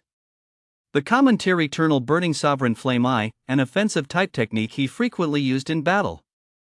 The common tier martial god eye, a technique that provides an incredibly powerful boost to close combat. He hasn't even used that awesomely overpowered martial god phantom yet. The common tier mimic eye leans more towards support, but because its cloning ability is so absurdly powerful, its level is exceptionally high. If I hadn't been too low level back then, I would clone the great Xia sword goddess sword slash that cleaves the heavens technique right on the spot while watching him fight. Yi rubbed his chin as he pondered. These are skill scrolls. As for weapons, you can choose your own. Once you've made your selections, a courier will deliver them right to your doorstep. Qingsong handed them a tablet displaying the characteristics and levels of various weapons. Chen chose a long sword similar in design to the Jinghong sword. Ro, on the other hand, chose a common grade long dress. Yi chose a common grade dagger. Shadow blade. Hey, kid, why do you, an ocularist, pick a dagger? You'd be better off choosing a piece of armor like Ro did. Qingsong gave Yi a strange look. Only Ro and Chen, who knew the truth, were standing nearby, stifling their laughter. Chen, in particular, was speechless. Every time he drew his sword, he handled it better than Chen himself. He'd better get rid of this kid and send him on his way. A toothpick? Yi tilted his head and asked in return. You little brat. Using a Xian grade weapon as a toothpick. Get out of here. Qingsong was so furious he slammed the tablet down on the table. This kid wouldn't feel right unless he'd annoyed him at least once a day. Just kidding, just kidding. Actually, my swordsmanship is pretty impressive. Yi said, rubbing the back of his head. Ha, excellent? Is your swordsmanship as good as that of a professional swordsman? Yi, I'm not trying to criticize you even though you're a genius. You can't just try to dabble in everything. You should focus on perfecting your eye techniques. Don't waste your talent. Qingsong said earnestly. Okay, I get it, old Tang. Yi nodded repeatedly. Little did he know that Ro and Chen were already on the verge of bursting with laughter. If Qingsong knew that Yi had been swinging his sword, Kong, in a fierce duel against a nine-tailed spirit cat with lightning-fast melee speed, he'd realized just how wildly off the mark he'd been. Yi's swordsmanship really was more masterful than that of some professional swordsman. He could make even a fruit knife look like the dragon-slaying sword. Qingsong wasn't sure if he had taken his words to heart. He let out a soft sigh. Aside from all that, I've also prepared an opportunity for you. Have you heard of the Hunter God Squad? The three nodded. The so-called Hunter God Squad was a group of professional adventurers from the civilian sector who banded together to venture deep into the wilderness and hunt down demons, monsters, and deities. In recent years, with official support, these civilian Hunter God Squads have sprung up like mushrooms after rain and grown at an astonishing rate. By slaying demons and deities, the Hunter God Squads have made indelible contributions to the Great Xia's recovery of occupied territories. This time, I want you to join the 100 Battles Hunter God Squad in Jiangzhou City. Their captain is an acquaintance of mine, and I've gone out of my way to secure this opportunity for you. An exploration unit under the 100 Battles God Hunters discovered an abandoned village in the wilderness not far from Jiangzhou City. Hidden beneath that village is a small energy crystal vein. The God Hunters will dispatch a mop-up squad, and your mission this time is to follow that squad and eliminate all demons within the village's boundaries. Afterward, we'll station troops around the village to establish a defensive line, reclaim this land for the Great Xia Empire, and begin mining this small energy crystal vein. This is quite a plum assignment. Your levels are still a bit low, though. God Slayer Academy will hold its freshman tournament 1 month after the semester starts. I hope you'll perform well in the tournament. I don't need to explain the benefits of energy crystals, those in the know already understand. Qingsong said with a smile. Yi and the other two nodded. Energy crystals are a special type of crystal that contain immense power and are extremely effective for helping professionals level up. In the God Slayer Academy's resource repository, a single energy crystal is worth 10 points. This was indeed a sweet deal. By joining the eradication force, they could keep all the energy crystals they obtained during the mission for themselves. Sounds great. Old Tang, thanks for thinking of us when there's a deal like this. Yi said with a smile. Humph. You little rascal, you're only in it for the money. Chingsong glared at him. All right, old Tang. We're taking this mission. When do we start? I can't wait to make some slay demons and protect the lands of Great Xia. Yi grinned broadly, rubbing his hands together in anticipation. First thing tomorrow morning, report to the preparation town on the outskirts of Zhengzhou City. The eradication squad has a total of 5 members plus the 8 of you. That abandoned village isn't very big, only about 5 or 600 mu. A small energy crystal vein can yield at most around 2,000 energy crystals. If it's under 500, I'll turn a blind eye. Got it. Old Tang, I love you. Yi beamed with joy. His level was indeed his weak point. He was currently only at tier 1. Shan and the other guy weren't much better off than he was. But, can we add one more person? Who? Rain. She is a summoner and a mage, she'll be a huge help to us. Plus, her dad is the head of the common family in the provincial capital. Alright. Let us add her too. I'll go talk to them later. Do your best. This is an opportunity one fought hard to secure for you guys, don't embarrass me. Those guys from the Hunter God Squad always look down on greenhouse flowers. Yi, you've got to really rub it in their faces. Don't worry, showing off and humiliating people is my favorite thing. Yi chuckled. Early the next morning, the weapon Yi had chosen, the Shadow Blade, was delivered to Yunus Villa by a courier who moved as fast as the wind. For the time being, Yi was the only one living in the villa. Rain had gone over to Roe's house to hang out last night, and Yun was staying at school because he had to lead his team in the college entrance exams. Yi unwrapped the package and took out its contents, a Tang-style sword entirely coated in common grade lacquer, its blade etched with intricate grooves. It was quite heavy, over 30 jin. A one-handed sword weighing over 30 jin, even some skilled swordsman would struggle to wield it. Even in his normal state, he found it a struggle just to hold it. A fine blade, heavy yet sharp. Yi tapped the blade lightly and felt extremely satisfied. He slung the Shadow Blade over his back and strode out the door. This was his first time truly, as a professional, setting foot in the peril-filled wilderness. That land of the Scarlet Common, with its 10,000 li of red earth, was overrun by demons and monsters. The gods lay hidden. Today was the day of the college entrance exams. The streets were deserted, with far fewer vehicles than usual. He finally managed to hail a cab and headed to the meeting point he arranged earlier. A small, well-maintained town on the outskirts of Zhengzhou City. It was a village built specifically for the Hunter God Squad, a staging ground where professionals could restock on equipment and supplies and recover their stamina. Yi. Over here. From a distance, Yi could see Rain wearing a common-colored dress, her little common legs wrapped in common-colored stockings, waving at him in her little leather shoes. Wait, sis, you're actually wearing that? Yi stepped forward, eyeing her with a dumbfounded expression. Yeah. Do I look good? Rain lifted the hem of her dress and twirled around in front of Yi. Thwack! Yi hooked 2 fingers and smacked her hard on the head. Ouch! Yi, what are you doing? Rain cried out in pain. It's not pretty at all. You're going into the wilderness to hunt down demons, not on vacation. Yi, you've misunderstood Ruoyu. This outfit is a Xian-grade piece of equipment. Ro stepped forward upon seeing this and said helplessly. Ha!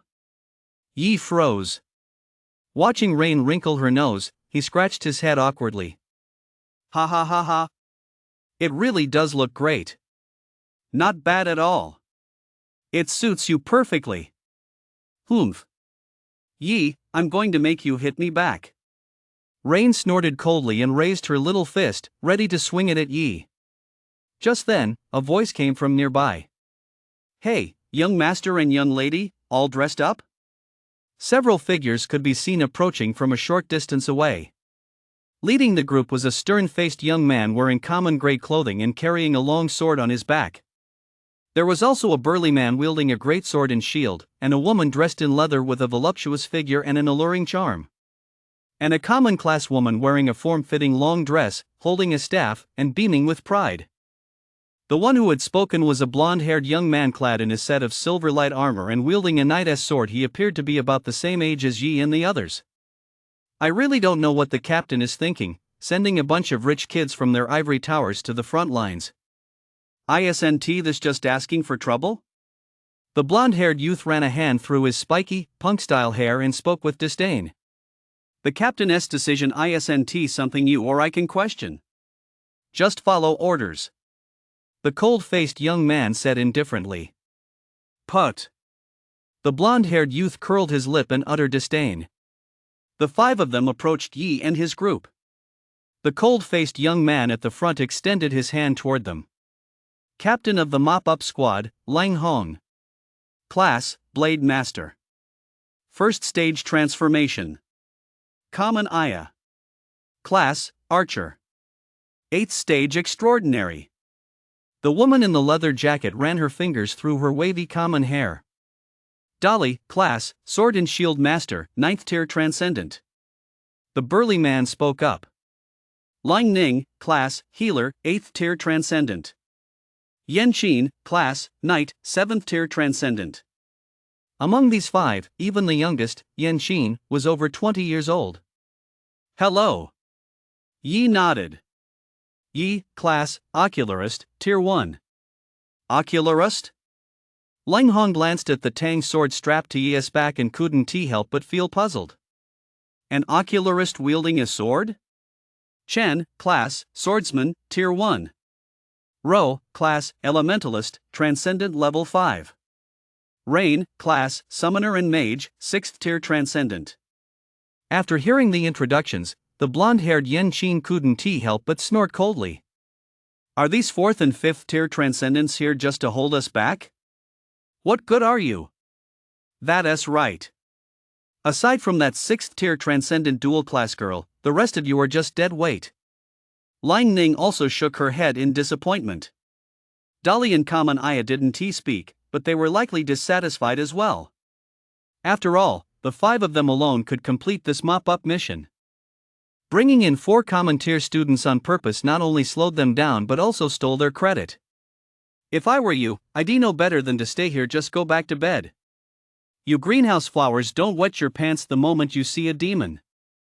Yan Qin sneered. He dropped out of high school and joined the Hunter God Squad right away.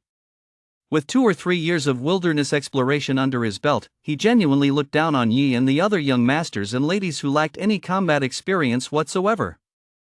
They just relied on the connections behind them. They just came out to gain some experience with a common. And that asset they just pack up and leave. Yet it was up to them to clean up after these rich kids. And they even expected the common to hand over the credit to them. Wasn't that just asking to be humiliated? Did you wet your pants when you saw a demon? Yi chuckled softly at those words. Never mind demons, he even encountered deities twice. And he even slain one. What are you laughing at? You greenhouse flowers, have any of you ever ventured deep into the wilderness to slay a demon? Have you ever made any contribution to the Great Xia? Your knowledge of demons comes entirely from those boring textbooks, doesn't it? Let me tell you, the real demons in the wilderness eat people. They're 100 times more terrifying than anything you've seen in your textbooks. Don't let yourselves be so scared you can't even walk when you see them. We won't be looking out for deadweight like you. Yan Qin said disdainfully. Hey! You blonde-haired brat. Watch your mouth. Rain couldn't take it anymore. As the second young miss of the prestigious common family, she was the one who always looked down on others. When had anyone ever dared to look down on her? She'd been defeated by Yi, which was why she'd been so meek.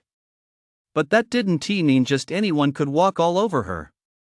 As for someone like Yan Qin, who was only at the 7th tier level, one blast of her flame dragon breath would incinerate him. What did you say? You little brat! Yan Qin flew into a rage. You dare call me a little brat, you little punk? Come out here and fight me one-on-one. Who is afraid of whom? One-on-one it is. I'll be Yen Qin if I don't teach you a proper lesson today. The two stood face to face, swords drawn, on the verge of a clash. Just then, Yi spoke with a cold smile. Captain Lang, is this the caliber of your team members? Or do you think it's reasonable to waste time bickering here? Lang Hong gave Yi a penetrating look. His intuition told him that Yi, this ocularist, wasn't as straightforward as he appeared to be. Enough. Qin, stop arguing. The mission comes first. He spoke up to silence Yen Qin. Let us go. This mission isn't too difficult, you don't need to be too nervous. If we encounter powerful demons, we'll step in, he said to Yi and the others. The group drove 2 SUVs out into the wilderness out there. The vehicles were mere consumables. It was about 7 or 8 li to the abandoned village. The SUVs jolted and bumped as they made their way through the wilderness. Half an hour later, they arrived and the tires were completely shot. Even after the passage of time, the small village still retained some of its original appearance. Row upon row of dilapidated concrete tile houses stood defiantly against the wind and rain. They resembled tragic souls standing proudly on foreign soil, gazing longingly toward their homeland. Common bones and corpses were scattered throughout the village. And all manner of demons roamed the wilderness. Roar! A roar echoed, and a common shadow darted out from the side. You puny demon, are you looking to die? Lang Hong snorted coldly, drew the long sword from his back, and slashed backward with a single stroke. The common shadow was cleaved in two. It's a common evil lizard. The group shook their heads. Most of these demons were weak, but they made up for it in sheer numbers. There are 9 of us. Let us split into 2 teams and advance toward the center from the easternmost and westernmost parts of the village, Lang Hong suggested. I have no objections. All right, I have no objections either. However, Yi shook his head. That's unnecessary. We just need to herd all the demons together. Humph. That's easy for you to say. This village isn't exactly huge, but it's not tiny either. The demons are scattered all over the place. How do you plan to herd them together? Yen Qin said coldly. You're really taking things for granted. Do you think these demons are your sons? That they'll do whatever you tell them to? Yi shot him a sidelong glance. What if I actually can? If you can, I'll call you Dad. All right, it's a deal. Rain, you heard that. It's up to you. No problem, leave it to me. Yi, congratulations in advance on finding yourself a son. Rain laughed, her eyes narrowing into 2 little crescent moons. During the special admissions exam, she had once used magic to gather demons from within a radius of dozens of li. This time, she just needed to use the same trick again. A magical seal appeared on Rain's hand. Watch my magic. She turned her head and pointed at Yen Qin. A mark spread across Yen Qin's body. What did you do? Yen Qin looked down at his body, sensing no change whatsoever, and couldn't help but frown in panic. Humph. It's just a petty spell.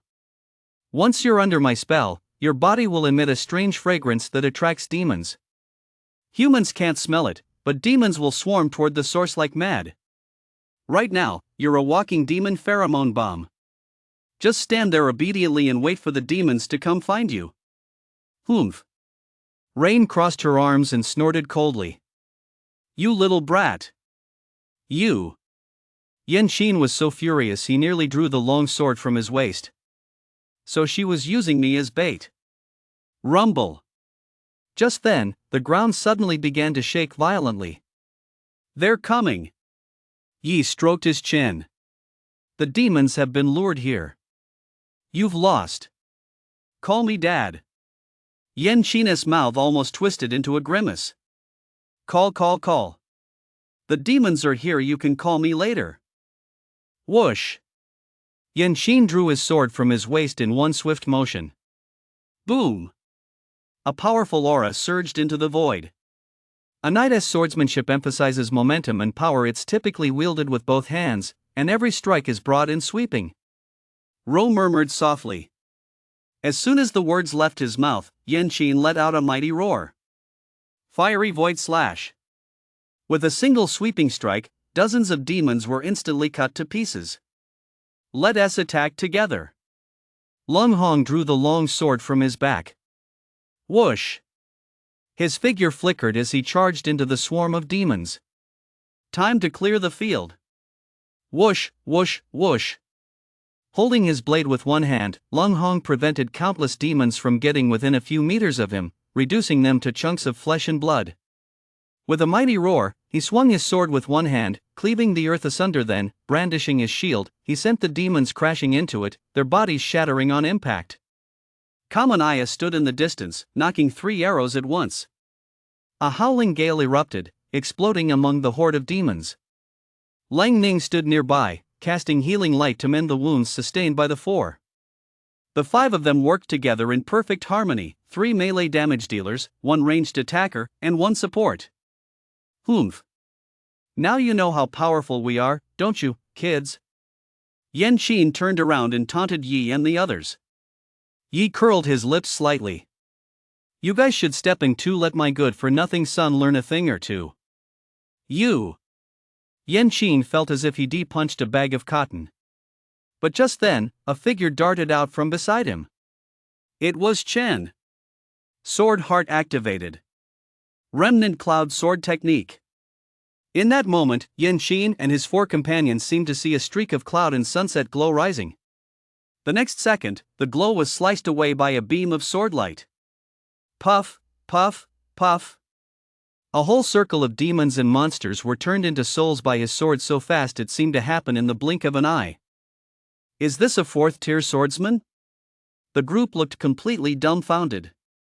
Could a 4th-tier swordsman really unleash such destructive power? If you said he was a 7th-tier transcendent swordsman, people would believe it. At the very least, the power of that single sword strike was in no way inferior to Qin Yan's attack. What? Just then, Dali, who had been battling the demons, let out a startled cry. A graceful figure descended from the sky, and within a 10-meter radius of her, all the demons instantly turned to ice. Crack, crack, crack. Ro held an ice lotus in one hand, standing proudly among the ice sculptures like a frost maiden. Ro, Tier 1 Elementalist, Element, Ice. You too. Get in there. Before his gaze could even shift away from Ro, a sharp command rang out. Rain stood atop a draconic creature, which opened its mouth to spew terrifying flames, instantly reducing many demons to common ash. A 9-tailed spirit cat was also swiping its claws through the horde of demons, fighting furiously as flesh and blood flew everywhere. The 3 of them each displayed their unique skills, silencing all doubts with their combat prowess. Clang, clang, clang. Next, Yi walked over slowly. Hey, kid, want to see the swordplay of a flower raised in a greenhouse? Yi shot Yan Qin a cold glance. Ha! Yan Qin was momentarily taken aback, then watched as Yi unsheathed the long sword on his back, his figure flickering as he appeared right in the center of the demon horde. Boom! Yi stomped down with 1 foot, and the ground shattered.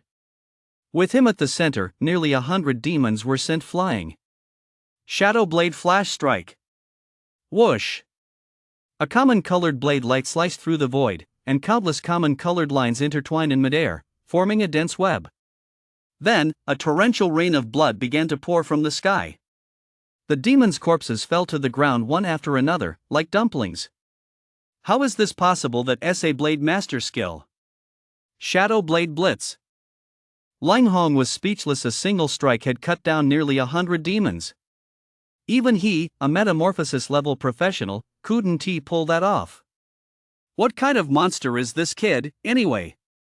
And he is an ocularist, for crying out loud. A combat class that leans toward support. His swordsmanship is even better than mine?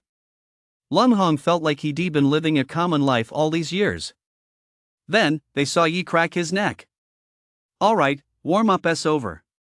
Next up, time to clear the field. He slowly sheathed his long sword. He covered one eye with his hand. He spoke in a cold voice. Golden Flame Eye. Activate. Boom! Golden lotus flowers bloomed within his eyes, and a golden flame enveloped Yi, burning wildly all around his body, an incredibly magnificent sight. How is this possible? This heat wave. Yan Qin, who was closest to Yi, nearly had his yellow hair set ablaze by the sudden surge of heat. Destroy! At Yi's command. Boom! At the very center of the horde of demons, a common-colored flame lotus blossomed. Immediately afterward, like erupting magma, the common-colored flames spread out in all directions. The demons scattered in all directions, but in the end, they were still engulfed by the common-colored flames. The common flames surging across the ground resembled a totem, blooming into the most beautiful common-colored fire lotus. Yi's lips curled into a smile. He turned around and spread his hands. Clearing the field? Seems pretty simple. Dead silence. Not a word was spoken. Yan Qin's mouth hung wide open, as if he de-swallowed rat poison and it was stuck in his throat. Son, what do you think? Wasn't he your dad cool just now? Yi patted him on the shoulder. Yan Qin's legs gave way, and he nearly fell to his knees. If they still treated Yi and his group like flowers in a greenhouse at this point, they truly have water in their brains. Could someone with this kind of strength possibly be just an ordinary college student? Who exactly are you guys? Yan Qin asked in a deep voice. Us? Flowers in a greenhouse, students in an ivory tower. Yi laughed dismissively. If I'm not mistaken, you lot must be the prodigies specially recruited by God Slayer Academy in Southern Province. At that moment, Leng Hong spoke up. I should have figured it out sooner. Aside from that number one from Southern Province, no one else could possess this level of strength at such a young age. His face was filled with bitterness. What? The top recruit from God Slayer Academy. Yan Qin's body wavered. Had he actually been jumping around and hurling scornful remarks in front of such a figure just now? Wasn't he that the behavior of a monkey? The looks Common Ling and Lang Ning gave them had changed as well. Amidst their astonishment, they also felt waves of embarrassment and annoyance. Humph. Now you know how powerful we are. Even though I'm only at the 6th rank of the supernatural realm, you two at the 9th rank are absolutely no match for me. Rain puffed out her chest and said haughtily. But Yi is even stronger than me. You yellow-haired kid, do you want to fight Yi? Yan Qin shrugged. Then why don't you hurry up and keep your promise and call me Dad? Rain crossed her arms over her chest and said menacingly. Dad. Yan Qin immediately backed down and timidly called out Dad. Yi shook his head, seemingly unfazed. All right, Captain Lang, now that the demons have been eliminated, it's time to get down to business. Business? Isn't eliminating demons the business? Long Hong asked blankly. No. Yi pulled out a burlap sack. The real business is collecting energy crystals. Old Tang said we can take as many as we want, and he'll restock them when they're gone. Chen? Ro? Were those Jingsong's exact words? That didn't sound like what he meant at all. Lang Hong was taken aback. He couldn't believe that the staid, upright, and dignified Jingsong would say something like that. Yi didn't say much more to them. Dragging a large burlap sack, he walked off into the distance. This was the most important task. Yi activated his X-ray vision, and everything around him became transparent. The energy crystals are indeed underground, but there are quite a few on the surface as well. Yi glanced around and saw numerous energy crystals scattered sporadically on the ground. Common Chen, Little Miss, Ro, come help me. Yi called out. The four of them busied themselves collecting the energy crystals, leaving Leng Hong and his group standing idly by. What should we do now? Let us notify headquarters first. Tell them to send reinforcements. The demons have been wiped out, so we can set up a defensive line. Got it. Common Ling pulled out her cell phone, but just then, a beam of light shot toward them from the distance. Bang! The phone in her hand shattered on impact. Common Ling was startled. The next second, a figure flashed by. The figure reached out and grabbed Lang Ning by the neck, snatching her up and darting off into the distance. Ah! Big brother, save me! Who's there? Long Hong roared. Whoosh! Two figures appeared not far away. Energy crystals are a valuable resource. Too bad you won't be getting any. This energy crystal vein belongs to the Shadow God sect. Two figures clad in common robes stood on a large boulder in the distance, gazing coldly at Lung Hong and his companions. One of them already had a hand clamped around Lang Ning's neck. Shadow Cult. Lung Hong gripped the long sword on his back tightly. Shadow Cult followers of the gods. Those filthy, corrupt creatures again. Traitors to the Great Xia. Let Ninger go.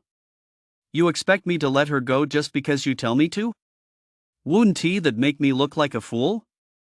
The man in the common robe laughed coldly. I know you're the god hunters from Jiangzhou City, but so what? Out here in this remote wilderness, I'm the one who calls the shots. The man in the common robe who was holding Lung Ning smiled. I advise you not to act rashly, or this girl will suffer a terrible fate. Look at her fair, delicate face, so smooth it looks like it could break with a single touch. If I were to slice it open, what do you think would happen? Lung Ning was trembling with fear. As a healer, she wasn't particularly strong in combat to begin with, and these two men in common robes were extremely powerful on the same level as Lung Hong. What do you want? Lung Hong demanded. It's simple. Come out and fight us one-on-one. With that, the other man in the common robe standing beside him took a step forward. Whoosh! He drew a long sword from beneath his common robe, one that looked exactly like Lang Hong's weapon. Beat him, and we'll let your sister go. If you lose, every one of you will die. Deal? I swear by the name of the Shadow God. Then bring it on. Lung Hong drew his sword and assumed a fighting stance. Go ahead. Let him see just how terrifying the power of the Shadow God is. Whoosh! The common-robed man's cloak billowed as he slashed directly through the air toward Lung Hong. Meteor sword technique. Lung Hong swung his sword at lightning speed, the blade's glow flashing through the void like a shower of shooting stars. The captainess going all out right from the start. Yan Qing clenched his fists. Captain, you absolutely have to win. Clang! Clang! Clang! The two figures' blades collided, the clanging of common steel ringing out as sparks flew in all directions. Something's wrong.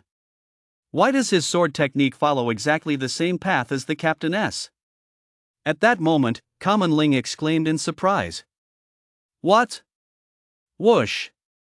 The figure in the common robe spun, and to his side, two more figures in common robes, each wielding a long sword, suddenly appeared. He can mimic the captain's sword technique. And he has the ability to create clones.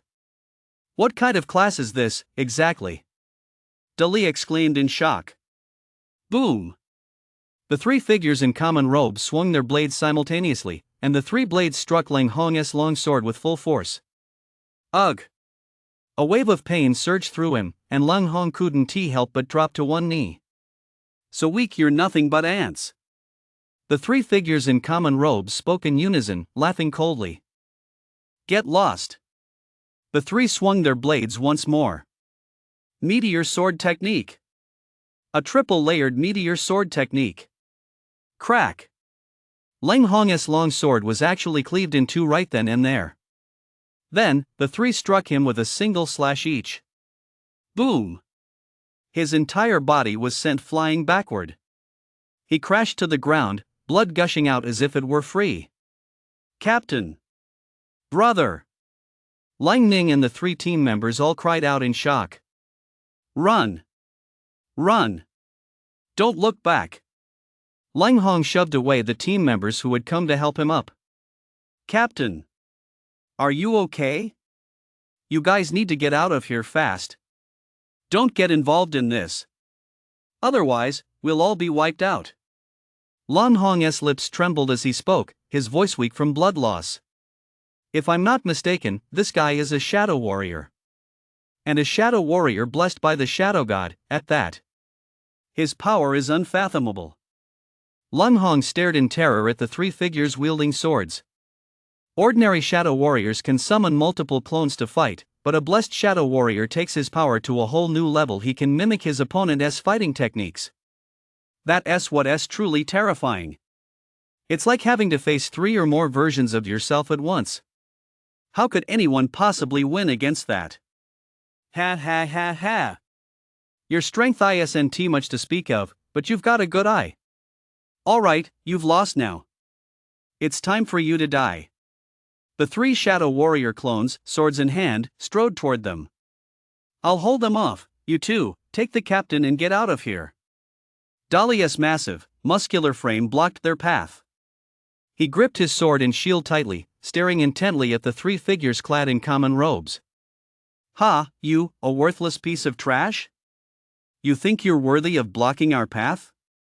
One of the shadow warriors suddenly darted forward, swinging his long sword to shatter Dalia's shield in a single blow, then immediately followed up with a kick to his stomach. Weaklings, utterly pathetic. Your entire squad, including your captain, are all weaklings. So weak. Damn it. I'll fight you to the death. Yan Qin, the most hot-headed of the group, charged forward with his sword raised. Yan Qin. Come back. Aya, the common, shouted frantically. Ah! I'll fight you all to the death. Wielding his knight's sword, he let out a furious roar. You're just a piece of trash, how dare you! Smack! A single backhand slap sent Yan Qin flying. Alright, it's time for you lot to die. This energy crystal vein belongs to our shadow god cult. At that moment, the figure in the common robe, who had been watching from atop the boulder, suddenly spoke up. Anda, keep the woman. I want to have some fun with her. Ha ha ha ha. Great idea. I've been wanting to let off some steam myself. His eyes, hidden beneath his common robe, leered at Common Aya's alluring figure. Little beauty. I'll summon 5 clones to satisfy you properly. Common Ling's face instantly turned ashen with fear. This was no different from a living hell. So, you 3 annoying flies, just go die. They raised their swords, aiming them at Yan Qin, Dali, and Lang Hong. Just then. Captain Lang, do you have any more burlap sacks? Mine's full. Yi could be seen walking from a distance, carrying a large burlap sack on his back, followed by Rain and the other 3. Ha! The robed man's movements froze instantly. Yi! You guys, get out of here fast! Lang Hong shouted, forcing himself to ignore the pain. They're from the Shadow Cult. Shadow Cult. Yi narrowed his eyes slightly. Who are you? The shadow warrior wielding the knife demanded of Yi and the others. Anda, these are the top 4 specially recruited students from the Godslayer Academy in Southern Province. The future prodigies of the human race. Kill them. The man in the common robe, standing on the boulder, pulled up a photo on his phone and compared it to the group. I was actually planning to hire someone to assassinate you, but I never expected you to walk right into my trap. It really was a piece of cake, he said with a smile. We're done for. We're completely finished now. Lung Hong let out a deep sigh. His heart felt as though it had turned to ashes. This time, it wasn't just their squad. Even the 4 prodigies with limitless potential were about to meet their end right here. It's all my fault. It's all my fault. I'm so useless. Lung Hong gritted his teeth. Captain! Don't move. Your wound has reopened. Common Aya hurried to staunch the bleeding. Whoosh! The shadow warrior in the common robe, sword in hand, was already charging toward Yi. Swordplay? I know that too. Yi snorted coldly and drew the shadow blade from his back. War Goddess I. Activate. Draw and slash. Boom! As Yi swung his blade, even the surrounding air erupted with a deafening roar. Lung Hong's eyes widened as he watched the air around them distort. In the next second, Yi's blade collided with his opponent's. Whoosh! The shadow warrior across from him instantly conjured 3 clones. Clang! 1 blade against 3. Blade vibration. Boom! All 3 were actually sent flying by Yi. How is it possible to have that much strength? The shadow warrior looked utterly incredulous just now. His 3 slashes had felt as if he de-struck black iron, and the palms of his hands were numb from the shock. Yi curled his lip in disdain. Did he think a 10-fold boost to his physical strength was a joke? Even martial artists would have to kneel before him. If strength isn't enough, rely on technique. The 3 shadow warriors swung their long swords, simultaneously unleashing the meteor sword technique. Shadows whirled, and the glint of blades was fierce, like a dense, intricate web descending upon Yi. It's the meteor sword technique. Watch out! Lang Hong warned no one knew the power of this sword technique better than he did. Speed as swift as a shooting star. With all 3 of them executing the shooting star sword technique, it was almost impossible to keep up, let alone block the attacks. You couldn't even see where their blades were. But in front of Yi, this was nothing more than showing off in front of an expert. Illusion-piercing gaze. Activate. Yi's eyes flashed with a common light, and amidst the swarm of blades filling the sky, he instantly spotted the single, fatal opening. Stop jumping around like that, you look just like a clown. Yi rubbed his forehead, a look of exasperation on his face. The next second, his gaze sharpened. I've already found your weakness. Draw. Slash. Whoosh. Yi's figure turned into a streak of light, flashing past along that path. Thud, thud, thud. In the next second, 3 figures were sent flying backward. How is that possible? Lang Hong was so stunned he couldn't speak. Finding their opening amidst this sea of blade light that's harder than climbing to the heavens. How could someone with such earth-shattering talent for swordsmanship possibly be an ocularist? Has this world turned upside down? Lang Hong felt dizzy all over, unsure whether it was from being stunned by Yi or from excessive blood loss. Damn brat! The shadow warrior's clones dissipated, and he hurled his sword to the ground with a thud. I admit I underestimated you, but no matter what, you're still just a tier 1 brat. You can't turn the tables on me. Shadow clone technique. Swish, swish, swish. 10 clones. 20 clones. 30 clones. Dozens of common robed figures materialized in one breath, surrounding Yi on all sides. Under my shadow clone technique, even if your swordsmanship reaches the heavens, it's useless. Now, can you find my true body? Ha ha ha ha. Dozens of common robed figures spoke in unison, emitting a shrill sound that echoed like demonic cries around their ears, shaking their eardrums to the point of bursting. What a bizarre tactic! There is no end to his clones, they're impossible to kill. Lang Hong and the others looked at Yi with deep concern. The Shadow Warrior class isn't particularly strong in combat on its own, but when combined with these bizarre tactics and the blessing of the Shadow God, they become incredibly difficult to deal with. However, in the face of Yi, this was mere child's play. Yi slowly opened his eyes, his piercing illusion pupil illuminating all that was illusory, penetrating the very source of all laws. In that instant, all the clones dissipated. Directly in front of him, only a single figure remained, flailing wildly and bullying others under false pretenses. Moreover, he discovered something even more interesting. What a pitiful wretch, consumed by inner insecurity. Yi sighed. Then, he walked forward. Don't be impulsive, Yi. His clones are endless, you'll never be able to kill them all. Lang Hong warned, gritting his teeth despite his injuries. That's right. Kid, listen to the captain. He's never wrong. This clone technique is far too bizarre. We need to think this through carefully. Yan Qin chimed in as well. Rain and the others, however, remained silent the entire time. Having fought alongside Yi in battles both big and small, and having watched him turn the tide time and time again in moments of crisis, they placed the utmost trust in him. Yi doesn't fight battles he isn't confident he can win. Chen spoke calmly. That's right. Although Yi usually seems carefree, he is absolutely serious when it comes to crucial matters. Ro agreed as well.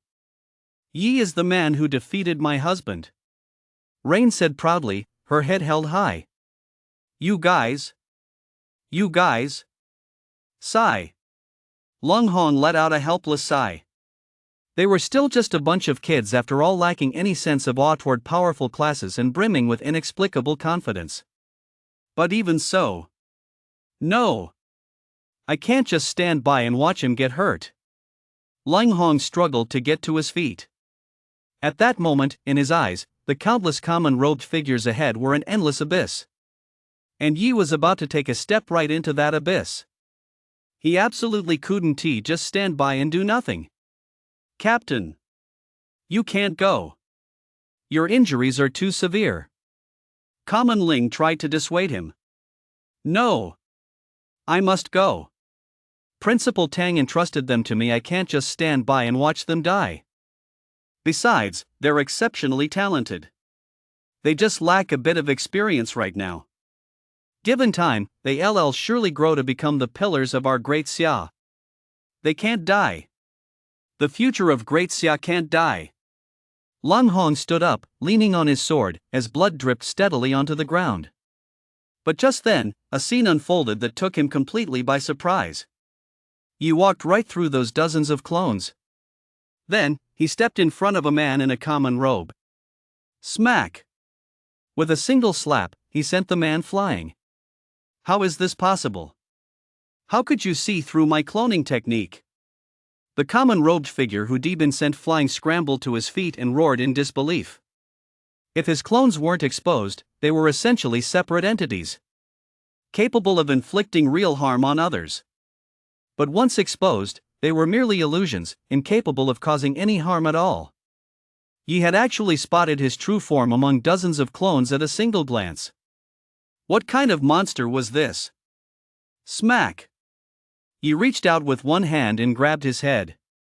You really are a pathetic creature, going so far as to use illusion magic to make yourself look tall and imposing. In reality, you're nothing but a cowardly, dark-hearted rat living in the shadows.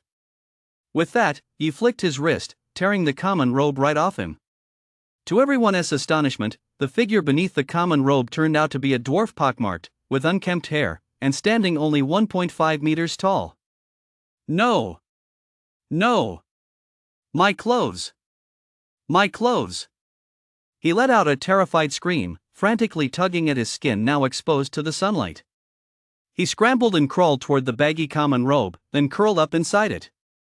You're nothing but a worm that can't stand the sunlight, all bark and no bite. Even if you disguise yourself as evil and cruel, your true nature is nothing more than a pathetic creature. No! Stop talking, I don't want to hear it. I want to listen. The dwarf roared in a frenzy. Since you want to listen, then go die. Yi gave a cold smile, and a common-colored lotus blossomed in his eyes. Golden flame eye, burn! Whoosh! A cluster of flames shot sky-high from the common-colored robe, engulfing the dwarf in the process. I don't want to die. Ma too. Save me, The dwarf rolled frantically on the ground, his entire body ablaze with common-colored flames, looking like a human torch, a truly harrowing sight. Humph. Useless. Gripping the man in the common great robe who had grabbed Lang Ning, Matu muttered under his breath, not even glancing at him. Only the desperate screams of the dwarf, Anda, echoed through the scene. Until his body was completely consumed by the flames, turning into a pile of ashes that scattered in the gentle breeze. Yen Qin couldn't help but shudder, his gaze toward Yi filled with fear. What would happen if those flames touched him? He dared not imagine it. There's still one left. Yi tapped his head and looked at the other man in the common robe. Heh, kid, you've got some skills.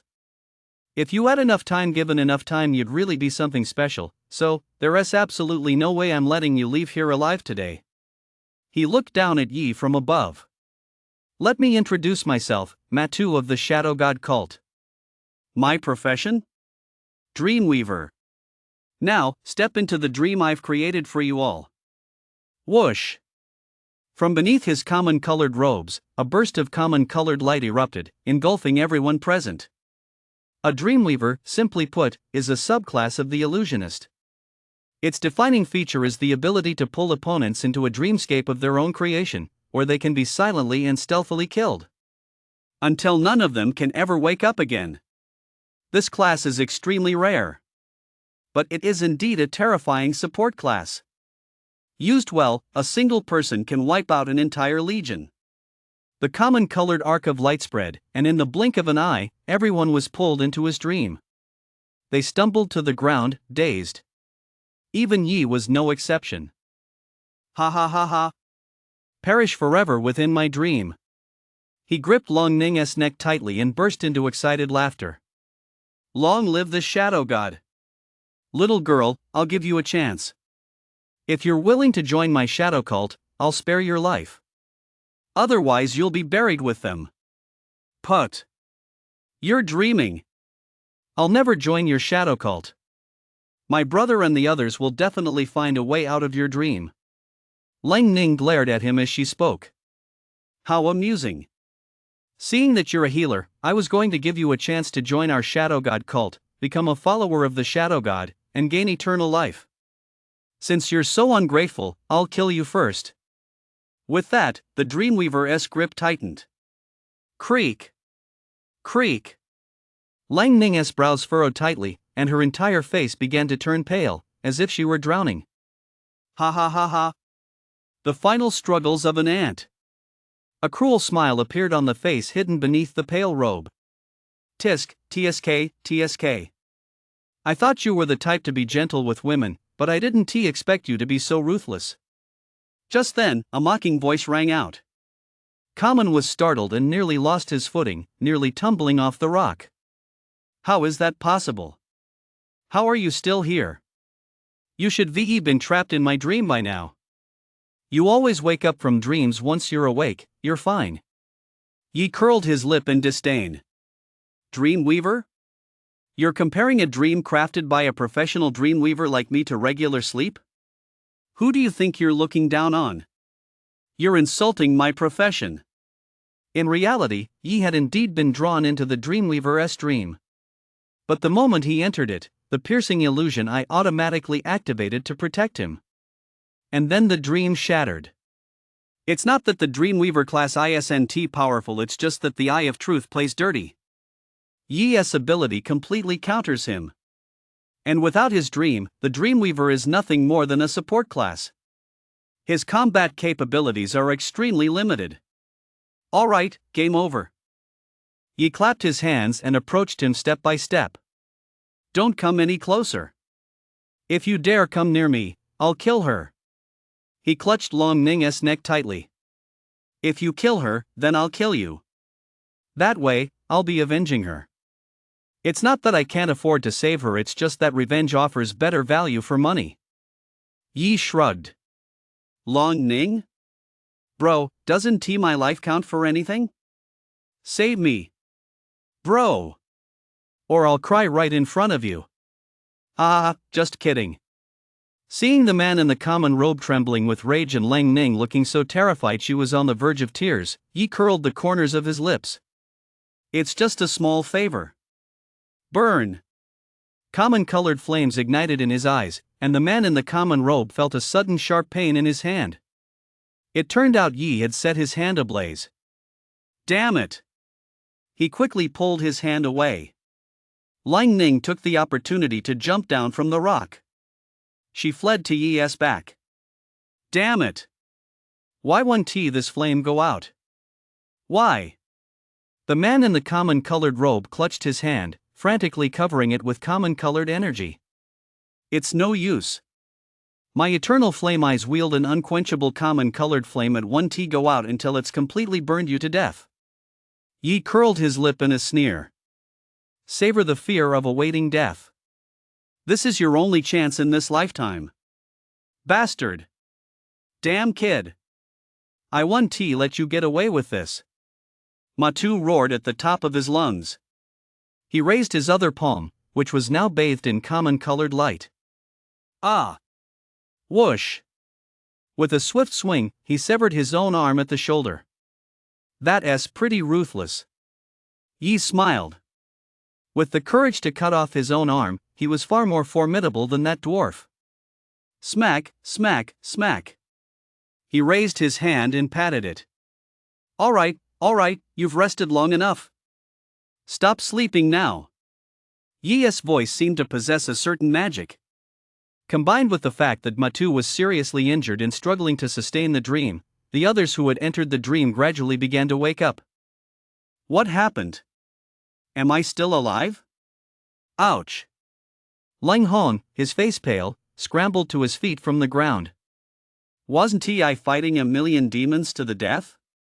I didn't die? He trembled, his face filled with disbelief. The others also looked pale and dazed. It seemed they, too, had gone through something profound in their dreams. Hey, Blondie, why do you look so pale? What kind of dream did you have? At that moment, Rain pointed at Yan Qin and shouted. Yan Qin's expression changed, and he instinctively hunched his body. Rain looked puzzled. A moment later, he caught on and looked at Yan Qin with disgust. Did you have a wet dream?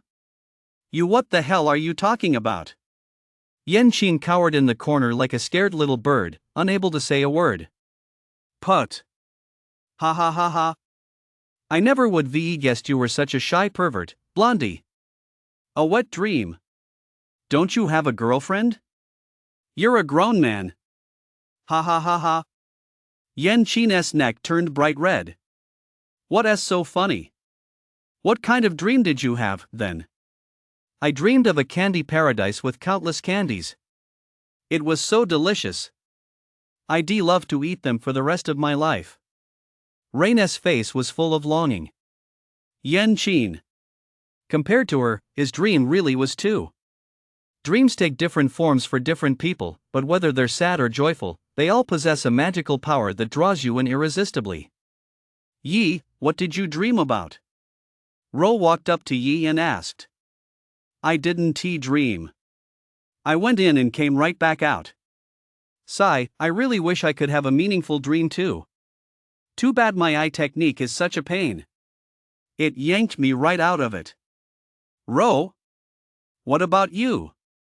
Ro shook her head, indicating she didn't want to talk about it. Damn you all. You damn fools.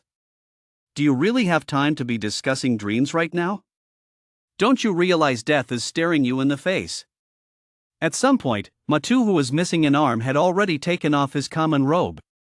He held a crystal ball in his remaining arm, muttering incantations under his breath.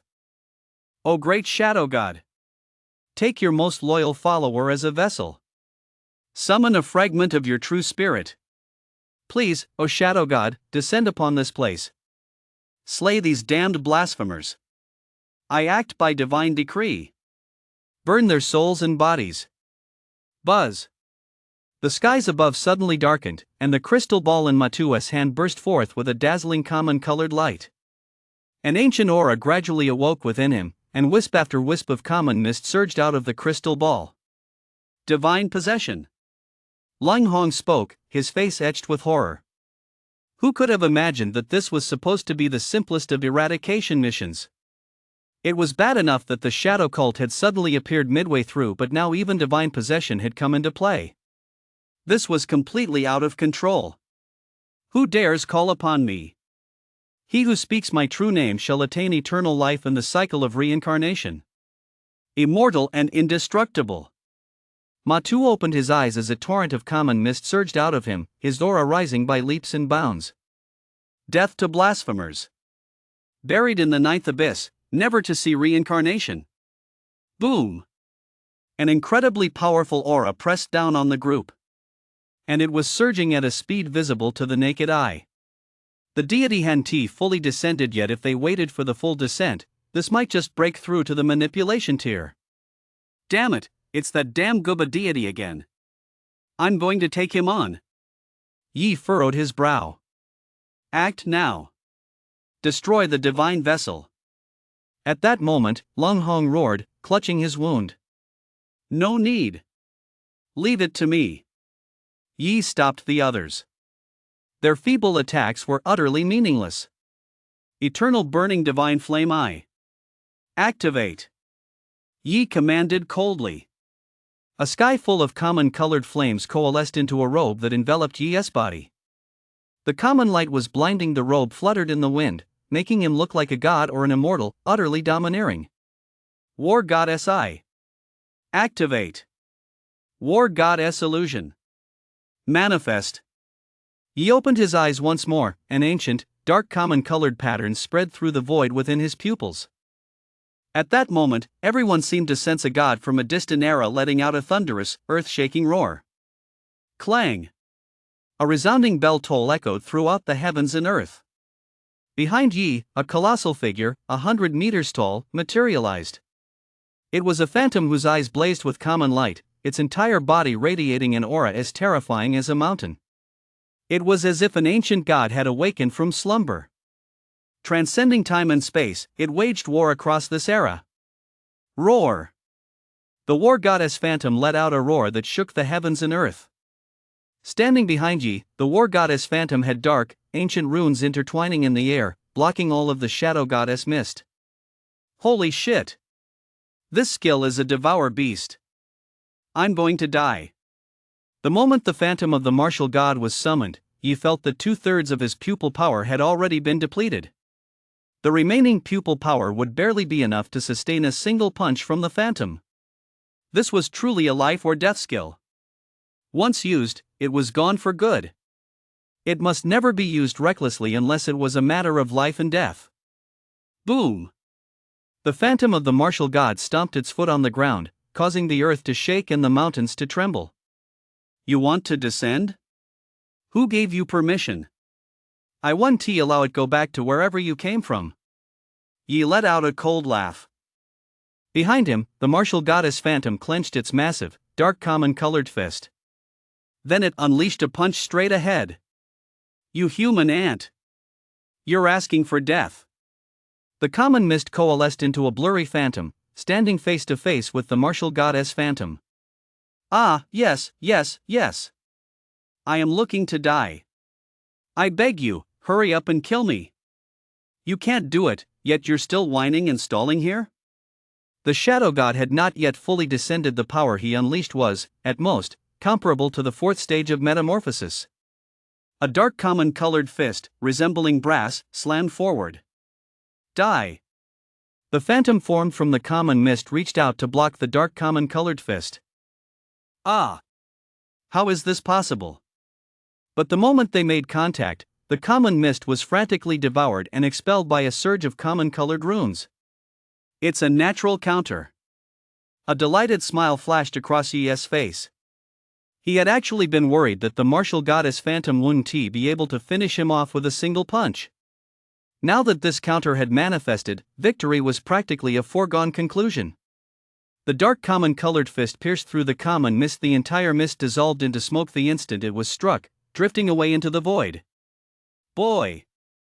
One day I will descend in my true form. I will kill you 100 times. I will annihilate the vast lands of Great Xia.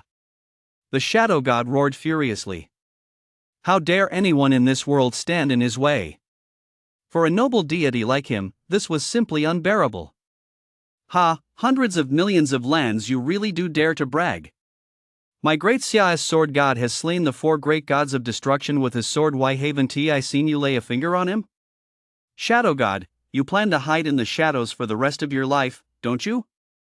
Yi sneered. Alright, this is none of your business anymore. You can get lost. Boom! The martial goddess phantom fist blazed with intense energy. This single punch drained a full third of Yi's remaining pupil power. Just you wait. I'll remember you. The shadow god sect. And this god. We'll all remember you. Just you wait. Fine, fine, fine. You'll remember me, huh? Then remember to send me a gift for Christmas. You're done here now, get lost. Boom! The dark-colored fist beam pierced through the common mist and shot violently into the distance. A small hill shook violently, half of its slope was dented by the punch, leaving an incredibly conspicuous fist imprint on the hill. Gulp! The sound of someone swallowing saliva rang out. Rain and the others were already used to this kind of spectacle. This shadow god might look imposing, but his actual strength was only at the 4th or 5th stage of metamorphosis. They had witnessed with their own eyes how Yi's eyes had directly blasted a fully realized deity to pieces, a giant spirit god. That was truly earth-shattering, the heavenly eye illuminating past and present. In comparison, this was just a minor spectacle, a piece of cake. However, Lang Hong and the others didn't see it that way.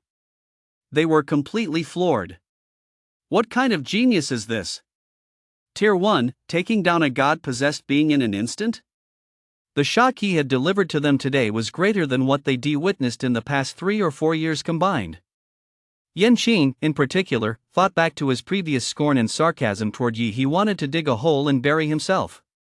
Fortunately, Yi didn't hold a grudge, otherwise, a single punch from this common tier giant would have been enough to wipe him out even with 10 lives. Still, if he had known what Yan Qing was thinking, he would probably have said, "You don't use a cannon to swat a mosquito. Report today's events truthfully to the higher-ups. The Shadow God cult's sudden attack gives us reason to believe there are traitors among the humans," Yi said to Lang Hong. Combined with their earlier experiences in the provincial capital, there was definitely more than one traitor within Great Xia. It was quite likely a sizable faction. That was truly a poison as insidious as a bone-eating ulcer. But this Wang Ti something they could handle. The high-ranking officials of Great Xia must have already devised a strategy. "Don't worry, we'll report everything truthfully." "But, Yi, about that part of your story." Lang Hong hesitated slightly. "Since I dared to let you see it, that means I'm not afraid of people finding out," Yi said calmly. "Oh, right. Captain Lang, do you have any burlap sacks?" "Ha? We've got some energy crystals. 1 sack, 1 T be enough to hold them all." Yi lifted the burlap sack beside him. Lang Hong's mouth twitched. "Ha ha ha ha. Just kidding, I 1 T put old Tang in a tough spot after all." The energy crystals in this single sack were already quite a lot, 499 of them. Ching Song's bottom line was set in stone. Afterward, Lang Ning cast a healing spell on Lang Hong, but because his injuries were too severe and he lost too much blood, he still needed proper medical treatment. The group got into the SUV and headed toward the supply town. Thanks to Lang Hong's report, Qingsong and the captain of the 100 Battles Hunter God Squad were already waiting for them at the supply town. "Captain Lung, are your injuries okay?" Seeing them get out of the car, Qingsong hurried over to greet them. "Thank you for your concern, old Tang. I'm fine." "That's good." Qingsong nodded. "By the way, did Yi and the others cause you any trouble? Did they hold you back?" Lang Hong's mouth twitched. "We were the ones holding him back.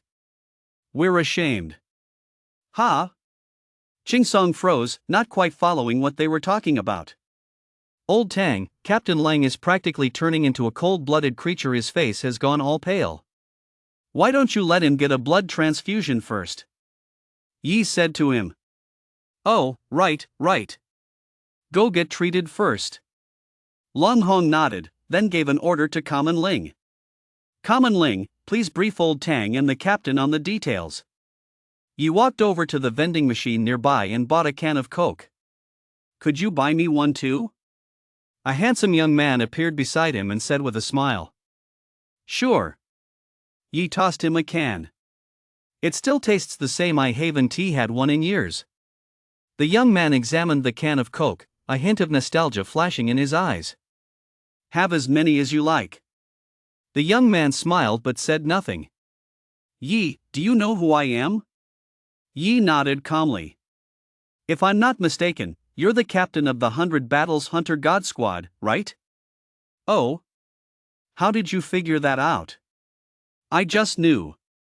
"Luo Qingyun?" Yi rolled his eyes. He really had just known. A quick scan with his appraisal eyes was all it took. Luo Qingyun, 31 years old, captain of the 100 Battles Hunter God Squad, a graduate of God Slayer Academy. He was, in a sense, Yi's senior. Junior, what do you think of my 100 Battles Hunter God Squad? Pretty strong. It's been around for 7 years, with a track record of venturing deep into the wilderness to slay over 100,000 demons and 5 deities. It's made an indelible contribution to Jianzhou City. You seem to know quite a lot about us. Luo Qingyu nodded with a smile. So, Junior, once you graduate from God Slayer Academy, would you be interested in joining my 100 Battles Hunter God Squad? If you come, I'll reserve the deputy captain position for you in advance. Luo Qingyun formally extended an olive branch to Yi. Yi smiled. Senior, you really think highly of me? Of course. As the top special recruit from Southern Province, and that title carries quite a bit of common weight, I'm confident you'll make a name for yourself in the future. Think of this as an early investment on my part. What do you say? Yi casually tossed his soda can into the trash can. Then he shook his head. Senior Luo, if you're all so certain I'll achieve great things in the future, why should I join your Hunter God Squad as second in command and settle for being under someone else's command instead of founding my own squad? Luo Qingyun was taken aback for a moment. Then he burst out laughing. Ha ha ha ha. Just as I expected from the top special recruit in Southern Province. You've got guts. To be honest, Junior Yi, if you accepted my invitation, I might be very happy, but it would also mean you'd always be beneath me. On the path of a professional, if you lose the courage to strive for excellence and the drive to keep moving forward, your future will be limited. Your achievements will be predictable from the start. Compared to having one more outstanding deputy captain in my 100 Battles Hunter God Squad, I'd much rather see Xia gain another powerful Hunter God Squad. I respect your choice. If you don't mind, call me Brother Luo from now on. Luo Qingyun formally extended his hand to Yi. Yi chuckled softly. He already knew Luo Qingyun had come specifically to test him, and now, he had finally placed Yi on an equal footing with himself. Brother Luo. Yi extended his hand, and the two clasped hands lightly. Yi, I never would have guessed you've been hiding your true abilities this well, huh? You even told me back then that you used a knife to pick your teeth? You've even fooled me, you little rascal.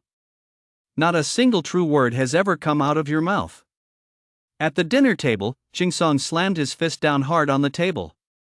All right, old Tang, Yi is just being modest, a bit low-key. Modesty is a virtue. Luo Qingyun chuckled. Modest?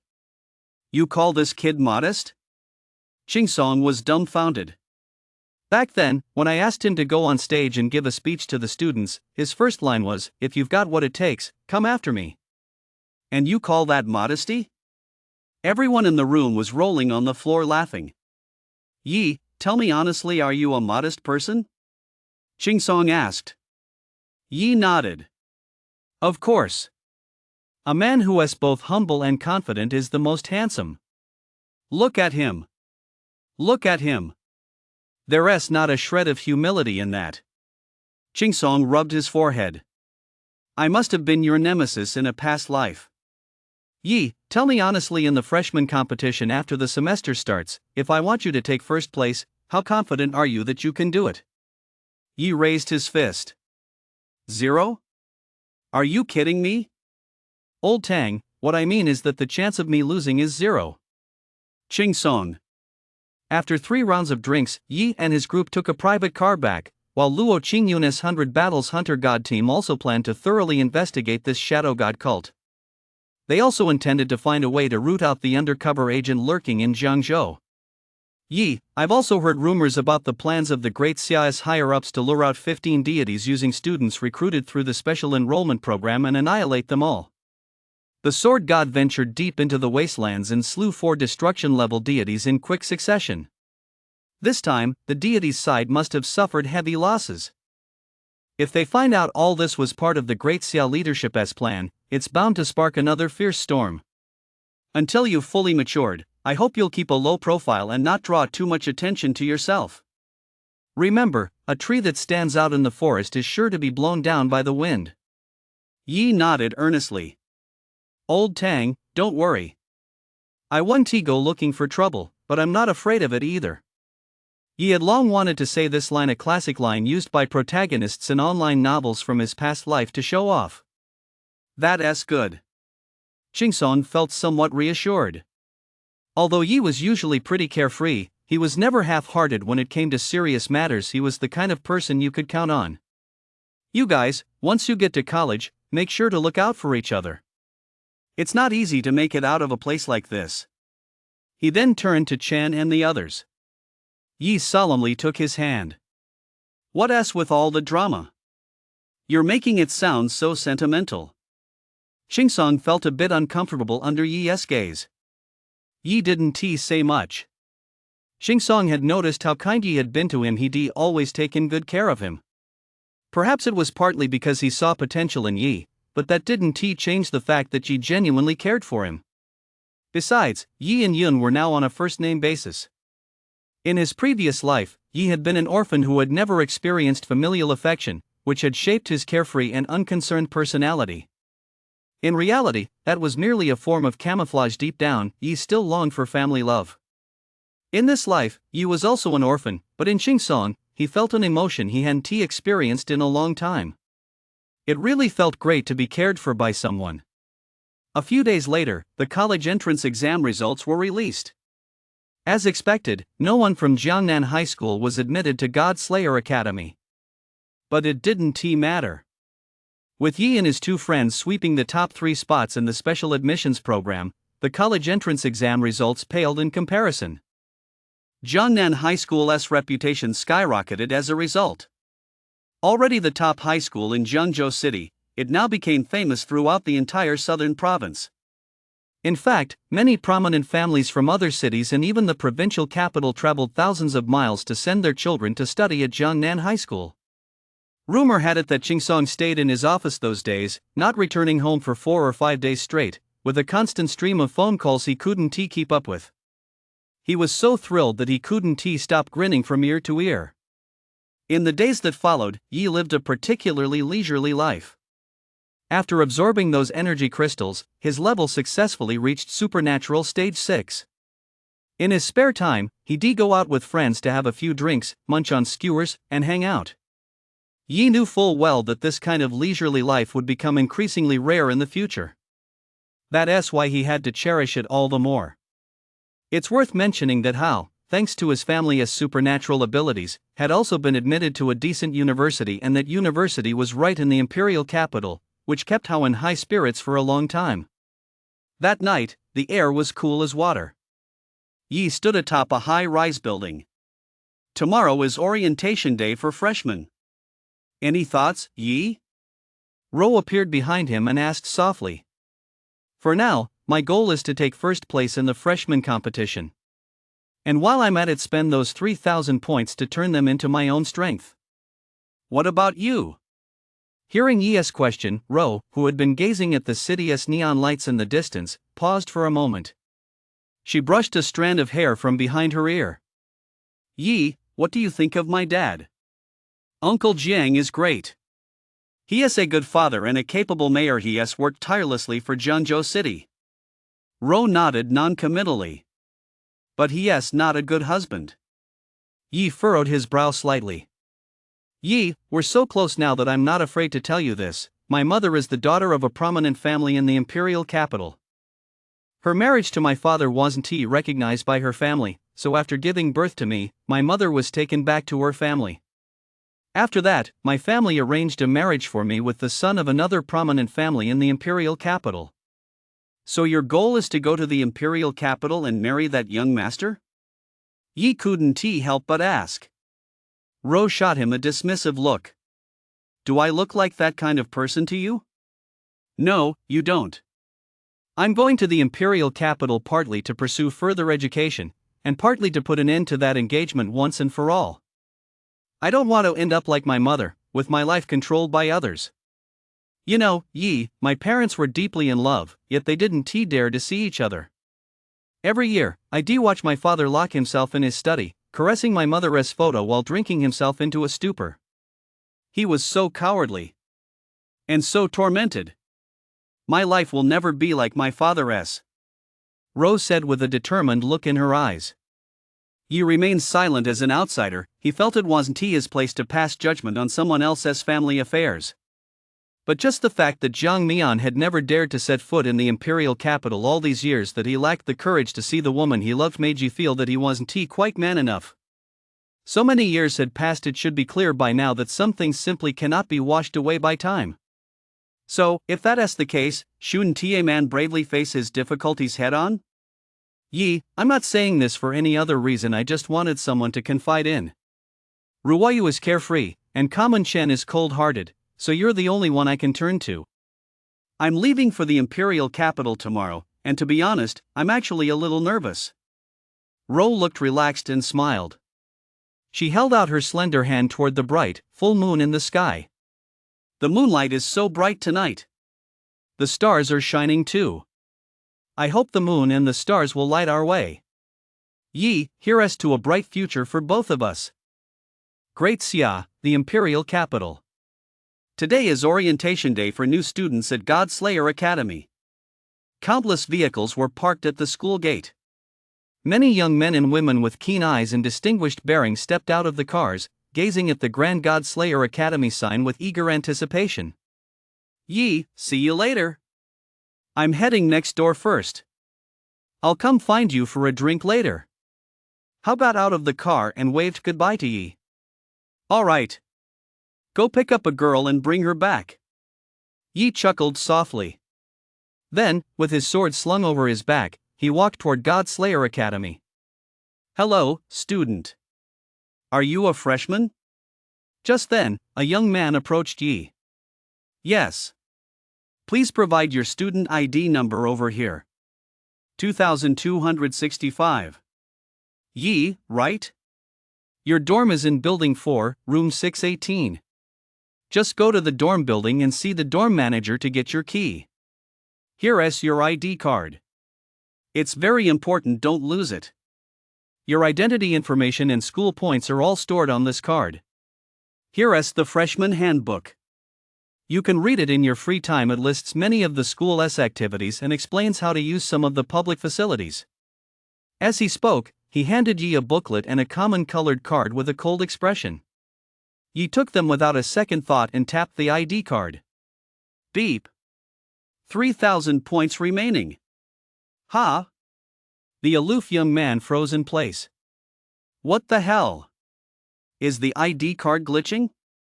He leaned in to take a closer look. Holy shit! It really is 3,000 points.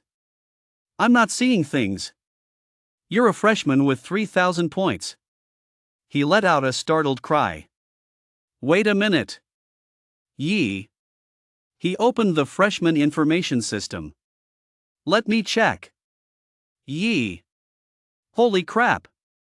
Top recruit from Southern Province? He stared at Yi in disbelief. Yi nodded calmly. He. Little bro, how is it going? It's a long way from Southern Province. The trip must been exhausting. Have a sip of water. Saying this, he handed Yi a bottle of mineral water. Yi silently took it. He took a sip. It's okay, just a minor issue. Come on, freshman, let me take you to the dorms. My name is Han, a sophomore. My class is Thief. Thief? A thief got into Godslayer Academy? That's impressive. Yi, my class is Ocularist. Nice to meet you, senior. Impressive. Freshman, to secure first place in the special admissions with a support class like Ocularist, you must be a true standout. You've got a bright future ahead of you. Yi.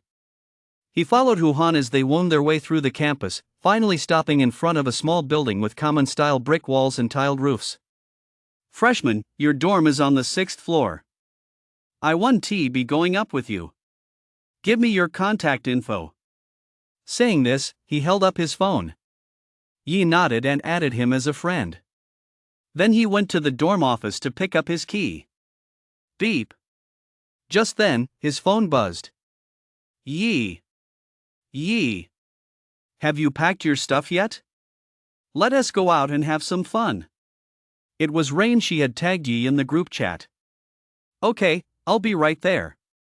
Yi smiled and pushed the door open. The dorm was a double room, quite nicely decorated. It would be on par with a 4-star hotel back home. Hello. Yi pushed the door open. Inside the dorm, a young man with a gentle, refined demeanor sat at his desk, quietly leafing through an ancient text. Hearing someone enter, he looked up.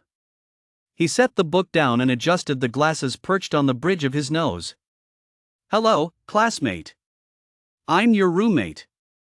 My name is Lin Ru, and I'm a wordmage. A wordmage? Yi was slightly taken aback. That's a rare profession. Just like his own ocularist, both are extremely uncommon. The only difference is that ocularists are somewhat lackluster, while wordmages are ridiculously powerful. They're the kind of people who can subdue enemies just by moving their lips. In a team fight, they're absolute game changers. Within the range of their word magic, a single word or phrase can clear the entire field. No wonder it's God Slayer Academy. It's truly teeming with prodigies. Yi, profession, ocularist. So you're Yi. You know me? Lin Ru nodded with a smile. Top recruit from southern province. Of course I know you. Then I look forward to learning from you in the future. Let us learn from each other. Leaving the dorm, Yi pulled out his phone. Where are you guys? The food street by the north gate. I'll be there in a minute. Then Yi checked the map. Wow, he was 7 or 8 kilometers away from the north gate. Is this God Slayer Academy a city? Yi was taken aback for a moment. This place is way too damn big. He had no choice but to hail a cab and head straight for the north gate. He finally found Rain and the others at a barbecue stand. Didn't you say you'd be here in a minute? Rain gave a mocking smile. Yi. Let us see you cover 7 or 8 kilometers in a minute. Pfft, it's no big deal as long as a common. Rain pouted. Yi couldn't be bothered to respond. He grabbed a bottle of beer and downed it in one gulp. I'm dying of thirst. So, have you guys met your roommates yet? What are they like? She is great, an older sister type, about 1.78 meters tall. Rain said with a smile. A mother-daughter duo that's actually pretty good. Rain? We're all fine, but Common Chen might not be doing so well. Rose said with a laugh. What happened? Yi turned his gaze toward Chen. My roommate is a swordsman and a total battle maniac. We got into a fight the moment we met, and we almost tore the dorm building down. Then the dorm supervisor kicked us out. Chen took a sip of his drink and said helplessly. Ha ha. You guys are so hilarious. That's killing me. Yi laughed heartily, slapping the table. Enough about me, how about you? He's great. He is a pretty bookish guy named Lin Ru, and he has a rare class of wordmage.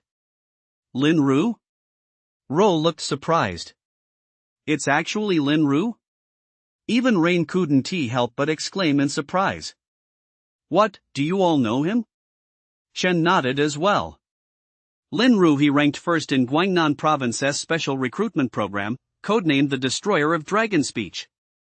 He is an incredibly powerful word spirit master. Don't let his harmless appearance fool you. During the special recruitment exam, he once achieved the astonishing feat of fighting 100 people all by himself. Where his word spirits descend, no one can stand. He subdued 100 geniuses single-handedly. What terrifying power! He is a top contender for the freshman tournament championship. Yi, your roommate is no ordinary guy. He might very well be the biggest obstacle standing in your way to the championship. Ro chimed in. Yi took a sip of beer. No wonder it's God Slayer Academy. It's truly teeming with prodigies. This is really getting my blood pumping. Yi laughed. Just then, a piercing screech of brakes echoed through the air. A common-colored Porsche sports car pulled up beside the barbecue stand. A tall, muscular young man in a suit stepped out of the car. He exuded an aura of raw testosterone. Ruayu, What are you doing eating in a place like this? What if you get food poisoning? Yee. Yee. There's a dog here. He's driving me crazy. Help me get rid of him. Please. Rain tugged at Ye's sleeve, pouted, and said with a pleading look on her face. Your admirer, he's not bad. Tall and handsome, it's almost a waste to have him with you. Ye said with a scoff. Ye. I'm your slave. How can you let your slave serve another man? Do you really think this is okay? Rain said, her cheeks puffed out in indignation. Ye tugged at the corner of his mouth. You really will stop at nothing. He. She tilted her head cutely. Just then, the tall young man was already walking toward their table. Ruwayu, come have dinner with me. I've reserved a table at the finest Western restaurant in the capital. He said with a smile he thought was utterly charming. No way. I'm allergic to Western food. Dai Lian? He'd heard of food allergies, but never an allergy to Western food. No problem. If you're allergic to Western food, we can go for Chinese instead. I'll treat you to the most famous local specialties in the capital. Sorry, I'm allergic to Porsches. Why don't you just smash your Porsche? Dai Lian's face twitched. He gritted his teeth. As long as you come to dinner with me, I'll smash it. I just love eating barbecue here. Rain pursed her lips, grabbed a lamb skewer, and took a big bite. Ruwayu, he just ate that. He pointed at Yi. So what? It's none of your business. I just love imported food. I don't mind him. Right, Yi. Yi smiled helplessly. Take your time eating. Rain flashed a bright smile. Standing nearby, Dai Lian clenched his fists, glaring intently at Yi. Kid. Who are you? Don't you know I'm trying to win Ruwayu over? Yi slowly picked up his beer, took a sip, then picked up a peanut and ate it. Only then did he speak, in a leisurely tone. You go ahead and chase her, it's none of my damn business. Even though I'm her master, I don't interfere too much in her personal affairs, right? Yi reached out and patted her on the head. Rain laughed, bobbing her head from side to side. That's right. He is my master. Master. Dai Lian nearly bit his teeth in half. His expression was darker than storm clouds. What kind of game were they playing, anyway? The mere thought that Rain, this adorable little girl, actually had a master. Dai Lian felt as if the most beautiful and pure sanctuary deep within his heart had been desecrated. Rage was gradually eroding his sanity. Kid. I'm challenging you to a one-on-one fight. You're not good enough for Ruwayu. He pointed at Yi and shouted furiously. A one-on-one fight? Are you sure? Do you know who I am? Yi retorted. I don't care who you are. I'm Dai Lian. 8th place on the Imperial Capital's college entrance exam. Class, Holy Warrior. I challenge you. If you're a man, come out and fight me fair and square. Dai Lian roared, pointing at Yi. All eyes in the vicinity turned toward them. Ha ha ha ha. Dai Lian.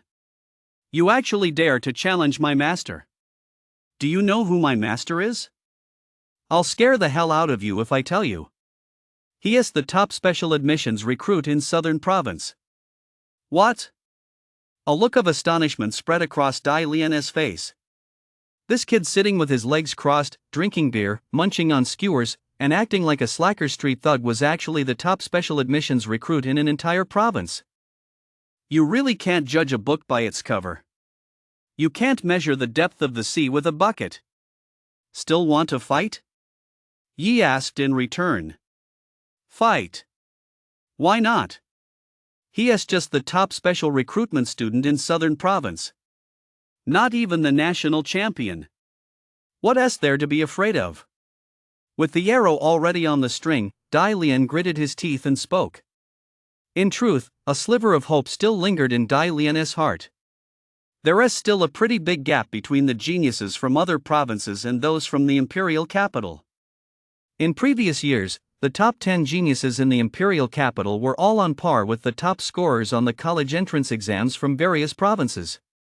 If this top special recruitment candidate wasn't he all that great? That's right, he must not be that great. After all, he is an ocularist, a combat class that leans more toward support in compared to his own rare class, the Holy Warrior. The gap is still quite significant. Come on, let us do this. Yi finished the skewered meat in his hand in one bite and stood up. Better to strike today than wait for another day. Let us find an open area and settle this. I need to get back to sleep, I'm pretty tired. With that, Yi headed toward a dark alley near the food street. Humph. Dai Lian followed with a grim expression. As he walked ahead, Dai Lian suddenly stopped in his tracks. Come on, kid, let me tell you. Whoosh. Yi spun around and slammed a fist hard into his face. Thud. The punch left Dai Lian dazed. He was sent flying backward, crashing into a trash can in the corner, his expensive suit splattered with grime. Kid. You're dead. Dai Lian spread his large hand, and an axe blade resembling a greatsword appeared in his grasp. Holy Warrior Barrier. Centered on Dai Lian, a common colored ring of light enveloped them. So this is the power of a holy warrior? Yi rubbed his chin. He felt a force pressing down on him from all angles, attempting to reduce his strength by 30%. The warrior class is divided into two rare subclasses. One is the berserker, whose primary focus is killing. In battle, they fight like madmen. They kill 1,000 enemies at the cost of 800 of their own. They even trade their lives for theirs. The second is the holy warrior, with a group battle aura. Their support auras are maxed out. Not only can they boost their own strength, but they can also boost their teammates' strength. Most importantly, they also possess healing abilities. It must be said that both of these subclasses are extremely powerful rare classes. Die. Ruayu is mine. Boom. He stomped his foot, and a deep crater instantly appeared in the ground. Then he swung his massive axe at Yi. Whoosh. Yi tapped his foot lightly and stepped back. He then flipped his hand, and the shadow blade from his back landed in his grasp. I don't even need my eye technique to deal with you. Whoosh. The blade was drawn, its common colored edge slicing through the air. Clink. The blade struck Dai Lian's axe. The immense force sent a tingling sensation through his arm. Clang. Clang. Clang. Yi swung his blade at lightning speed, landing strike after strike on Dai Lian's weapon. The impact forced him to retreat step by step. I told you would be fine. I don't know what you guys were so worried about. Outside the alley, Rain and the other two were each holding a bottle of beer, sipping it little by little. Come on, let us clink cans. The cans clinked lightly. If a loser like this can win, I'll have to suspect that Yi has been possessed by a deity. Ro. Chen, the deity thinks it's a bit rude of you to talk like that. Put. Rain pouted, unfazed. She waved her little fists and hopped up and down. Master. Go for it. Master. Go for it. It was unclear whether those soft, sweet cries of Master were actually cheering Yi on. But they certainly set Dai Lian off. Hearing Rain's repeated shouts, he found them unbearably grating, and the rage in his heart grew ever stronger. I'll kill you. I'll definitely kill you. Great Sage S Blade. Earth-shattering slash. Boom. A layer of common tier holy light swirled around his axe blade. Dai Lian's aura surged higher and higher. It shot up from the 6th tier of the supernatural realm to the threshold of the 7th tier. Die. Boom. The common colored axe blade sliced through the sky, descending as if to split heaven and earth. Double buff. Within his barrier, the enemy's combat power is suppressed by 30%. And this skill boosts his own combat power by 30%. Truly a rare class profession. Ro exclaimed in awe. Given the strength Dai Lian was currently displaying, she wouldn't stand a chance unless she unleashed her lightning attribute power. You have to leave Jiangzhou City to see how vast the world is. Even the 8th-ranked college entrance exam candidate in the imperial capital has this kind of strength. It's hard to imagine. Chen was also somewhat amazed. Including his sword-wielding roommate, they were all formidable opponents at his current stage. Without using the sword intent of heaven slaying, it would be very difficult for him to defeat them. Back in Jiangzhou, Yi was the top special recruit. While they were second and third, it sounded like they were just behind Yi. But once they arrived in the imperial capital, they realized that between first place and second and third, there was room for dozens more. This battle between Yi and Dai Lian also put some pressure on Rou and Chen. At this rate, the gap between them and Yi would only grow wider and wider until they couldn't even catch a glimpse of his back. "Ha, you were acting so cocky when you made your entrance. I actually thought you were really strong, but in reality, you're nothing special." Yi chuckled softly. "Too weak, pathetically weak. With a performance like that, you still have the nerve to pursue someone? Do you even deserve it?" Whoosh! Swinging his shadow blade, Yi launched a phantom blade strike. Clang! A single strike actually sent that common tier axe blade flying. "Take a good, hard look at yourself. You're not even worthy of forcing me to use my eye technique." Boom! 2 streaks of common-colored blade light whistled past, and the axe in Dai Lian's hand was actually knocked flying on the spot. Immediately afterward, Yi landed a punch right in his face. Boom! Dai Lian slammed into the wall, spat out a mouthful of blood, and then collapsed limply to the ground. "The fight is over." Yi clapped his hands and turned to leave. "Who said it's over?" "It's not. I said it's not." To everyone's surprise, Dai Lian scrambled to his feet, gasping for breath. He panted heavily, glaring at Yi with eyes ablaze. "I'll kill you!" he roared, blood seeping from between his teeth. Dai Lian reached into his pocket and pulled out a vial of blood-red potion. Then he plunged the needle into his skin. "Is that a potency enhancer? Has he gone mad? This will drain his potential." Rose screamed in shock. "He must not be able to handle the sudden reversal." Chan murmured. Dai Lian was a local prodigy from the imperial capital. 8th place on the college entrance exam. He'd been an object of admiration and awe since childhood. He had never experienced any setbacks, yet today he had been mercilessly beaten by Yi in a manner bordering on humiliation. He must be seething inside right now. Roar!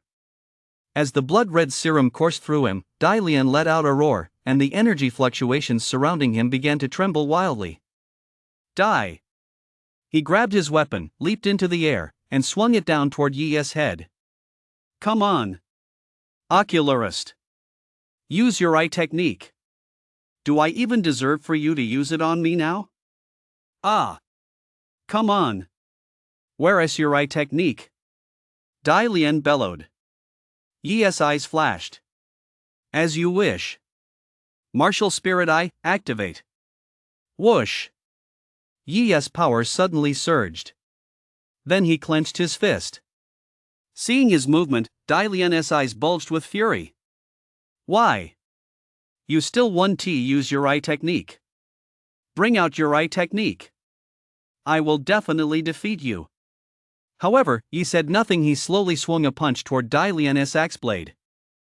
"Sorry, you're only worthy of this." Clang! Yi's fist slammed into Dai Lian's weapon.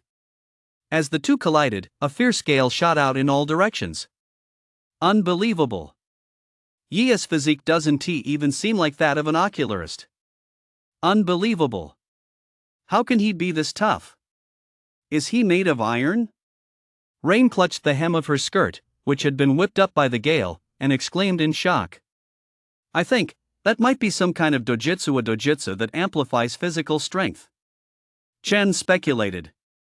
"How is that possible? I've never heard of such a dojutsu." Rose said in astonishment. "Then have you ever seen a dojutsu capable of obliterating a deity with a single glance?" Chen retorted. Ro fell silent. Had she ever seen one? Never heard of such a thing. Yi had already created enough miracles. Or rather, he himself was nothing short of a miracle. Clang! A crisp sound rang out. The blade of the axe in Dai Lian's hand had actually cracked open. How is this possible? Dai Lian's eyes widened. This was a Xian-grade weapon. Shattered by a pair of bare fists? This is unthinkable. Are you telling me this physique belongs to an ocularist? Not even a martial artist could pull that off. Boom! After shattering the weapon, Yi's fist slammed into Dai Lian's face with undiminished force. His entire body went flying backward in free fall. Thud! Thud! Thud! He smashed through 3 walls before landing outside the alley. The students eating their meals and the shop owners minding their business were all startled by the sudden sight of a figure flying through the air. It wasn't until someone went to check that they recognized who the unconscious figure was. It's actually him.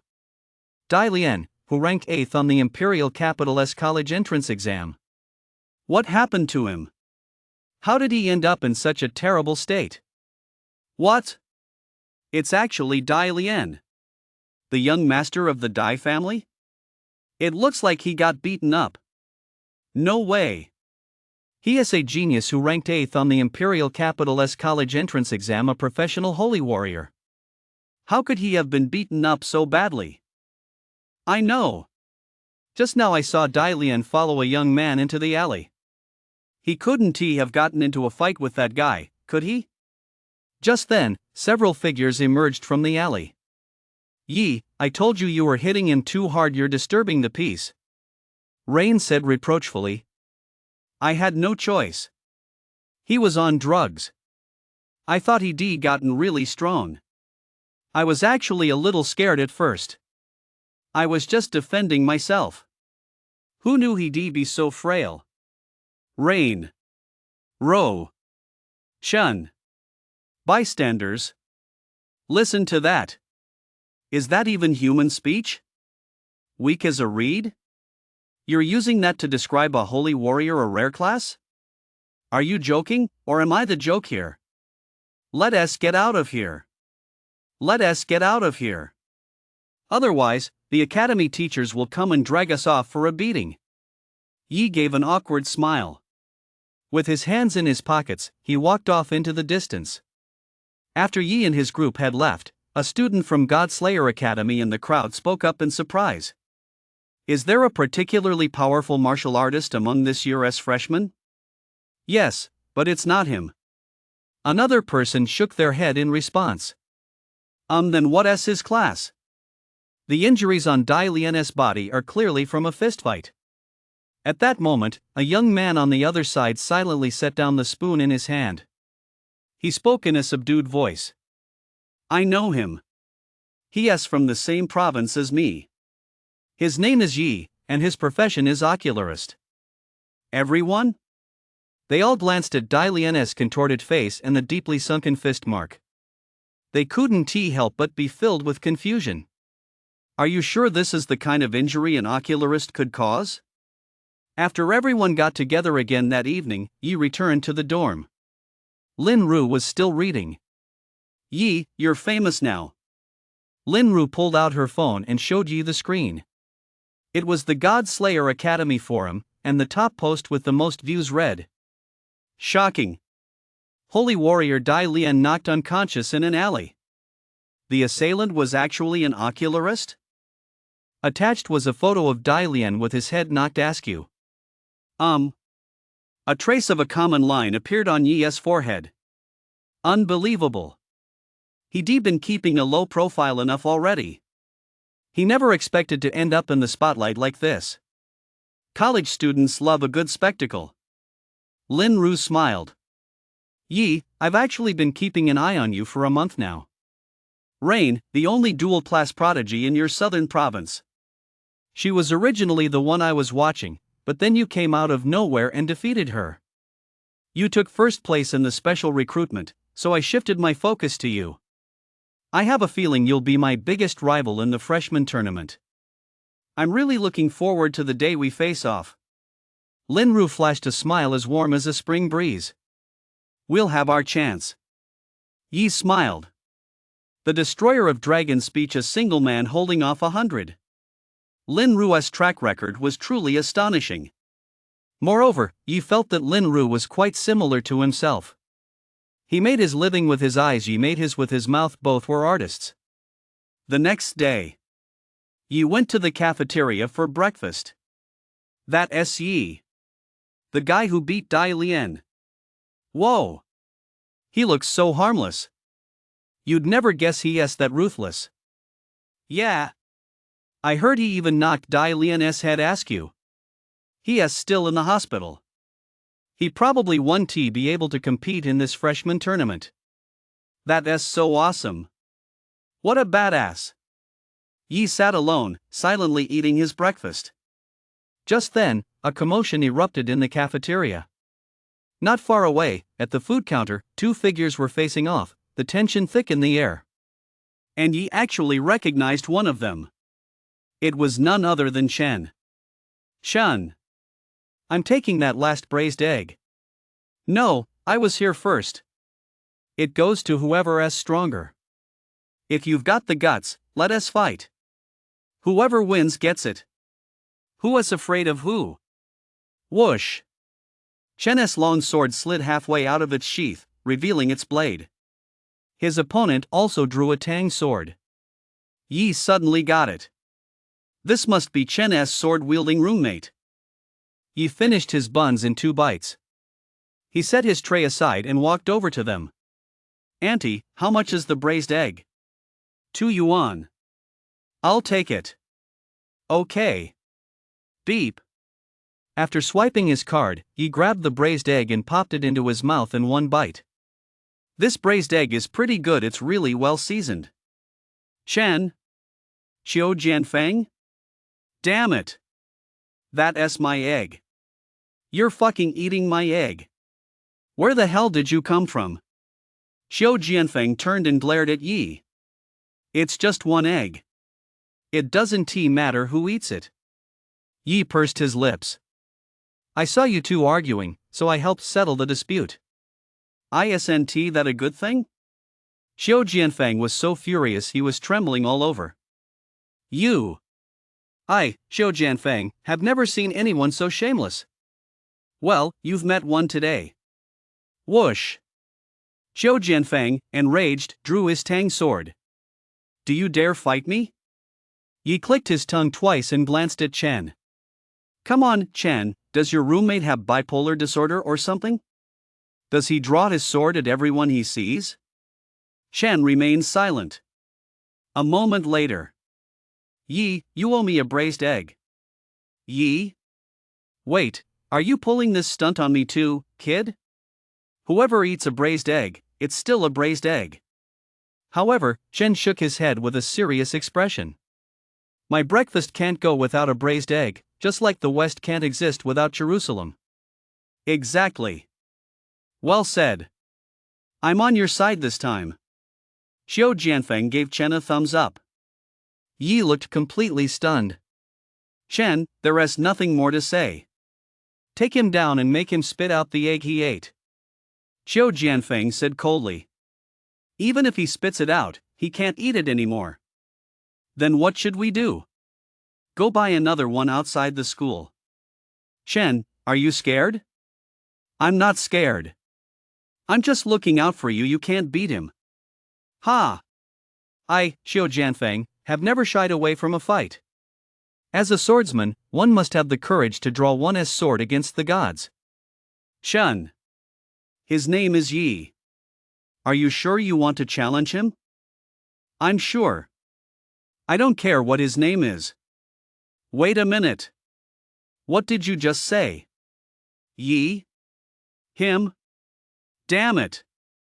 Xiao Jianfeng was completely stunned. Yi, the top recruit from Southern Province? The Yi who defeated Dai Lian? Yes, that's him.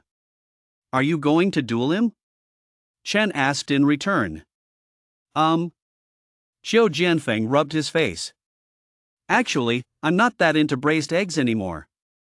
I'm sick of eating them every day. I'll have a fried egg today. Auntie, do you have any fried eggs? How much? 2 yuan? Okay, I'll take one. This fried egg is delicious. I love it. Xiao Jianfeng looked thoroughly delighted. Chen, it's nice to switch things up every once in a while. That's great, auntie, give Chen one too. Here you go, it's on me. Don't be shy, we're roommates, after all. Chen. Yi. Man, you're pretty funny. Yi said, patting him on the shoulder. Let us grab a drink sometime. I don't drink, I'm allergic to alcohol. Xiao Jianfeng gave an awkward smile. No way. You're a swordsman, aren't you supposed to drown your sorrows in wine and roam the martial arts world with a smile? Xiao Jianfeng, that's a stereotype. That's a stereotype. Not all swordsmen drink. Xiao Jianfeng shouted angrily. By the way, Common Chen, what time is your class again? 7:30, why? Oh, it's already 8 o'clock. Chen. Damn. Let us hurry to class. The two of them bolted out of the cafeteria. Yi shook his head, these two really did get along well. They're both a pair of clowns. He checked his schedule, he didn't have any classes today. Yi. It's time to tackle the demon subduing tower. Clear it to earn points. Someone is challenging you. Hurry to the demon subduing tower. In the group chat, Rain was tagging him like crazy.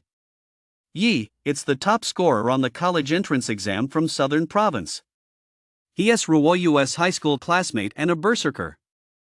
Be careful, he has had his eye on you for a long time. Ro explained. Compared to Rain, who seemed to thrive on chaos, Ro was much more level-headed. Is the demon subduing tower that facility where you earn points by clearing levels? Yeah, it uses the Sumeru illusion to simulate a wilderness, and then you battle demons. There are rewards on every floor. Sounds pretty interesting. I might check it out. Yi said with a smile. The demon subduing tower, huh? He turned and walked toward the tower. A moment later, Yi stopped in front of a magnificent, ancient-looking tower. Over here, over here. Yi. Rain and the others waved at him. That guy's already inside. He has made it to the 6th floor. Rain pointed to the scoreboard at the base of the demon subduing tower. On the screen, a name was rapidly climbing the ranks. Common Chang Ning. 6th on the freshman rankings, that's truly an astonishing achievement. Someone remarked. Southern Province's academic standards aren't bad by any measure in all of Great Xia. As the top scorer on the college entrance exam, Common Chang Ning would rank in the top 5 even in the imperial capital. He is on par with anyone. If Common Chang Ning, the top scorer on the college entrance exam, is this powerful, then the top special admissions recruit, who should have had an even higher common quotient, falls a bit short by comparison. Those with real ability are already tackling the tower, while those without are still content to squabble over trivial matters and get into public brawls.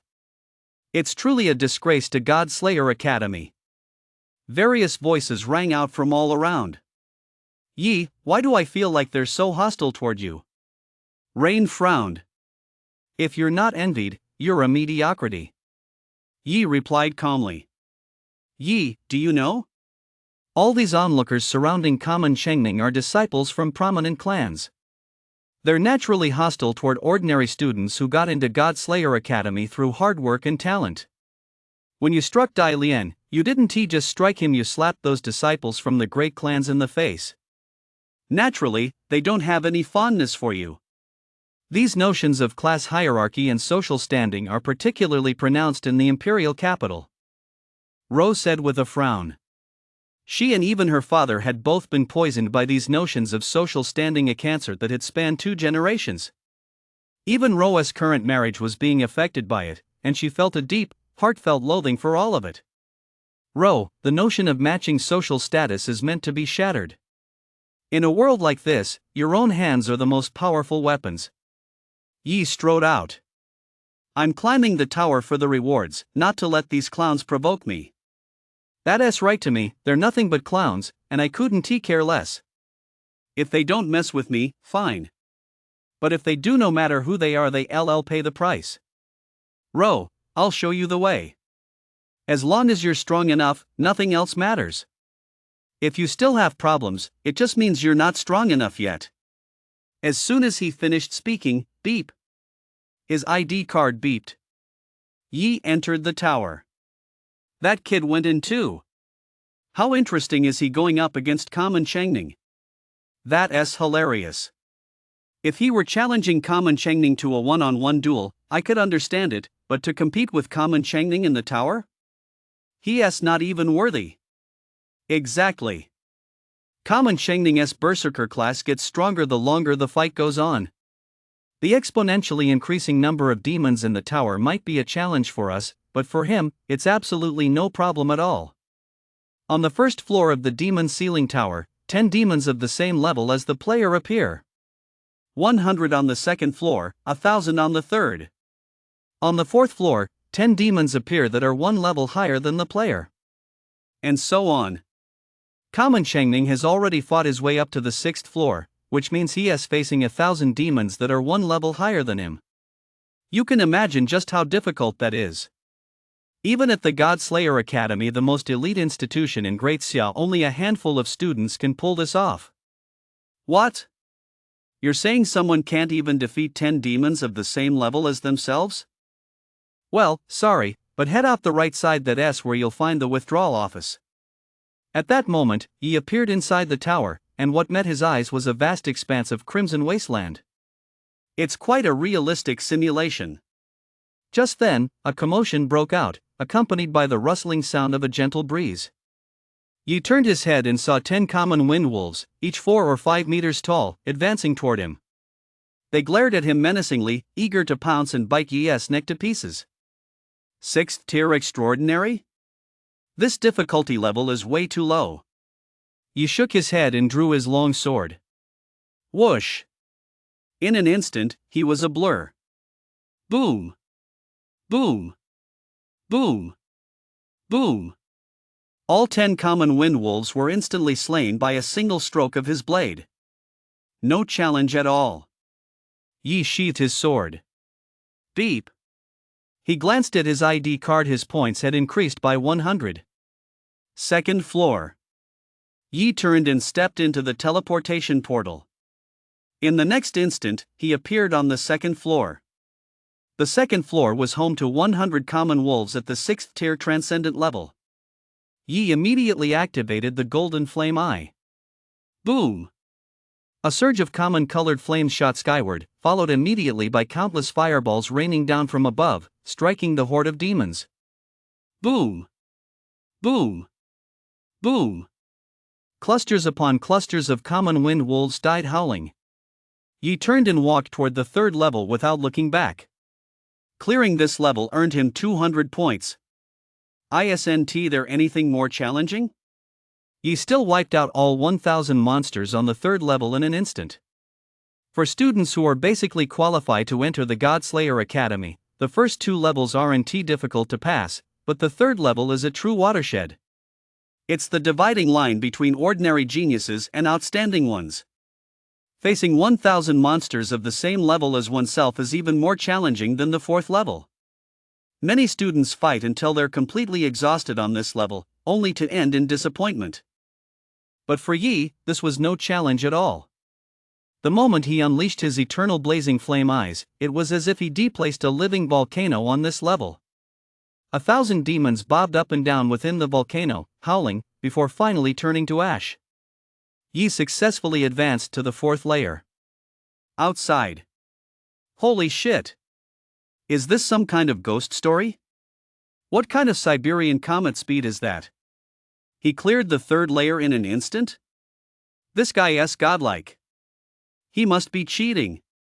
How could he be this fast? Even with an area of effect attack, it's impossible to instantly wipe out 1,000 demons. Exactly. Even the Berserker Common Changning took a full half hour to clear this layer with area of effect attacks. How did this guy do it? ISNT Ocularista support class? Holy shit! He cleared the 4th layer in an instant too. The 5th layer. He cleared the 5th layer as well. Those are 100 demons higher in level than him. He has entered the 6th floor. He is on the same floor as Common Changning. That speed. How is that even possible? It's way too fast. Is this guy a monster? On the leaderboard, Yi's name had already shot up to 7th place, right on the heels of Common Changning. The 6th floor ISNT that easy to clear. There are 1,000 demons one level higher than him. That's enough to form a full army. That's right. At this difficulty level, there are definitely no more than 10 freshmen who can beat it. Look! Look! Just then, someone let out another gasp of surprise. Common Changning did it! Oh my god! He cleared the 6th level. Awesome! Yeah! That's Common Changning for you. So impressive! He must be in the top 5 among the freshmen now. Yes. Common Changning is still Common Changning. He is completely outclassing Yi. Ha ha ha ha. On the stone tablet, Common Changning had already surged up to 3rd place. Even accounting for some students who hadn't attempted the challenge, the common ratio on this leaderboard was still remarkably high. The person at the top of the list was a guy named Immortal, this year's top scorer on the Imperial Capital's college entrance exam. Godslayer Academy operates a special admissions program for the 15 provinces of Great Xia, but there is no such program for the Imperial Capital. Therefore, this Immortal represents the very best freshman in the Imperial Capital. He is definitely one of the top contenders for the Freshman Tournament Championship. Most importantly, his profession is absolutely terrifying. It is a rare profession among rare professions, truly the cream of the crop. Cultivator. Even the great Xia sword god has described this profession as inherently invincible.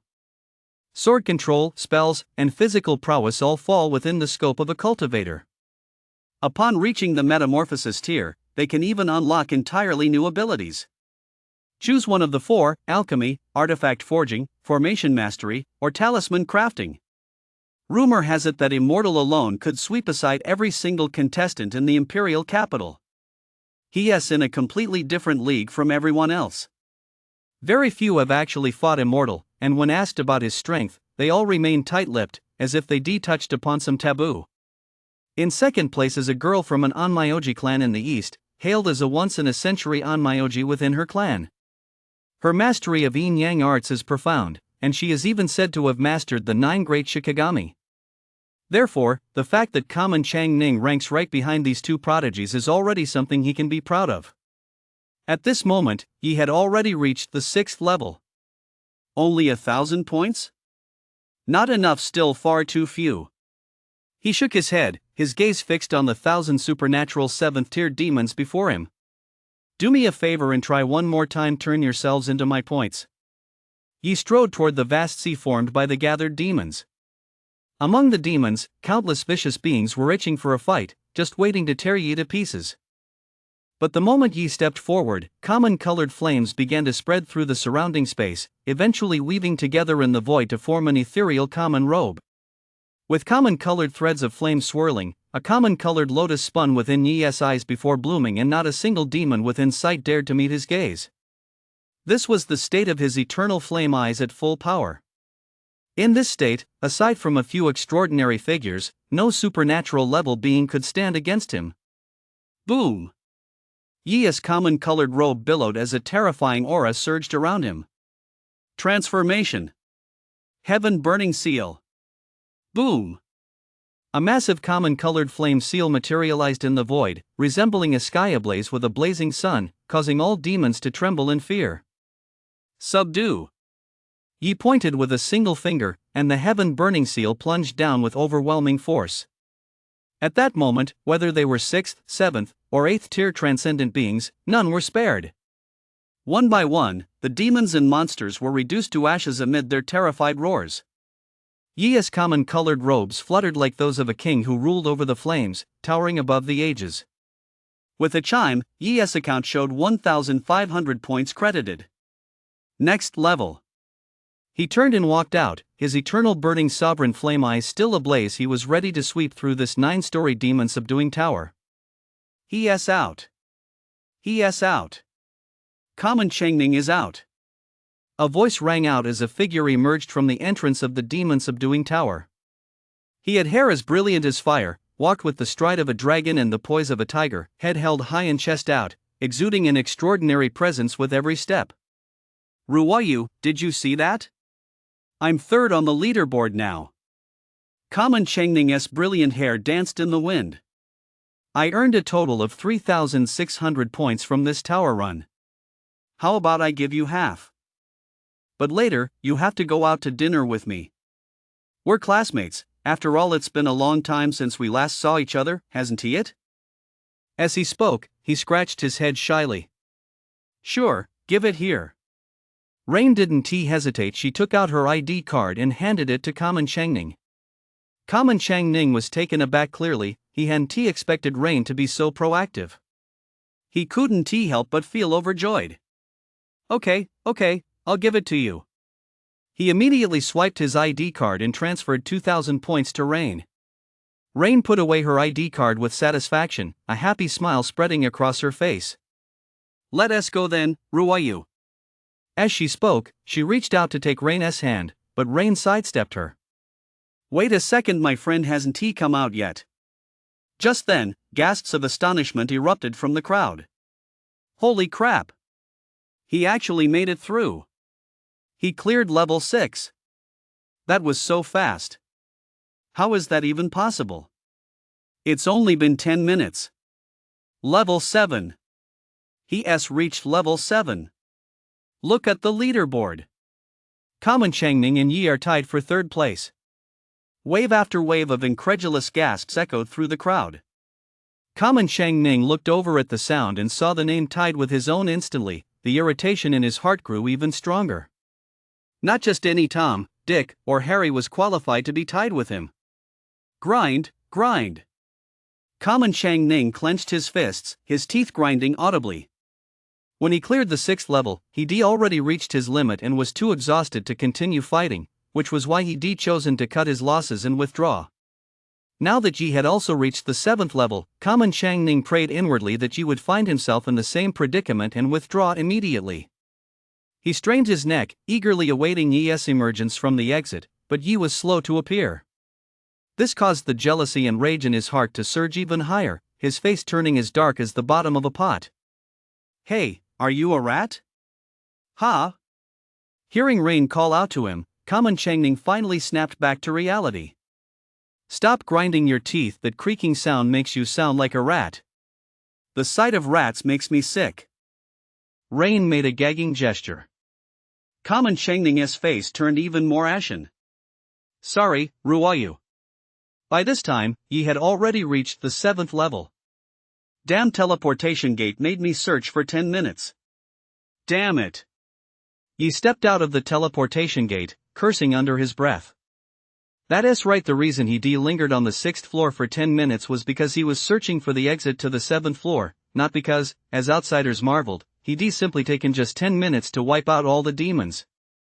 In fact, from the moment he appeared on the 6th floor to the moment he unleashed the heaven-burning seal with his eternal flame eye to annihilate all the demons, the entire process took less than 30 seconds. This floor seems to be populated by 8th-tier extraordinary demons. 10 of them is still a bit too easy. Yi shook his head. With a flick of his common robe, common-colored flames spread through the air. Boom! Just then, the earth shook and demons appeared. Yi paused for a moment. Was something wrong here? Before him stood 10 titan giants as massive as mountains. Every step they took sent tremors through the ground. Their aura was absurdly powerful, completely beyond what one would expect from 8th-tier supernatural demons. Yi cast an appraisal gaze. 10 first-tier mutated demons? Has this true demon tower undergone a genetic mutation? Yi was completely baffled. Why wasn't this going according to plan? This was a total mindfuck. But he had no time to think. One of the titans was already roaring as it swung a fist toward him. Damn it! This is insane. Yi leaped aside, and his ever-burning common-colored flame erupted, a torrent of sky-piercing fire roaring toward his opponent. Boom! The common-colored flames exploded against the Titan giant S-body. Tendrils of fire climbed up its form, burning its flesh with great difficulty. The giant, seemingly immune to pain, merely staggered back 2 steps. Fire resistance too? Holy shit! Is this fucking hell level difficulty? Yi was completely dumbfounded. He swept his arm through the air, and the common-colored flames shifted in mid-air. Burning sword. Boom! A massive flaming longsword materialized out of thin air and immediately slashed toward the enemy. One Titan giant was instantly cut down by Yi, but before he could catch his breath, several other Titan giants swung their fists and slammed them viciously at him. Damn it! Yi rolled out of the way, but the Titans had formed a circle, and several massive fists rained down from above, crashing toward him. Fuck! You guys are really getting into this, aren't you? In a fit of rage, his god of war eye flashed. Boom! Yi's strength surged. He drew the shadow blade and slashed upward with a single, powerful strike. Clang! Clang, clang, clang! The shadow blade struck the Titan's arm, sending sparks flying everywhere. Damn, that's tough, my hand is going numb. Yi shook out his arm. I'm done playing with you guys. Boom! He closed his eyes. True form of the martial god. Manifest. Boom! The purest, most majestic sound in the heavens and earth resounded, and a dark-colored giant materialized behind Yi. A peerless phantom of the martial god appeared, looking even more imposing than a mountainous sight that could truly be described as earth-shaking. Subdue! Yi hovered in midair, the martial goddess phantom standing as tall as the heavens and as wide as the earth, standing on equal footing with the 9 Titan giants. Then, he clenched his fist and unleashed a punch straight ahead. A series of crackling sounds immediately echoed through the void. The Titan giant roared and countered with a punch of its own, only to have its chest pierced right through the core by the martial goddess phantom. Kill! The phantom of the martial god moved as if unopposed. The first stage transformed demons were as weak as chickens in his hands, casually trampled underfoot. It's over. Feeling his pupil power rapidly draining, Yi didn't want to waste any more time. The phantom of the martial god struck with full force, delivering a earth-shattering punch that reduced all the Titan giants to dust. Beep! His points increased by 3,000. Yi descended from midair, his head filled with common lines. Damn it, there is something wrong with this level. This demon suppressing tower must have a bug. He wiped the sweat from his forehead. Forget it. I'm tired. I don't feel like fighting anymore. I guess my record is good enough as it is. Yi felt a twinge of unease. He was afraid that if he went to the 8th floor, it would throw some abstract nonsense at him again. This demon suppressing tower really was a bit off. He shook his head, and with a thought, the door leading to the outside world opened. At that moment, in the principal's office of God Slayer Academy. Looking at Yi's common-tinged face on the screen, Ningzhao smiled and shook his head. That kid, I guess I set the difficulty too low for him. He originally planned to throw a metamorphosis-level challenge at the kid to give him a taste of defeat, but unexpectedly, Yi had handled it with ease. However, recalling the strength he had displayed earlier, he couldn't help but be amazed. There really were so many geniuses in this class. A prodigious word spirit master, an unprecedented cultivator, and a dual-class prodigy. Not to mention the Onmyoji from Japan, who is said to possess the 9 great Shikigami. Who would VE thought there was also a monster of an ocularist hiding here? This class is full of gems. The future of my God Slayer Academy looks very promising. Ningzhao wore an expression of deep satisfaction. He had always held Immortal and Lin Ru in the highest regard, and now he had to add Yi to that list. Oh, and there is also that youngster with a sword heart as clear as crystal. He is Su Changhan's disciple. TSK, TSK, TSK. I can't wait to see where our great Xiao will head under their leadership. Ningzhao couldn't help but think of his younger self. Back then, He had been nothing more than a naive young man brimming with passion, yet looking back, he had already become the principal of Godslayer Academy. How unpredictable life can be. In the future, these children would all become just like them. At that moment, outside, the air was filled with waves of gasps, rising and falling in a continuous chorus. I'm not seeing things, am I? The guy broke through to the 7th level. Oh my god. Oh my god. Common Changning has been crushed by Yi. That's right. On the rankings, Yi is 3rd, and Common Changning has dropped to 4th. That is so freaking mind-blowing. Yi can actually fight 2 levels above his own. TSK, TSK, TSK. Another major common dark horse, no doubt about it. He is definitely in the top 10 for the freshman tournament. I think he'll go even further, maybe even crack the top 5. It's all thanks to the special admissions program. I've always said that special admissions students are definitely stronger than regular college entrance exam champions. After all, special admissions students are the best of the best, while exam champions are just the best among ordinary people. That last line came from a student from a humble background, and it was nothing short of a knockout blow. It dealt 999 plus damage to Common Changning. It landed a real blow, shattering his defenses on the spot. Common Changning was already seething with rage. He couldn't control himself and was dying to challenge Yi to a one-on-one duel. Yi. You're finally out here. 3rd place, huh? Not bad at all. Seeing Yi walk out, Rain hurriedly waved him over. Here, these are the points I earned for you, 2,000. They're yours. As he spoke, he took the ID card from Yi's hand and transferred 2,000 points from his own account. Common Changning had a curse on the tip of his tongue but wasn't sure if he should say it. He steeled his nerves and walked forward. Ruoyu, these are the points I'm giving you. Since you're giving them to me, I can do whatever I want with them, right? Common Changning fell silent, then clenched his jaw and said with great difficulty, Yes. Then I plan to give them to Yi. Is that a problem? No problem. Common Changning felt as if his heart were bleeding. He felt like a boiling sheep. Alright, Yi, let us go grab a bite to eat. Ro and I have been waiting for you for ages. We're exhausted. Common Changning finally couldn't hold back any longer. Ruoyu, you said you'd have dinner with me. Huh? Did I say that? Of course you did. I only gave you the points because you said you'd have dinner with me. Oh. Maybe next time. We'll talk about it when I have time. I'm busy today. Rain waved his hand casually. Common Changning finally lost his temper. Rain, I've backed down time and time again. Do you really think I'm some kind of sycophant? He angrily reached out to grab Rain. Rain immediately dodged to the side. Common Changning was furious.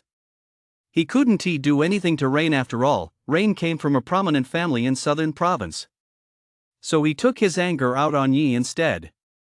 Kid. Get out here. Let us settle this one-on-one. He pointed at Yi and snarled. Yi raised an eyebrow. He'd just been set up inside the demon suppressing tower and hadn't earned enough points, so he was already in a bad mood. And now a punching bag had come right to him, offering itself up for his frustration? Sure, let us fight. What's the stake? Smack. Common Changning flung his ID card onto the stone table beside him. This card contains the 2,000 points I earned as the top scorer on the college entrance exam and the 1,800 points I earned from conquering the tower. If you win, all the points are yours. If you lose, stay away from Li Ruoyu, and don't let me see you at Godslayer Academy ever again. Common Changning's face contorted as he declared it with unwavering resolve. Yi smiled brightly. Just when I was getting sleepy, someone brought me a pillow. How convenient. I accept this one-on-one challenge. Boom. No sooner had Yi finished speaking than Common Changning erupted into action. He didn't want to wait another moment. A massive, blood-red broadsword appeared in his hand. Die for me. Blood burst. Bloodburst, a special skill of the Berserker class, boosts combat power by 30% for a short time. At the same time, healing ability and stamina both increase by 20%. It's an incredibly powerful skill. Boom! A common colored blade of light sliced through the air, slashing toward Yi. Clang! Yi raised his hand, drew his shadow blade, activated the martial goddess Eye, and slashed back. Common Chengning's strength far surpassed that of Dai Lian. Dai Lian was relatively balanced across all attributes, whereas Common Chengning had poured all his stats into attack. This axe strike was powerful and heavy without activating the martial goddess Eye. Yi truly wouldn't have been able to block it. Clang! Yi's arm stood like a mountain before him. The massive broadsword struck the slender shadow blade and nearly knocked it aside. Common Chengning staggered and involuntarily took 2 steps back. Never look down on anyone, or one day you'll be killed by the very person you despise the most. Yi let out a cold laugh and used his single arm to forcefully shove him away. Then he immediately slammed a fist straight into Common Chengning's face. The blow nearly shattered his nasal bone. Breaking news! Breaking news! Huge news! The top 2 geniuses from Southern Province, the #1 special admissions student and the #1 college entrance exam scorer, are fighting in front of the demon suppressing tower. Ocularist versus Berserker, who is stronger? Hurry and go see. A earth-shattering spectacle. Students, seemingly eager to stir up chaos, ran everywhere, spreading the news. This Berserker is so brainless, his head is full of nothing but muscles. He poses no real threat to me. But this ocularist, he is a bit eerie. For an ocularist to go toe-to-toe with a Berserker in physical combat, that is no small feat. In another direction, a graceful figure quietly watched the two battle. The girl wore a sailor uniform and had a lollipop tucked between her lips. She looked exactly like a 2D anime beauty who had stepped right out of a manga. Can Mangma enter their dreams? The girl asked softly. A deep voice came from beside her. Miss, that Berserker is no problem, but that ocularist might be a bit tricky. Is that so? An interesting ocularist. I'll remember you. The girl smiled as she stroked her chin. Cultivator, wordmage, ocularist, who should I choose for my Jingong clan's matrilocal? A hint of amusement flashed through her eyes, which were as beautiful as common Roland S. Why not take all 3? He. At that moment, Common Changning grew increasingly frustrated and alarmed as the battle raged on. Yi's physical combat prowess was beyond his wildest imagination. His seemingly frail frame harbored terrifying strength. He found himself unable to parry even Yi's simplest movements. For a Berserker renowned for his attack power and physique, this was a tremendous humiliation. Frenzy! He immediately cast another buff on himself. This skill came from a common tier scroll. It consumed a portion of his sanity in exchange for even greater power. If fully unleashed, Common Changning would become a fool. In return, his combat power would increase exponentially. Common Changning's mind went into a haze, and he let out a beast-like roar. Roar! The next second, he lunged toward Yi. Boom! He let out battle cry after battle cry, swinging his broadsword wildly through the air with no discernible technique. If anyone were to be struck by him, they'd either die or be crippled. He was born purely for slaughter. Everyone couldn't help but hold their breath in fear for Yi. Yet Yi's expression remained utterly calm. It's over. A beast that has lost its reason has no right to fight me. Boom! Common-colored flames ignited all over his body. Eternal Flame Eye. Activate. Heaven Burning Seal. Manifest. Boom! Enveloped in a common patterned flame robe, Yi's entire aura shifted abruptly, radiating overwhelming pressure. So cool! Is this the battle form of an ocularist? His eyes are glowing, and he is even shooting fire out of them. Regardless of how powerful this ability actually is, just this transformation effect alone is enough for him to show off big time. They're already cool to begin with, but paired with this look, they're absolutely mind-blowing. I admit that when it comes to showing off, I'm no match for Yi. A crowd of spectators watched Yi with a mix of envy, jealousy, and resentment. Compared to common Chang Ning's beast-like combat form, Yi's was indeed far more domineering and imposing. Fenshin's seal. Boom! Wisp after wisp of common-colored flames converged in the void, eventually coalescing into a massive common-colored seal. In the next second, the seal surged toward common Chang Ning with overwhelming force. Roar! Common Chang Ning roared and swung his weapon at the massive common-colored seal in the sky. Boom! The two collided. In the blink of an eye, common Chang Ning was sent flying as if swept away by a whirlwind, the seal slamming viciously into his chest. Ugh! Common Chang Ning suddenly spat out a mouthful of blood, then collapsed to the ground, completely drained of energy, pinned down by the burning heaven seal. He let out a furious roar of defiance, his energy burning and erupting wildly, but it was all to no avail. In the face of the burning heaven seal, he was like the monkey trapped beneath the five-finger mountain by the Buddha. So strong. Way too strong. This is practically a massacre. Yeah. They're not even on the same level. That power is off the charts. Yi's form is both cool and powerful. He is completely dominating common Chang Ning. I think he has a real shot at competing for a top 3 spot in this freshman tournament. Whoa! Top 3. If that happens, Yi will be the representative of the underprivileged students. Those from humble backgrounds gazed at Yi with eager eyes. In contrast, the rich kids all shot Yi very hostile glances. Yi didn't care one bit, though he actually loved that look of resentment from people who couldn't beat him. What a rush! Alright, hand over your ID card. Once the burning heaven seal dissipated, common Chang Ning lay on the ground looking as pitiful as a dead dog. His face was smeared with blood. Yi reached into his lap and pulled out the ID card. Common Chang Ning clutched it tightly, clearly unwilling to hand it over to Yi. Hand it over. You lose, you pay up. Yi yanked it forcefully from his grasp, then transferred all the points directly to his own card. Now his points had reached a staggering 13,200. That was a huge sum. Even some seniors nearing graduation didn't have that many points. Seeing the 5-digit point total on Yi's ID card, everyone's faces lit up with greed, and they couldn't help but swallow hard. Yi nonchalantly put his ID card away. These guys could only look on enviously. There was no way they could snatch it away. After all, they had neither the strength nor the guts. Over 10,000 points, how should he spend them? Yi was in high spirits. Let us go, Yi. Let us go get drunk. Rain said excitedly. Sure. I'll contact Hao. Once Common Chen's class is over, we'll grab him too.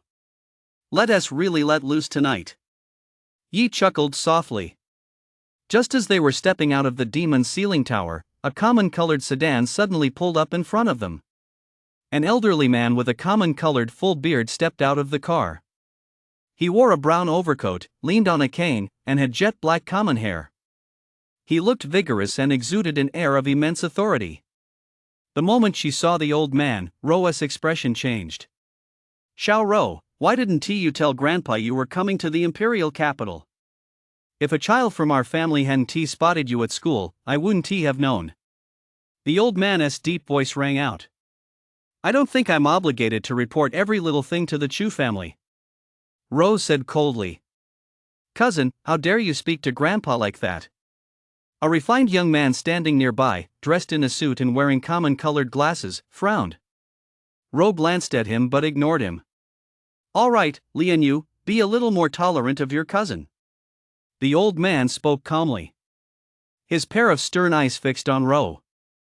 You've grown up and become quite beautiful, that's good. Roer, have you met Tang Xian yet? After all, he is your fiancé. It would be best to set a date and hold the engagement banquet first. I don't have a fiancé. The old man narrowed his eyes slightly, and his expression finally shifted. Is this how Jiang Mian raised you? It seems leaving you with him all those years ago was a mistake. But it's not too late now. The old man pondered for a moment. Move out of the dorm and come back to live with the Chu family. Your mother hasn't seen you in a long time, she misses you dearly. I'm sure you feel the same way. As it happens, Tang Xian has been staying at the Chu residence these past few days. You two can use this time to bond. As a young lady of the Chu family, being willful is the last thing you need.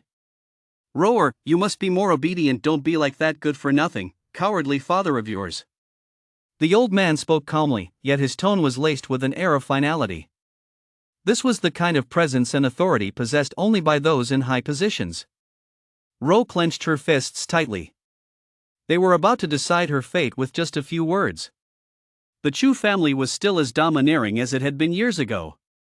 She would never forget how her mother's older brother, her own uncle, had trampled her father underfoot like trash and taken her mother away with utter arrogance. He had made it nearly impossible for her parents to see each other for a decade, leaving her father to drown in grief and numb himself with alcohol. This was the Chu family of the imperial capital, capable of deciding life and death with a single word. A single word could alter a person's entire life. And now, they were even meddling in her own life, treating her as a pawn in the family's political marriage schemes. A wave of desolation welled up in Ro's heart. In a family like this, where was there any room for familial affection? I'm perfectly fine living in the dorm. I won't be returning to the Chu family. As for mother, one day, I'll go and bring her back. Ro said coldly. You may leave now. The old man's expression darkened. Chu Lianyue, standing nearby, saw her grandfather's displeased expression and quickly stepped forward. Cousin, no matter what, you can't change the fact that you're a member of the Chu family. You're an elementalist of powerful class. With the Chu family's guidance, you'd undoubtedly be the top recruit in Southern Province.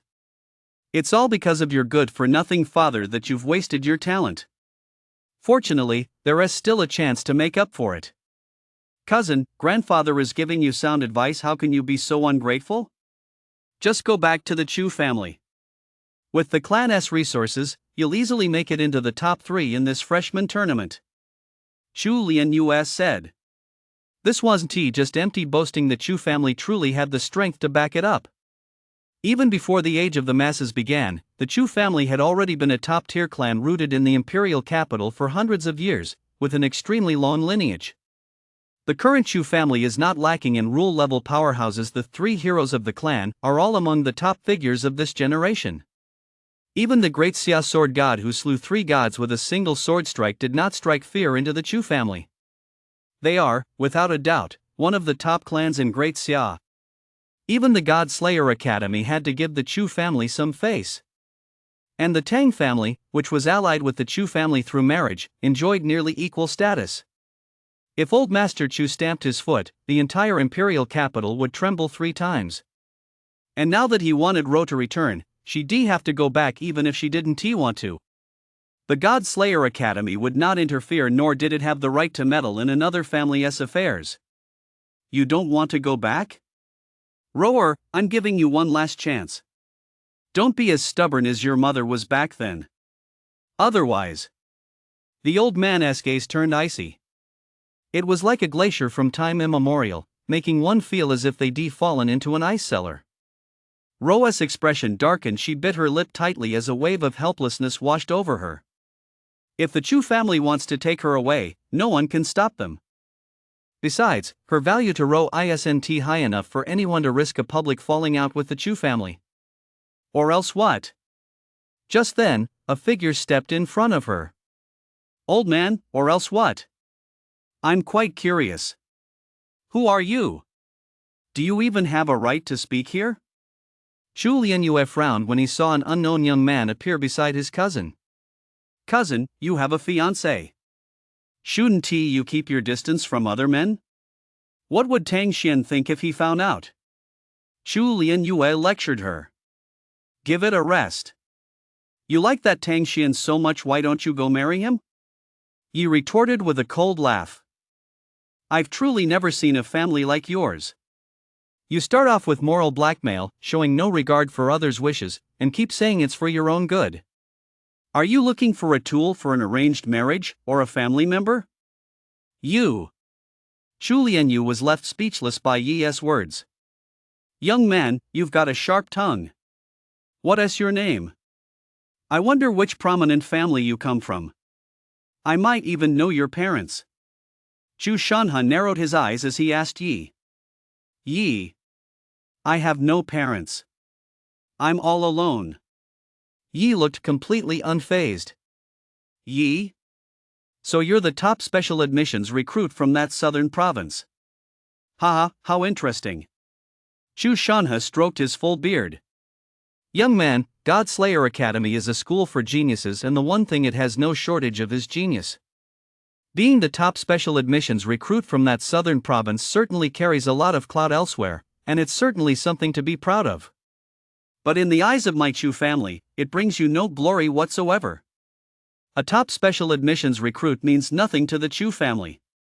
You may not be aware of this, but graduates from every class at Godslayer Academy have been scrambling to join the Chu family, and among them are no shortage of special admissions recruits and top national college entrance exam scorers. And now, they all dutifully serve the Chu family. When they see me, they must respectfully say, "Greetings, head of the Chu family." And so? What are you trying to say? Yi smiled calmly. In his current state, he had nothing to lose, he had nothing to care about, and no weaknesses. No matter how powerful the Chu family was, what could they possibly do to him inside Godslayer Academy? What I'm saying is, young man, there are certain things for which your time to shine is nowhere near yet. To put it plainly, your words carry too little weight. I'm in a good mood today, so I'm giving you a few extra words. Normally, you might not even have the qualifications to speak to me face to face.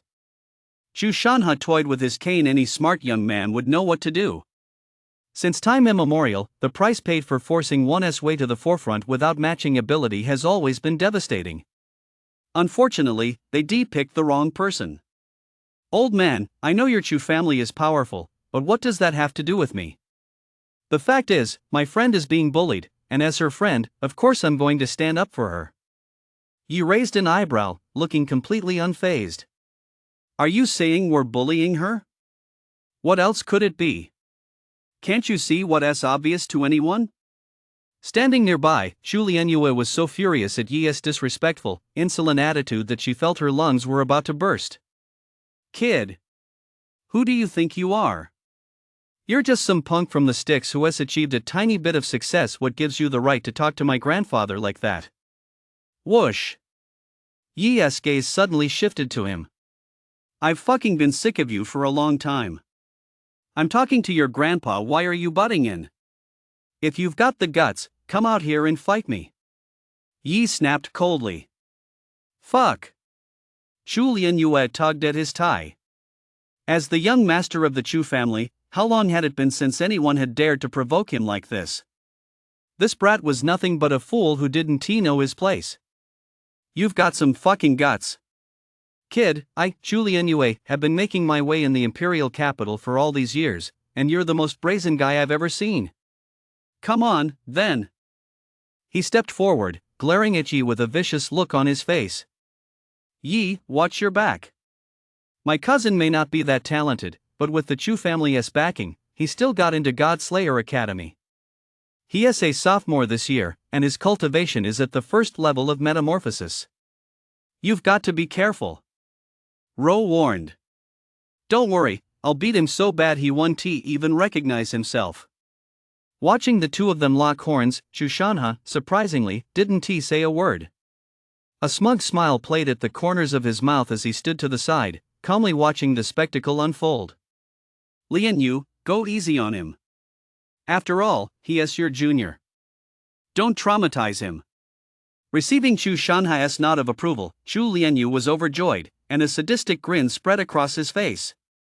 He rubbed his hands together in anticipation. Grandpa, don't worry. I'm just giving my junior some hands-on training. I won't let anything happen to him. Yet the look in his eyes as he stared at Yi was filled with malice. You little brat, you dare provoke me? As soon as we start fighting, I'll cripple you. I'll see just how a cripple has the nerve to talk back to me. In Chu Lianyue's eyes, Yi was practically already a dead man. Yi narrowed his eyes, possessing multiple eye techniques. He was extremely sensitive to others' hostility. If Chu Lianyue wanted to take him down, then he'd decripple this guy first. Boom! Yi immediately activated the eternal burning sovereign flame eye. Common colored flames swirled around his long sword as he flickered into position right in front of Chu Lianyue. Clang! The common colored flames rose like a cloud of sunset glow, slicing through the void, and a blinding burst of common colored light erupted. Looking to die? You think a mere transcendent level kid like you can take me on? Dream on! Whoosh, whoosh, whoosh. A howling gale erupted from Chu Lianyue's hands, instantly transforming into a barrage of arrows that rained down on Yi from all directions. Yi, watch out, he is a wind mage. Ro called out. Wind mage, a class that wasn't particularly powerful, with the ability to manipulate gales, a relatively one-dimensional skill set. However, his overwhelming level advantage was more than enough for Chu Lianyue to crush Yi. That's what he always believed. The howling gale blew away the common colored flame burning in the void. Kid, let us see how you die. The arrows, carrying the common light of the gale, actually shot straight toward Yi's limbs, aiming to pierce them. Ro's expression changed. You're going to cripple Yi. Chu Shanha's expression remained impassive. We're all adults here, we should take responsibility for our own words and actions. Yi's disrespectful tone had long since deeply displeased this high-ranking elder. Otherwise, Chu Lianyue wouldn't have dared to overstep his bounds and intervene. The head of the Chu clan is right, adults should be responsible for their own words and actions. Ro replied noncommittally.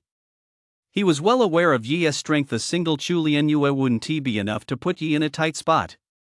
On the contrary, Chu Lianyue himself might be in even greater danger.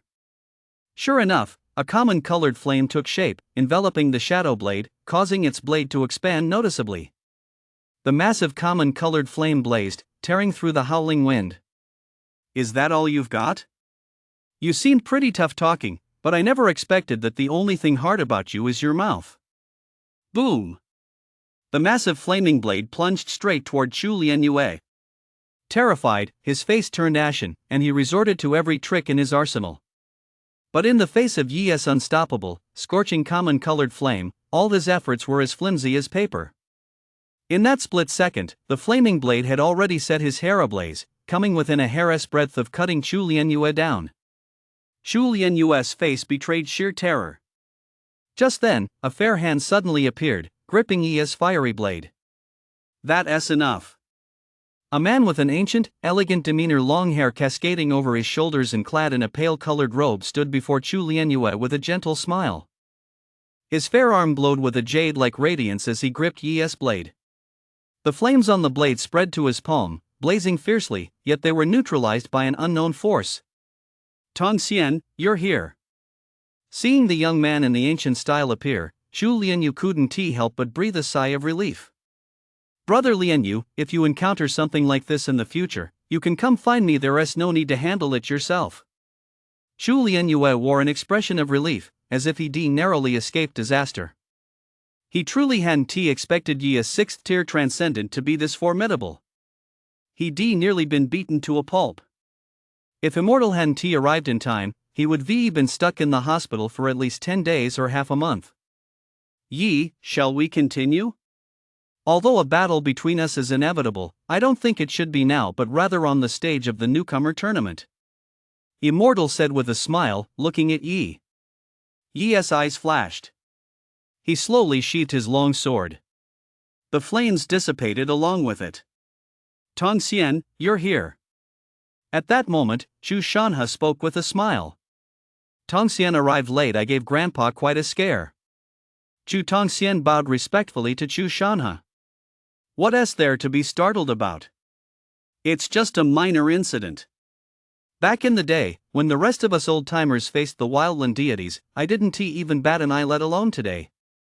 Grandpa, you're as strong as ever. Immortal flattered him. Ha ha ha ha. I love that tongue of yours, you know how to talk. Lianyue, learn a thing or two from Tong Xian. You're far too impulsive. I'm very disappointed in your performance today. Chu Lianyue's face fell. Yes, grandfather, I realize I was wrong. Julian, you knew his performance today had been truly poor. He let a few words provoke him into a rage, only to end up unable to defeat Yi. He'd nearly been beaten senseless. If Immortal hadn't stepped in to save the day, the Chu family's reputation would have been completely ruined. Rower, Tong Xian is my godson. He came from an orphanage and was adopted by our Chu family when he was very young. I've had high hopes for him since he was a child, and he certainly hasn't disappointed me. He is handsome, exceptionally talented, and highly capable. By securing first place on the Imperial Capital's college entrance exam this time, he has truly brought honor to our Chu family. If you get the chance, you should seek his guidance. This must be my cousin Ro. I've heard Grandpa mention you often. If you ever need help with anything, feel free to ask me. Immortal chuckled lightly. No need. Ro refused coldly. She walked over to Yi's side. I'm not going back to the Chu family, she said with a look of determination. If Ro doesn't want to go, no one can take her away. Yi also made his stance clear. That's right. And me too. Rain, who had been watching the exchange without being able to get a word in, spoke up at just the right moment. I am putting this out there today. If anyone tries to take Ro away, I won't hesitate to knock them out of the newcomer tournament early. Yi's gaze fell on Immortal. The cultivator class is indeed incredibly powerful. In his past life, he read countless Xuanhuan and cultivation novels. Cultivators span heaven and earth, their power boundless. But so what? Among his peers, Yi had never feared anyone. He was practically itching for Immortal to fight him right away, so he could use this opportunity to copy the cultivator's techniques. Wouldn't that be wonderful? But Immortal didn't seem to share that sentiment. He looked at Chu Shanhai's darkening expression, shook his head with a wry smile. Grandpa, can I say a few words? All right, go ahead. When it came to this exceptionally talented adopted grandson, Chu Shanha still respected his opinions. The Immortal paused briefly, then spoke in a measured tone. Grandfather only wants you, Cousin Ro, to return to the clan so you can access better resources, improve your strength, and achieve a higher ranking at the newcomers tournament. Since you don't want to go back, why not demonstrate your abilities? If you can place in the top 10 at the newcomers tournament, it will prove that your persistence was justified. Then I won't force you to return. If you fail to make the top 10, it means your abilities are limited. In that case, you'll just have to obey me and go back, alright? If you, Cousin Ro, refuse even this, then no matter who stands in my way today, I'll take you back. Immortal's piercing gaze fell upon Yi. Ro, do as you see fit. If you don't agree, no one can take you away. A mere immortal can't stop me. Yi placed a hand on Ro's shoulder and said comfortingly. That's right. Sister Ro, will definitely help you.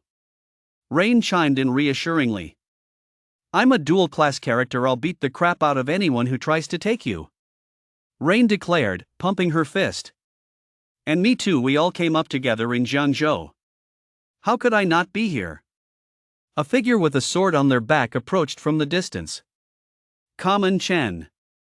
Looking at their faces, Ro's eyes grew a little misty. Perhaps she was moved. All these years, though she'd been seen by others as an unattainable flower on a high ridge, someone to be admired from afar but never approached, she'd borne that heavy burden and pain all by herself. Who could possibly understand the pain she'd kept hidden deep within her heart? No matter how strong Ro, might be, she was still just an 18-year-old girl. But now things were different.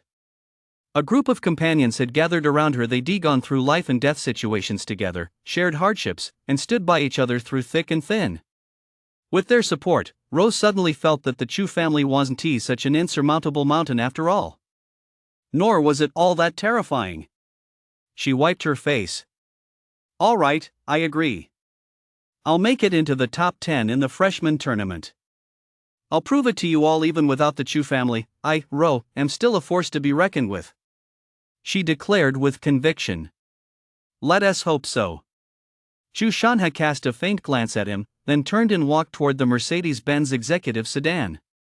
Just before getting in, he turned back and gave Yi a deep look. Young man, you're the boldest young person I've ever seen. I hope your strength matches your sharp tongue. Old man, rest assured the person who can defeat me, hasn't he even been born yet? Humph. You greenhorn. Chu Shanha snorted coldly and slipped into the car. The Mercedes carried the two of them off into the distance. I'm really looking forward to facing you at the new student assembly in Linru, of course. Immortal smiled at Yi. Then he drifted away, his common robe fluttering in the wind, exuding a certain otherworldly, ethereal aura. This immortal is quite an interesting character. Yi's eyes flickered slightly. The imperial capital truly was a wonderful place teeming with powerful figures and geniuses. It never left one feeling bored. Alright, stop overthinking it. Let us go get some drinks, Yi said, slinging his arm around Chen's shoulder. I don't think I can. Chen hesitated for a moment. What's wrong? Yi asked, furrowing his brow. Actually, my roommate got caught soliciting a prostitute. He asked me to bail him out, Chen said awkwardly. Yi? What do you mean, soliciting a prostitute? Yi was completely baffled. That seemingly honest swordsman, Xiao Jianfeng, actually went to a brothel? This was an absolute disgrace to their God-Slayer Academy. What exactly happened? Chen shook his head. Right in the middle of class, he suddenly raised his hand and asked the teacher if he could use the restroom. Once he went out, he never came back, not even until the end of the class. I thought he'd eaten too many fried eggs that morning and had an upset stomach. But after class, he called me and said he'd been caught paying for sex. He didn't dare tell his teacher or his parents, so he wanted me to bail him out. Yi was speechless. Was this young man really that wild? Let us go check it out. That guy seems pretty dim-witted. He doesn't look like the type to do something like that, Yi said helplessly. Did something happen? Ro and the others asked curiously. Well, Common Chen's roommate, he was caught doing that PC thing. PC? What's that? Ro furrowed her brow, looking completely baffled. Oh my gosh. It's soliciting prostitution. Ro, you don't even know that? Rain chimed in with a smile. Roa's face instantly turned as red as Common. As a young, innocent girl unlike Rain, who was carefree and would browse certain websites for no particular reason, her understanding of matters between men and women was limited to what she read in textbooks. Yi. You absolutely must never go to a PC. Otherwise, if you get caught, we won't take responsibility for you. At that moment, Rain suddenly began to whine. If I get caught, I'll say you're my wife and make you lose face with me. Yi rolled his eyes. You. Yi. You're shameless. Those words infuriated Rain so much that her whole body was trembling. Her slender fingers pointed at Yi, quivering slightly. You're really going to that site? With a youthful, invincible beauty like me right here? How could you possibly be interested in those cheap, flashy girls? Rain planted her hands on her hips, striking a seductive pose. No matter what, you're still flat-chested. I, on the other hand, am a master of the ball. Yi pursed his lips and wrapped his arm around Chen. Even Common Chen's pecs are more developed than yours. This set Rain into a rage, and she pounced on Yi like a crazed common cat. I'll bite you to death, you pervert. 15 minutes later. The two arrived at the police station near God-Slayer Academy. Outside the station, Xiao Jianfeng stood with a long sword on his back, a long face. In front of him, a police officer who looked to be about 34 was sternly lecturing him. Not far away, a girl in a sailor uniform stood with a look of grievance on her face. Her common Roland-colored eyes betrayed timidity and fear. Shan. You're finally here. Hurry up and save me. The long-faced Xiao Jianfeng lit up the moment he saw Chen. You must be his classmates. I'll let this one slide this time. Thankfully, nothing serious happened.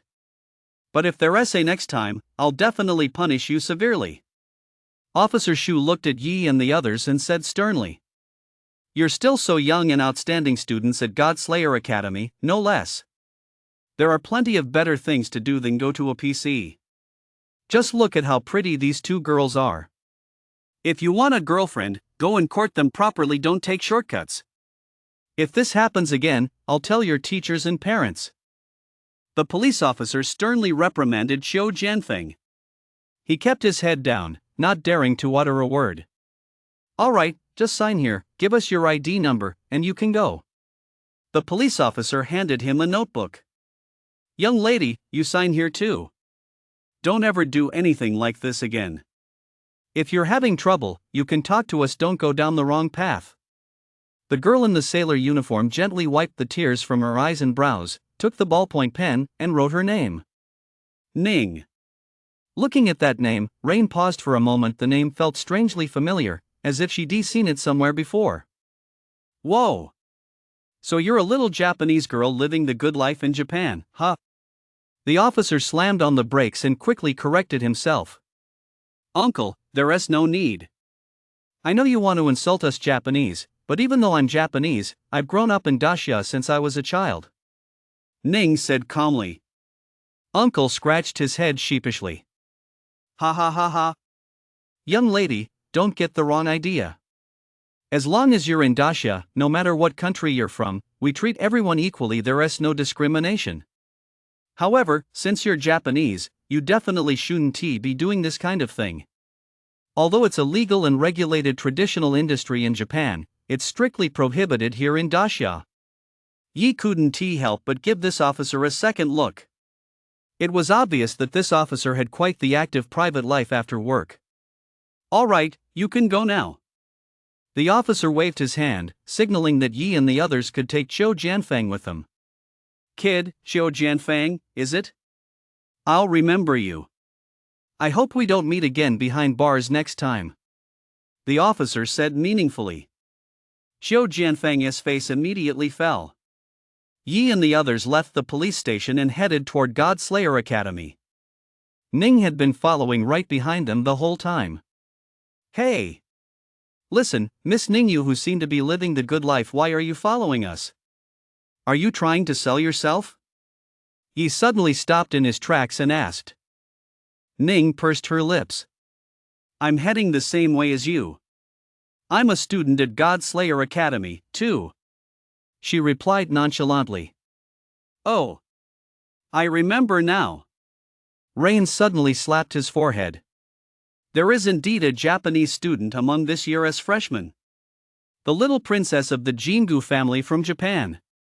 Her profession is the family's hereditary on Myoji.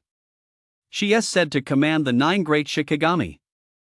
She holds the record for second place in the demon subduing tower. Rain stared at Ning in astonishment. What? The group gasped in surprise. Their gazes toward the girl in the sailor uniform grew slightly wary. The Jingu family was a major clan in Japan. Their status was no less than that of the Chu family in Dacia. Would a girl from such a top-tier clan really need to come out here to earn some silver? There was definitely more to this than met the eye. Hey!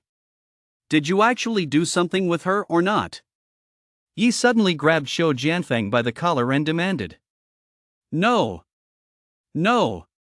I don't even know what happened back then. I just went to the bathroom during class, and then I got a phone call. After that, I don't remember a thing. When I came to, some cops were telling me I was suspected of PC, and then I got arrested. Xiao Jianfeng scratched his head. Did I get tricked? The cops wouldn't lie to me, would they? He scratched his head, looking completely bewildered. Yi tapped his forehead with a helpless expression. College students really are as dumb as a box of rocks. It's not the cops who are lying to you, it's her. Hey! Jingong blah blah blah, you lured Xiao Jianfa and tricked us into coming out. What on earth is this all about? Yi narrowed his eyes slightly and glared at Ning. Ning shed her earlier pitiful demeanor. Her delicate hand traced her slightly upturned, luscious common lips, and a mischievous, devilish smile flashed across her face. Yi, will you be my husband? The group all raised their eyebrows in unison. What the hell? Husband? Typical Japanese, they must be living the good life over there to be so open-minded. A public marriage proposal. Me, your husband? Are you out of your mind? Yi eyed Ning from head to toe. She wore a common-colored sailor uniform, the kind often seen in Japanese anime. Her figure was nearly perfect, without a single ounce of excess fat. Her legs were straight and slender, sheathed in common-colored pantyhose, and they were every bit as impressive as Ro's long legs. Most importantly, she was well endowed. Not to mention Raina's washboard abs, even Ro looked a size smaller next to Ning. A rough estimate would put her at a C cup, wouldn't it? All I can say is she has developed exceptionally well. Not to mention her face, her skin was common, fair, and flawless, her jet common hair cascading down like a waterfall, and her common roland-colored eyes shimmering with light. She was simply the ideal, perfect 2D girlfriend. There couldn't possibly be a man who wouldn't like Ning, could there? Yi. You can't fall for her. Rain saw Yi's gaze sweeping up and down her body and immediately panicked. She stepped forward and grabbed his arm. Why? Are you my mom or my dad? Do you have to control who I like? Yi asked, raising an eyebrow. I'm going to control it. I have to help my sister take good care of you, and. Raina's little face flushed bright red, and she was so flustered she couldn't get her words out. And, you're the pride of Dacia, the jewel of Dacia, you can't let yourself be lured away to Japan. Those weren't Raina's words. Instead, it was Ro who had been silent the whole time who spoke up. For a moment, everyone froze. Right, Ruoyu? Ro said, brushing her hair back from her forehead. Rain immediately caught on. That's right. Exactly. For the sake of the country, you can't marry a woman from Japan. That's right. She planted her hands on her hips, puffed out her chest, though no matter how much she puffed it out, there wasn't much there, and declared solemnly. Yi looked completely baffled. Why are you guys more anxious than I am? Ning just giggled. Yi, why are they more anxious than you? She sashayed over to stand in front of Yi. Her breath was as fragrant as orchids. Yi, you're an outstanding ocularist, and I'm an onmyoji bearing the strongest bloodline in the Jingu clan's history.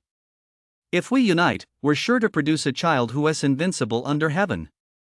Out of the three of us, you were the one I set my sights on right away. Ning stuck out her pink tongue and, like a little kitten, gave Yi's earlobe a gentle lick. Then she hopped far away. With her hands clasped behind her back, she looked utterly at ease.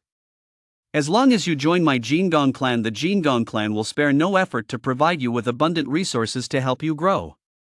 In just a few years, you'll become a figure on par with the Great Xia sword god. Moreover, in both Great Xia and Japan, you'll earn the respect of millions upon millions of people. And I, the most beautiful woman in the Jingong clan, Ning, who possesses the greatest natural talent in history, will become your wife. You can do whatever you want with me. Aren't you even a little tempted, Yi? Ning's finger traced Kamen's lips. If you're worried about my relationship with that man, rest assured I merely used onmyoji techniques to bewitch him. She never even touched my hand. I am completely pure and I belong entirely to you. Ning was stunningly beautiful, and most importantly, she was far more feminine and far better at stirring a man's hormones than the childish Rain or the cold Ro. Rain was already staring at her intently, gritting her teeth like a cat with its fur standing on end. Even Ro wore a look of wariness. Their instincts told them this woman was incredibly terrifying. Terrifyingly proactive. Yi pursed her lips. I don't think any normal man would refuse such a temptation, but before that, I'd like to ask you why you chose me. Of course, as my future husband, you have the right to know. Ning smiled softly. Actually, at first, I had 3 targets in mind, you, as an ocularist, Lin Ru, as a word mage, and an immortal. But after observing them, I realized the immortal is backed by the Chu family. He is practically a member of the Chu clan. He doesn't lack the resources of my Shingon family, and it's unrealistic to expect him to make the Shingon family his matrilocal home. Linru is too aloof and a total homebody. He spends all day cooped up in his dorm reading. There's absolutely no sign that he has a normal sexual orientation. In comparison, you're the one who meets all my criteria. You're powerful, have a rebellious streak, and come from a commoner background. I'm sure you'll need plenty of resources to rise to prominence, too. That's why I chose you. So, what do you think? Am I being honest? Ning said with a smile. Yi nodded. Very honest. I'm satisfied with that answer. So, does that mean you agree to matrilocal marriage with the Jingu family and marry me? Ning's eyes lit up slightly. You're getting ahead of yourself. Yi pursed his lips indifferently. He held up 3 fingers. First, I, Yi, am not a substitute for anyone. I'm not your second best option. Second, I, Yi, am from Great Xia. There is no way I'd move to Japan under the matrilocal system. Third, I won't accept a relationship based solely on sex without love, nor do I want to be a tool for procreation. That's all I have to say. With that, Yi turned and walked away. I'm off to grab a drink with Hao. Upon hearing this, Ro flashed a sweet smile and, without another word, followed right behind Yi. Rain was beaming with joy as well. She stuck her tongue out at Ning and, in a fit of revenge, even slung her arm around Yi's. Ning narrowed her eyes slightly. Yi, unfortunately, it looks like you won't be having that drink today. I've already thought of a second backup plan, which is, let us make something of this. A talisman suddenly appeared in Ning's hand. With my fresh blood, I command the gods. All warriors in battle, array yourselves before me. She formed a seal with one hand. Common-colored talisman light appeared in the void, and behind Ning, a massive formation materialized. Soaring serpent. Conceal. Boom.